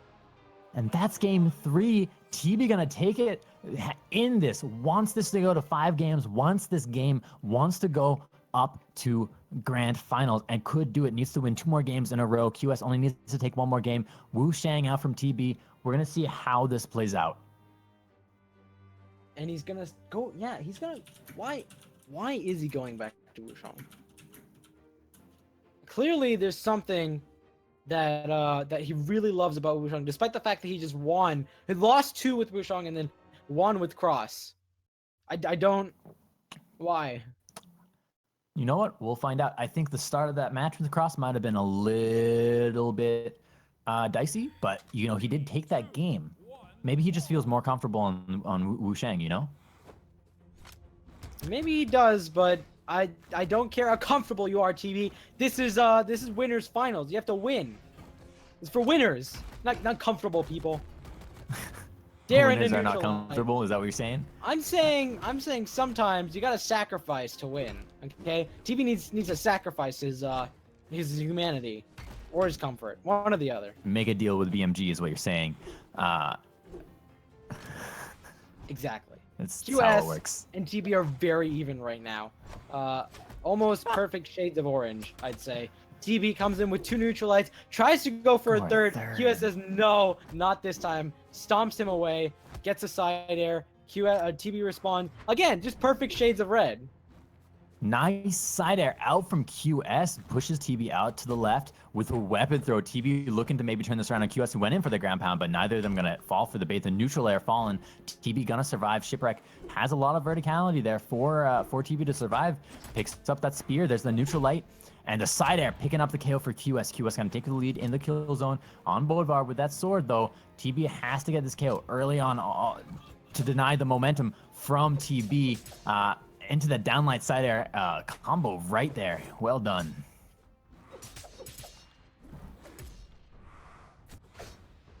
QS down sig, sends him out, comes back on stage, side air. TB gets knocked out by that neutral light, tries to side sig as he gets away, but instead QS is going to come in with a neutral light. TB with the unarmed side air, going to knock him out. TB, gravity cancel neutral light, maybe a very preemptive. QS is nowhere near him, goes for another one, and gets hit by the down sig. QS looking for a 3-stock.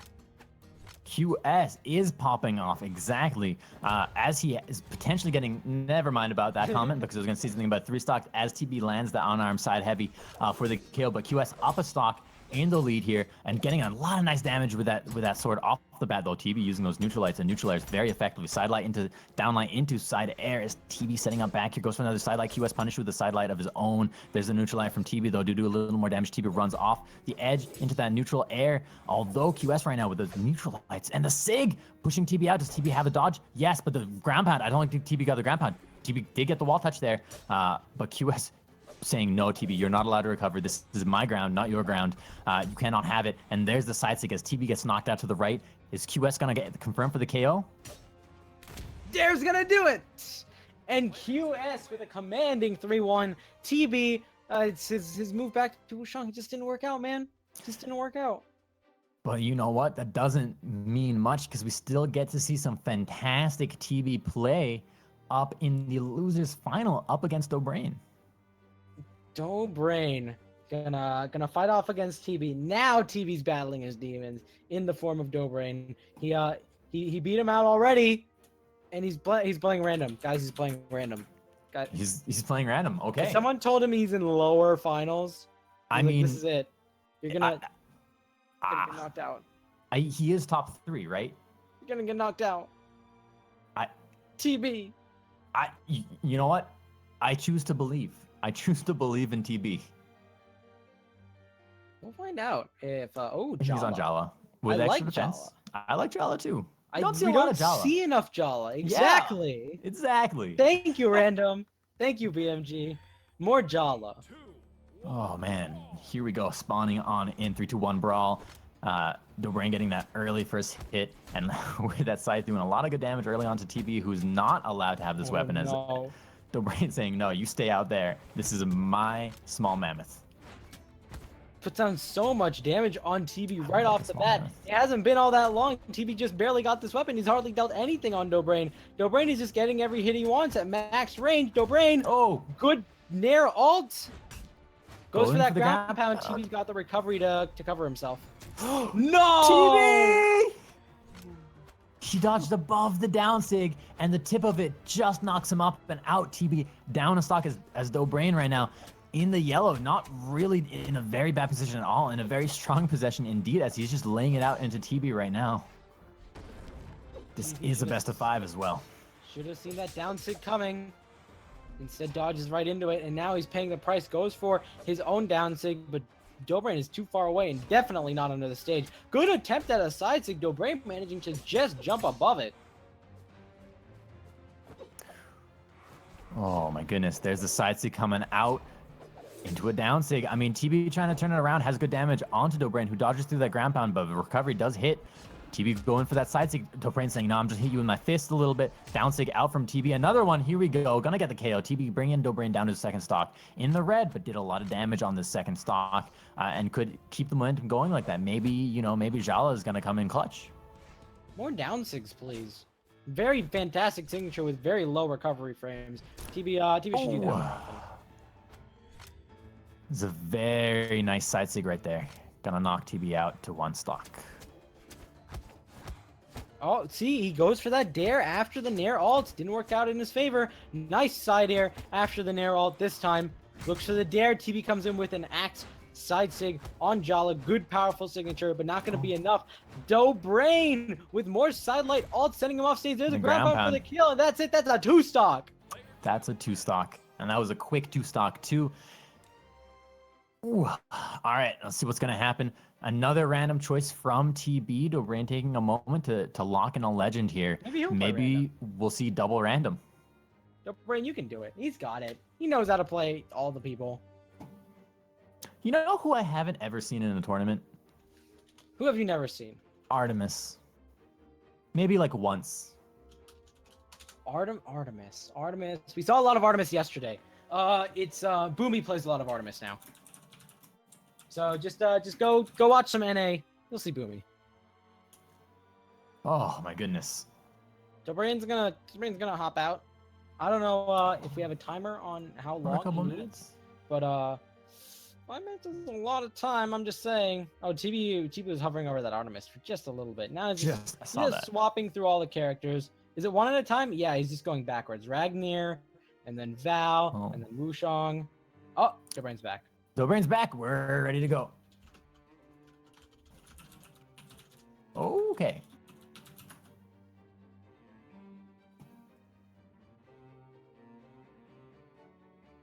All right, we're ready to Jumping hop right on into in the Wushang out from TB. All right. it. See how this map goes. ban. TB using my least favorite map bans.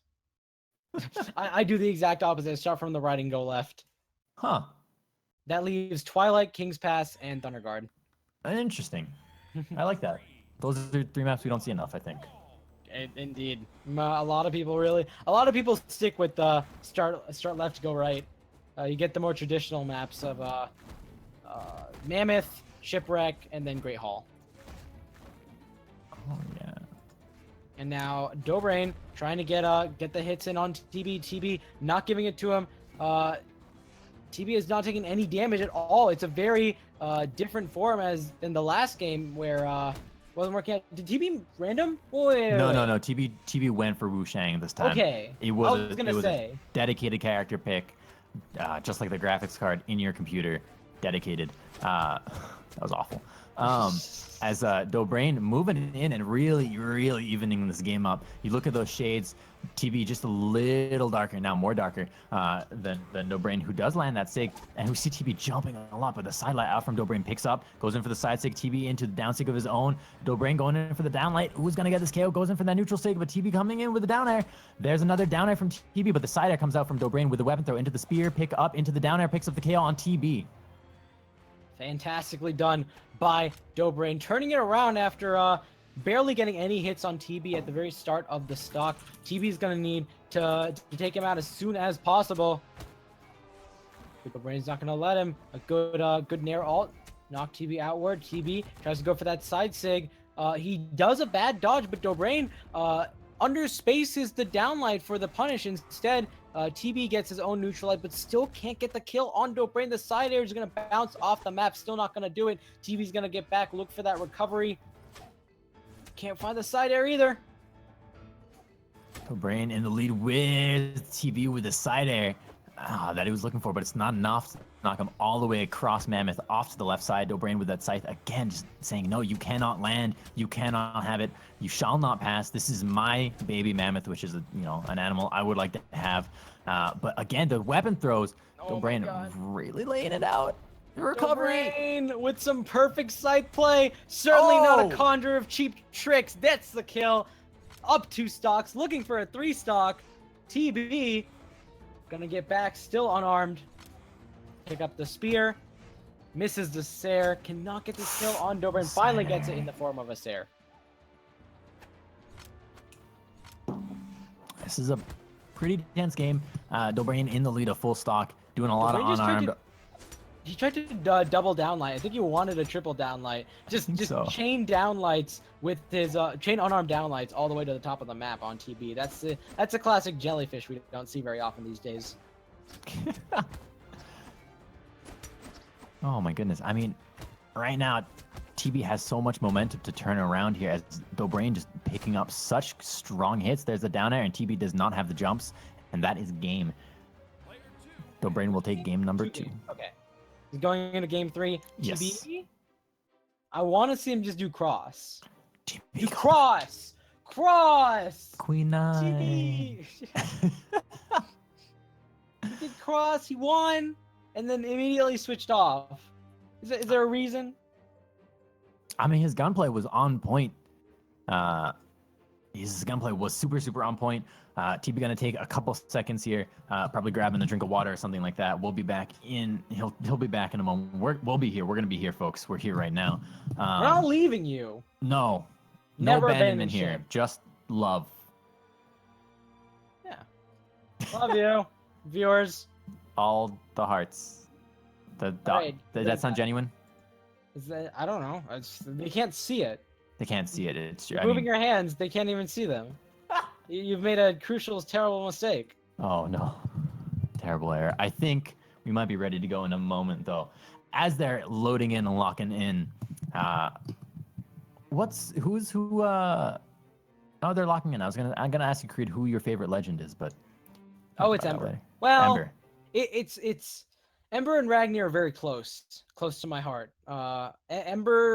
Ember's like the longtime favorite, and Ragnar's the one who I have a skin for, and I do love them both. I might lean more towards Ragnar because I mean he's got my logo on his chest in my skin, so like how can I say no? It makes sense. He got some really cool skins too, but so do Dobrein and TB. Well, TB's just using default. yeah, he is Can't just doing even- default. I mean, Brave by Dobrein's default. got the really nice Mirage skin with suit and tie and some good old fashioned glasses and all of it. All of it. He's also got the damage lead in this game too, as TB unable to maneuver through Dobrein's defense right now, especially with the scythe just relentless, picking up the recovery right there, dodging through, very much moving forward, has TB on the edge. TB recovers up above as Dobrein staying down low, picks up the neutral air, throws TB out to the left side, goes in for the ground pound, but the spear throw going to deny that ground pound from Dobrein. TB will be able to recover here. Has a dodge, still gets the wall touches. Dobrein does not get in there for a punish. Ooh, good down sig from Dobrein, getting the kill on TB. Up basically a whole stock. He's hardly taking very much damage. TB comes in with an unarmed neutralite. At least that's something. Now he's got to get a weapon. He does get the weapon, gets punished as a result with the downlight. TB trying to stop Dobrein from hitting him with those Sares. Finally lands a sidelight onto the stage. But again, Dobrein, good downlight, no follow-up. Ooh, we've seen the recovery out from TB. Still down to 2 stocks. Has to do some more damage on Dobrein, but Dobrein is not having it. The grab cancel sidelight, very nice coming out. Sidelight, though, second sidelight, going to be punished by the down air from Dobrein. Dobrein who catches that sidelight. Again, going in for these downlights, waiting with the patience, but the side down air going to hit, but the side air out from Dobrein. I thought for sure TB was going to land a hit there, but there's the neutral sig for the KO. Dobrein up in 3 stocks, really going for this 3-stock dream right now. We'll see if TB can deny it and reverse the momentum here. TB trying to dodge through, get that sidelight. Looks for the neutral stick, still can't get it. TB neutral light, weapon throw, another weapon throw, not going to connect. Dobrein almost lands that recovery. TB almost lands his own attack, but misses from both players instead. Dobrein, good downlight, no follow-up. I think he's having a little bit of a harder time to get TB's dodge reads in, but at this point it might be too little too late. Nice dodge to the right there from TB, denying that side sig. But there it is. There's the KO from TB onto Dobrein, saying, no, you don't get to have a 3-stock. In fact, I'm going to try and reverse the momentum in this game and take you out. Dobrein running out, picking up that spear as TB lands that neutral air into down air. Goes in, sidelight from Dobrein, pushing in. There's a downlight, down air again from Dobrein. Again, TB nearly in the red. Dobrein looking for that side air, but the neutral air from TB punishing that sidelight from Dobrein. And then the side sig into another side sig. Does Dobrein have what he needs to jump back? No, he doesn't. And TB has evened up the stocks. Could we see a reverse 3-stock coming out from TB?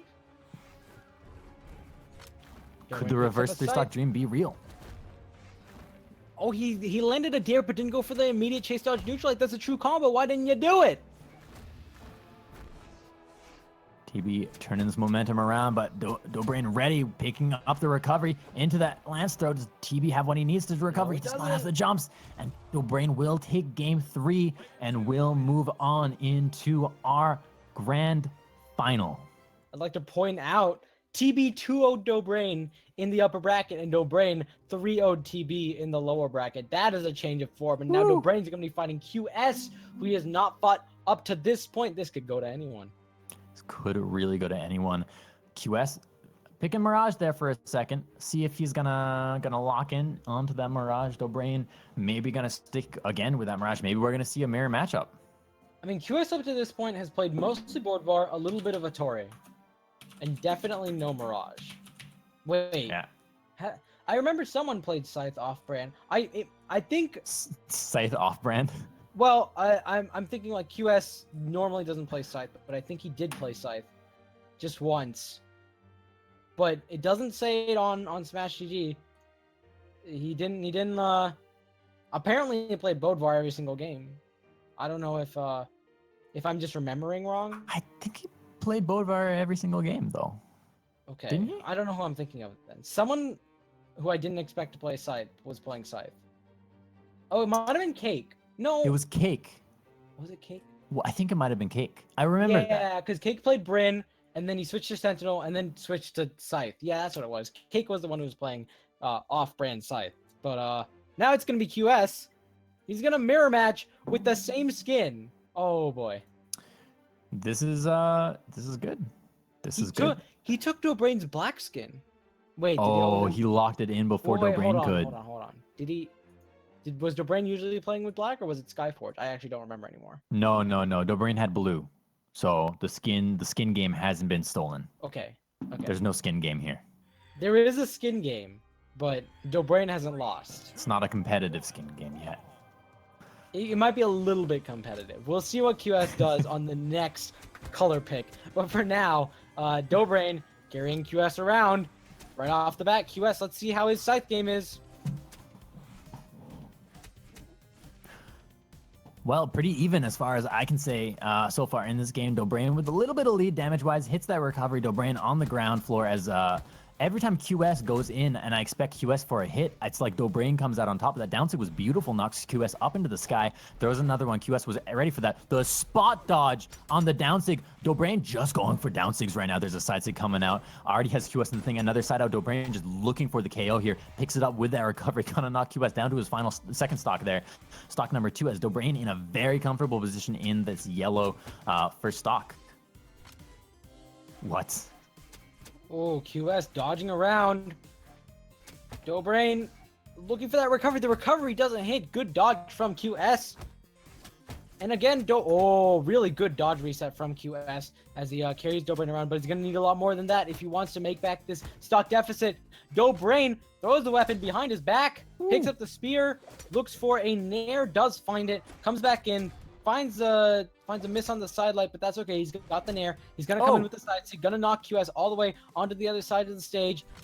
Throw the weapon up, and there's a side sig. Dobrein looking for another 3 stock. And sets up really well for it. He's in that kill zone, but he could take a little bit more damage here. He can get a little more of a beating. You saw that downline into side not knock him out because he is in that debatable zone, but he's very much in the kill zone. A good sig would KO here, as I contradict everything I just said. The nice dodge back as that down sig comes out from QS. Brando saying, no, I'm just going to take you out with this scythe. I'm not going to let you do any damage to me. There's the side sig, which does descend below the platform. Dobrein has a recovery, hits the recovery, and the ground pound from QS goes down as Dobrein goes down and hits lands to confirm for the KO, saying no 3 stock for you. Dobrein has still a whole stock lead, like a stock and a half lead here, and Dobrein landing that down sig, knocking QS into the red, doesn't get the KO, but sets QS into that kill zone for a potential KO coming up a little bit later. Grab cancel, neutral, not gonna land.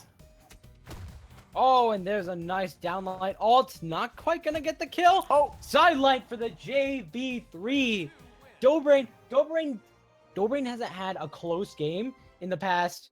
Like, he hasn't had a close game since he was in upper bracket with TB. Ever since then, he has won 1, 2, 3, 4, 7, and now 8 games in a row in commanding every single one of them has been commanding. I think every game against TB, he brought him down to first stock or last stock before he lost his first stock. Yes, So and I insane.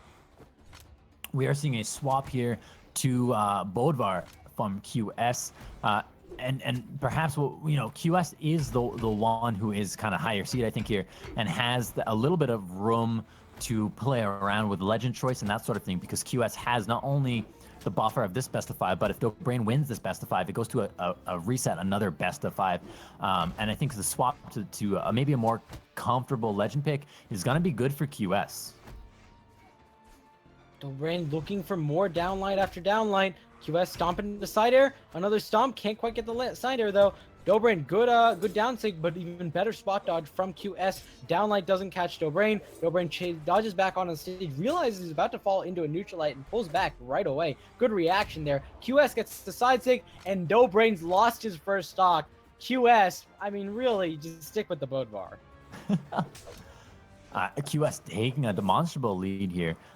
Dobrein on that spear goes for that down sig. QS dodges through it. QS landing that side air, goes for the side light, pushing Dobrein out to the right. There's a neutral light coming out as QS is waiting for Dobrein to move in. Hits that side, goes for the grab cancel sig. Neutral light right there, keeping Dobrein from recovering. Another side sig. Dobrein will finally get the ground and finally pick up that scythe that he knows he is able to get a commanding turnaround with. But QS not having it, going with the grab cancel neutral light, but Dobrein picking up that recovery into the weapon throw, confirming that KO onto QS, knocking QS down to his second stock. Dobrein, though, in the red on the second stock, has a lot of damage to build up before this can be even called even. And QS knocking Dobrein out to the side. Every little space, every little time that QS keeps Dobrein away from himself and away from the platform is control, allows him to get a weapon, allows him to get positioning, and the down air right there, confirming the KO onto Dobrein.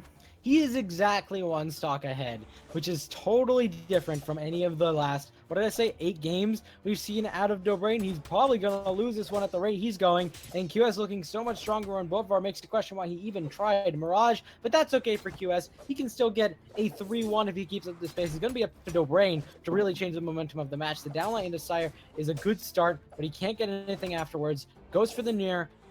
Maybe looking for a neutral light, but instead of side light, still not going to work out for QS. Tries to get the side sig, but still not working. Dobrein looking a little bit stronger, but he's taking a lot of damage. There's a gravity cancel downlight into Dare for the reset. Looks for the side stick in the wrong direction. Dobrein just taking a lot of punishment at the moment as QS is really getting in here. Goes for the side sig. Dobrein going in for that side light. Unarmed. Hits that unarmed neutral air. But is it enough? I mean, his damage is so high. QS is right there with the side air. Knocks Dobrein out to the side. Dobrein with the weapon. There has no weapon. Hits the down air. Gonna recover out to the right side of the platform. Dodges through the downlight. Slide down from QS. While Dobrein here moving in and picking up that spear. Hits that side air for the KO. Brings QS down to his final stock.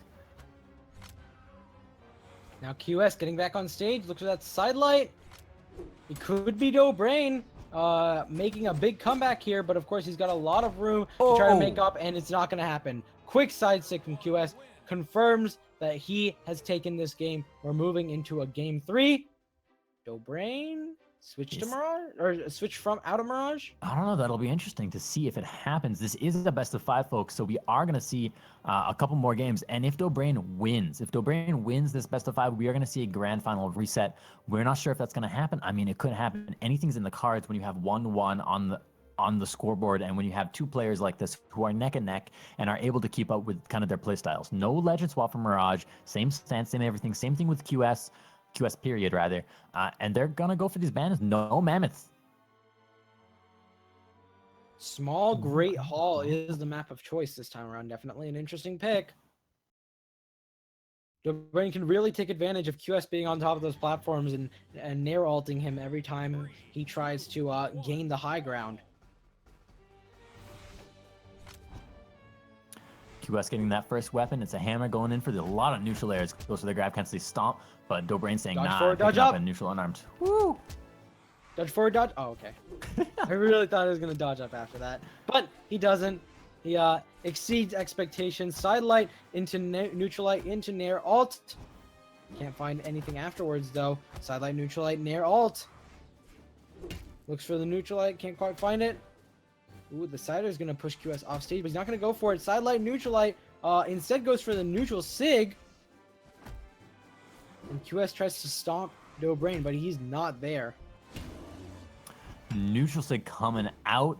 Both of them in the red at the moment with a nice stomp into recovery there. Russian Mafia. Yeah, which It's been so long since I saw that. it's because it's like not really a thing anymore. It's okay. QS is gonna Russian Mafia the Russian, and it's gonna be amazing. Do it! I demand it now.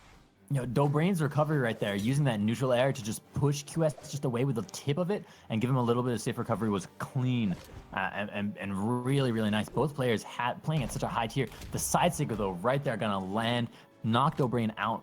QS taking a lead here, kind of a close lead on the stock. If he can do a lot of good damage here, he's gonna be in a great position in this matchup. Good near from QS. Dobrein trying to find the side light. Oh, good down light there. Side light goes for the ground pound. Dobrein immediate punish on the ground pound, gets the kill. Second stock for both players. Two stocks either way. Dobrein a little bit more damage, but here on the weapon, not allowing QS to pick up that hammer, but QS saying, you know what, I'm gonna pick it up no matter what you say. You can't control my life. Stomp coming out from QS as Dobrein moving in, and again catching two neutral airs in a row. Goes for a third one. QS says no, dodges through into a stomp, into a neutral air, goes into another neutral air, but Dobrein not being there. The side air coming out from QS, pushing Dobrein out to the edge. The side stick comes out, but Dobrein moving right on through it. Weapon throw, opt to swap out to the sword for QS. There's a downlight with the 4 momentum. Dobrein looking for engagement into the string and just building up a lot of damage here. Knocks QS out to the right, has him on the edge. The dodge already out from QS as Dobrein looking to maybe connect here for the KO. And the down sig, landing it, getting the KO. Beautifully executed. And Dobrein, he played a really good stock there. I'm not sure if he took very much damage at all. QS going for a very risky downlight, a gravity cancel downlight, but he couldn't even get the gravity cancel, much less any follow-up. Dobrein punishes, gets a nice downlight, alt, sees the neutral light out of hit stun coming, doesn't over-aggress. More downlights coming out from Dobrein. He's backing up after every single downlight alt, but he's going to need to look for more follow-up soon. QS moving through as Dobrein says, I'm going to recover out to the right. QS with a hammer knows he's just got to hit a neutral air or a side air for the KO. Landing that neutral light knocks Dobrein down. Dobrein commanding lead in the air using only his fists as QS kind of like choos out to the left there a little bit. Dobrein picking up the spear, gets that slide light, but QS falling in with that side air for the KO, bringing everyone down to their first and final last stock. Dobrein dodges out, dodges back in, picks up a weapon. He's got the scythe, but he can't land the neutral light. QS starting up to rack a damage that he really needs to get. Side landing the neutral light, but he needs a little bit more. Looks for the nair, can't quite find it. There's a side light, but he doesn't get a neutral light, especially since Dobrein immediately did a nair out of hit stun. Would have been dangerous. QS looking for the gimp. He gets it. He gets it. Dobrein, despite the lead on that last stock, gets taken out. He did 20 more damage than QS. Oh my god. What a game. What a start here. Setting up. I want to point out in that game one, Dobrein only took like 250 damage. Dobrein like is that. just QS fantastic fantastic gimps, really. Dobrein has done a good job at avoiding the damage, but QS saw his opportunity and absolutely took it. Just went for it. We're going to see no small grade hall, no shipwreck. Come on, Twilight Grove. It's not to be. And now, moving into the next game. This could be it. This could be the tournament. QS, all he needs to do is take this right here in Mammoth Fortress. Who's going to win it out? Can Dobrein go back to the crazy play we were seeing here? Or is QS's Bodvar too much to handle? Dobrein picks up the side light, and nothing afterwards. Oh, there's a stomp. We are seeing QS take a lot of damage here from the scythe. Dobrein with another neutral air going in for the downlight. QS dodges through, goes for two double side lights in a row. There's a neutral light coming out into the side air, but Dobrein was not there. There's a downlight from Dobrein out pushing out onto QS, but QS falling into that side air, goes for that side light into a stomp with a weapon throw into the sword. Has very clean sword gameplay, and we've seen that a lot today. There's a downlight into the side air. It is a true combo, but Dobrein ready with a side light of his own, going for the charge down sig, and QS with the punish. And now an unarmed recovery coming out from Dobrein. Doesn't get the kill though. QS has taken a lot of damage, but not nearly enough. Neither has Dobrein. Downlight Sarah isn't going to do it. The recovery to cover his return back on stage, but instead he goes down a little bit, gets back on stage. QS comes back in with a cider, pushes Dobrein outward, and the weapon throw is going to do it. Dobrein loses the first stock. QS with a quick early lead, but not too much. He's still in the red. Pretty intense game so far as QS taking the lead here, looking to build his advantage, build his momentum a little bit, getting two side lights in a row. There's Dobrein though, turning it around into a neutral light of his own. Coming in on the edge, QS with the dodge up will get the wall touch. Dobrein waiting back patiently, going in for some approach, but QS falls on with the own neutral light, but there's the downlight for the KO. Dobrein on stage with the spear, looking for the next weapon. There it is. QS manages to pick it up. He's got the hammer against the spear. Looks for the nair, but Dobrein's nair comes out a little bit sooner. Side light to push him outward, but no downlight follow-up. There's a neutral light. Looks for the, I thought he was going to go for a side light a little bit sooner. Probably would have connected, but instead he opted to wait a little bit, be a bit more patient. Goes for side light, downlight, can't quite connect. QS dodges out of it. Down sig doesn't connect. Instead, Dobrein punishes with the air. The side air to stuff the down sig, but QS is still here. He's still trying to go for these games with the side airs. Dobrein keeps trying to cover with the recoveries, and it's worked out pretty well so far. QS nearly lands that weapon throw, has Dobrein on the edge, recovers back to the platform. There's the downline to the side air, pushing QS out of the side, dodges through the weapon throw. Doesn't have a dodge, but does get the wall touch as Dobrein moves back to pick up that scythe. There we go. There's a side light from Dobrein with the weapon throw from QS, nailing Dobrein right there. The side stick, though, Dobrein moves right on through it, moves a little bit back, lands again. The weapon throw again, jumps above the sig, and there's a side air falling onto Dobrein for the KO, putting QS again in a very tenacious lead. Yep, just barely pulling it out. I mean, if we keep this this rhythm up, it is going to be QS winning the game in red stock. But Dobrein says, bam, there's a down sig. Take out the stock. Even on the last stock here, white health. Pretty tense. Both of these players know this could be it, right? QS wants to take this so it doesn't go to another match. Dobrein wants to take this so that he can get a shot at a reset here. Either way, it's pretty tense. QS taking a lot of damage. Dobrein not allowing him to engage. Those neutral lights are too on point. The side light there, resulting in a clash again, more in Dobrein's favor than QS because Dobrein has that damage advantage. Landing that neutral air, going into that recovery. QS lands that neutral light into side air, throws the weapon. Weapon throw does connect. QS without weapon though, moving back, bringing Dobrein into his zone of control. Picking up that sword. Pretty tense right now. Is QS in the red, maybe a side air away from a KO. QS is trying to find this final kill, but Dobrein hanging on to his life on the tournament stock. Dobrein really needs to stay alive, and he's done a good job of bringing QS into the red health, but we've seen QS's potential to come back. Oh, just barely dodges and can't get avoiding the down sig. He doesn't die though, and Dobrein looking for these side airs, almost gets another down sig, but interrupted by the side light. QS looking for the hammer recovery. This could be it. He isn't gonna get it. Dobrein gets back on stage, dodges in, dodges back out. Both players looking for a kill option. Another down sig coming out, and there's a stop, and they're still not gonna get the kill. QS looking for his option, and the side sig isn't gonna do it. The neutral light brings him out off stage. The hammer throw to cover himself. Dobrein's probably gonna be looking for another down sig here, and there it is. But QS still dodges to it yet again. It's so close. It's so tense. Both players know this is it. Man, every time those down six come out, I lose it a little bit because it's so close. The side light, is Dobrein going to be able to follow it up? The recovery, QS with the neutral air, throwing up, the weapon throw down. Dobrein does not have a weapon, does not need one at this damage, though. The hammer coming out from QS. QS looking for maybe a neutral air, but Dobrein dodging back and forth, right on through it, goes to the weapon throw, picks up the sword, saying, Dobrein, you don't get to have a weapon. I will have this sword. Coming in the recovery, and Dobrein will take it, going to a 5th game. Dobrein staying alive, did 700 damage. I think it's my, oh my god, 700 damage. It's my understanding though that I don't know that QS has ever placed first in a tournament. I can't think of anything, but my memory fails me pretty often. But I know QS has placed very well in many other tournaments. I know that, and has always been putting out a good show. So this could potentially be a place where QS might take potentially his first tournament win ever.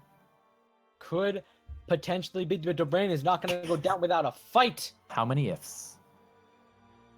You know, if Dobrein can make this work, it's going to be pretty crazy. He still needs to get the bracket reset and then take the set. So this next game is for QS to stop Dobrein's momentum. He's going to go Hattori? Oh, I'm scared. I don't know about this one. I personally, I think I'd rather see him play Bodvar. And if Dobrein gets the bracket reset, then switch the momentum up. Doing this on game number 5 when he could just keep the legend that's been doing so well so far. I don't know, man. We'll see how it works out for him. But you know what? I want to point out that the last game was so intense that in-game chat, they were like, hey, one moment, we're going to go get some water. And they got some water. Oh, they needed the water. Now they're fueled up. QS misses the first weapon. He's got a spear this time. Let's see how it works out for him. He has played the spear in the past before. Did he win with the spear before? I don't know, but he's doing a nice job of just moving through Dobrein and connecting with a lot of these hits. There's a side air into neutral light. I mean, QS has been already showing good control with the spear. We saw him with that sword in the last game, and we do know he has good, clean sword gameplay. But right now, Dobrein really laying it out, that down line to the side air. QS here not in a good position on this first stock, in the red, in the kill zone, moving through. Got to watch out for that down for that side light, but QS with a side light of his own, another side light of his own, and goes in for that down line, but Dobrein not there. Go in the side air, punish with the down sig. That Dobrein has been really laying out these down sigs a lot, and QS has been reading them and been really good about punishing them. There's the sig, the neutral sig out for the KO, onto Dobrein, turning it around. QS taking stock number 1. Real quick, want to point out, when he fought Eramm, his Bodvar lost to Eramm's Rax, he switched to Hattori and then won 2 games against Eramm. So his Hattori has a winning record, and maybe this is it. Maybe when he loses a single game with Bodvar, it's time to switch to Hattori. I don't know, man. He's done a really nice job on this first stock, but unable to really widen the gap between them.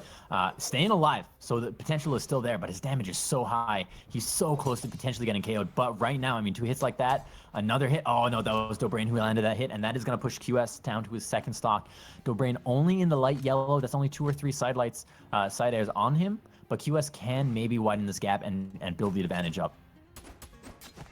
Good sidelight, but no downlight. QS maybe looking for a similar thing. More sidelights coming out from both players. No follow-ups on either of them. Dobrein dodging right through QS's neutral light.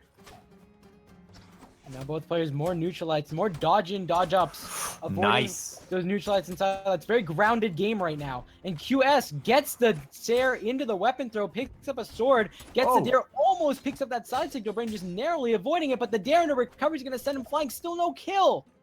Yo, but QS is playing so strong right now. I mean, picking up that recovery was on point. It was very, very clean.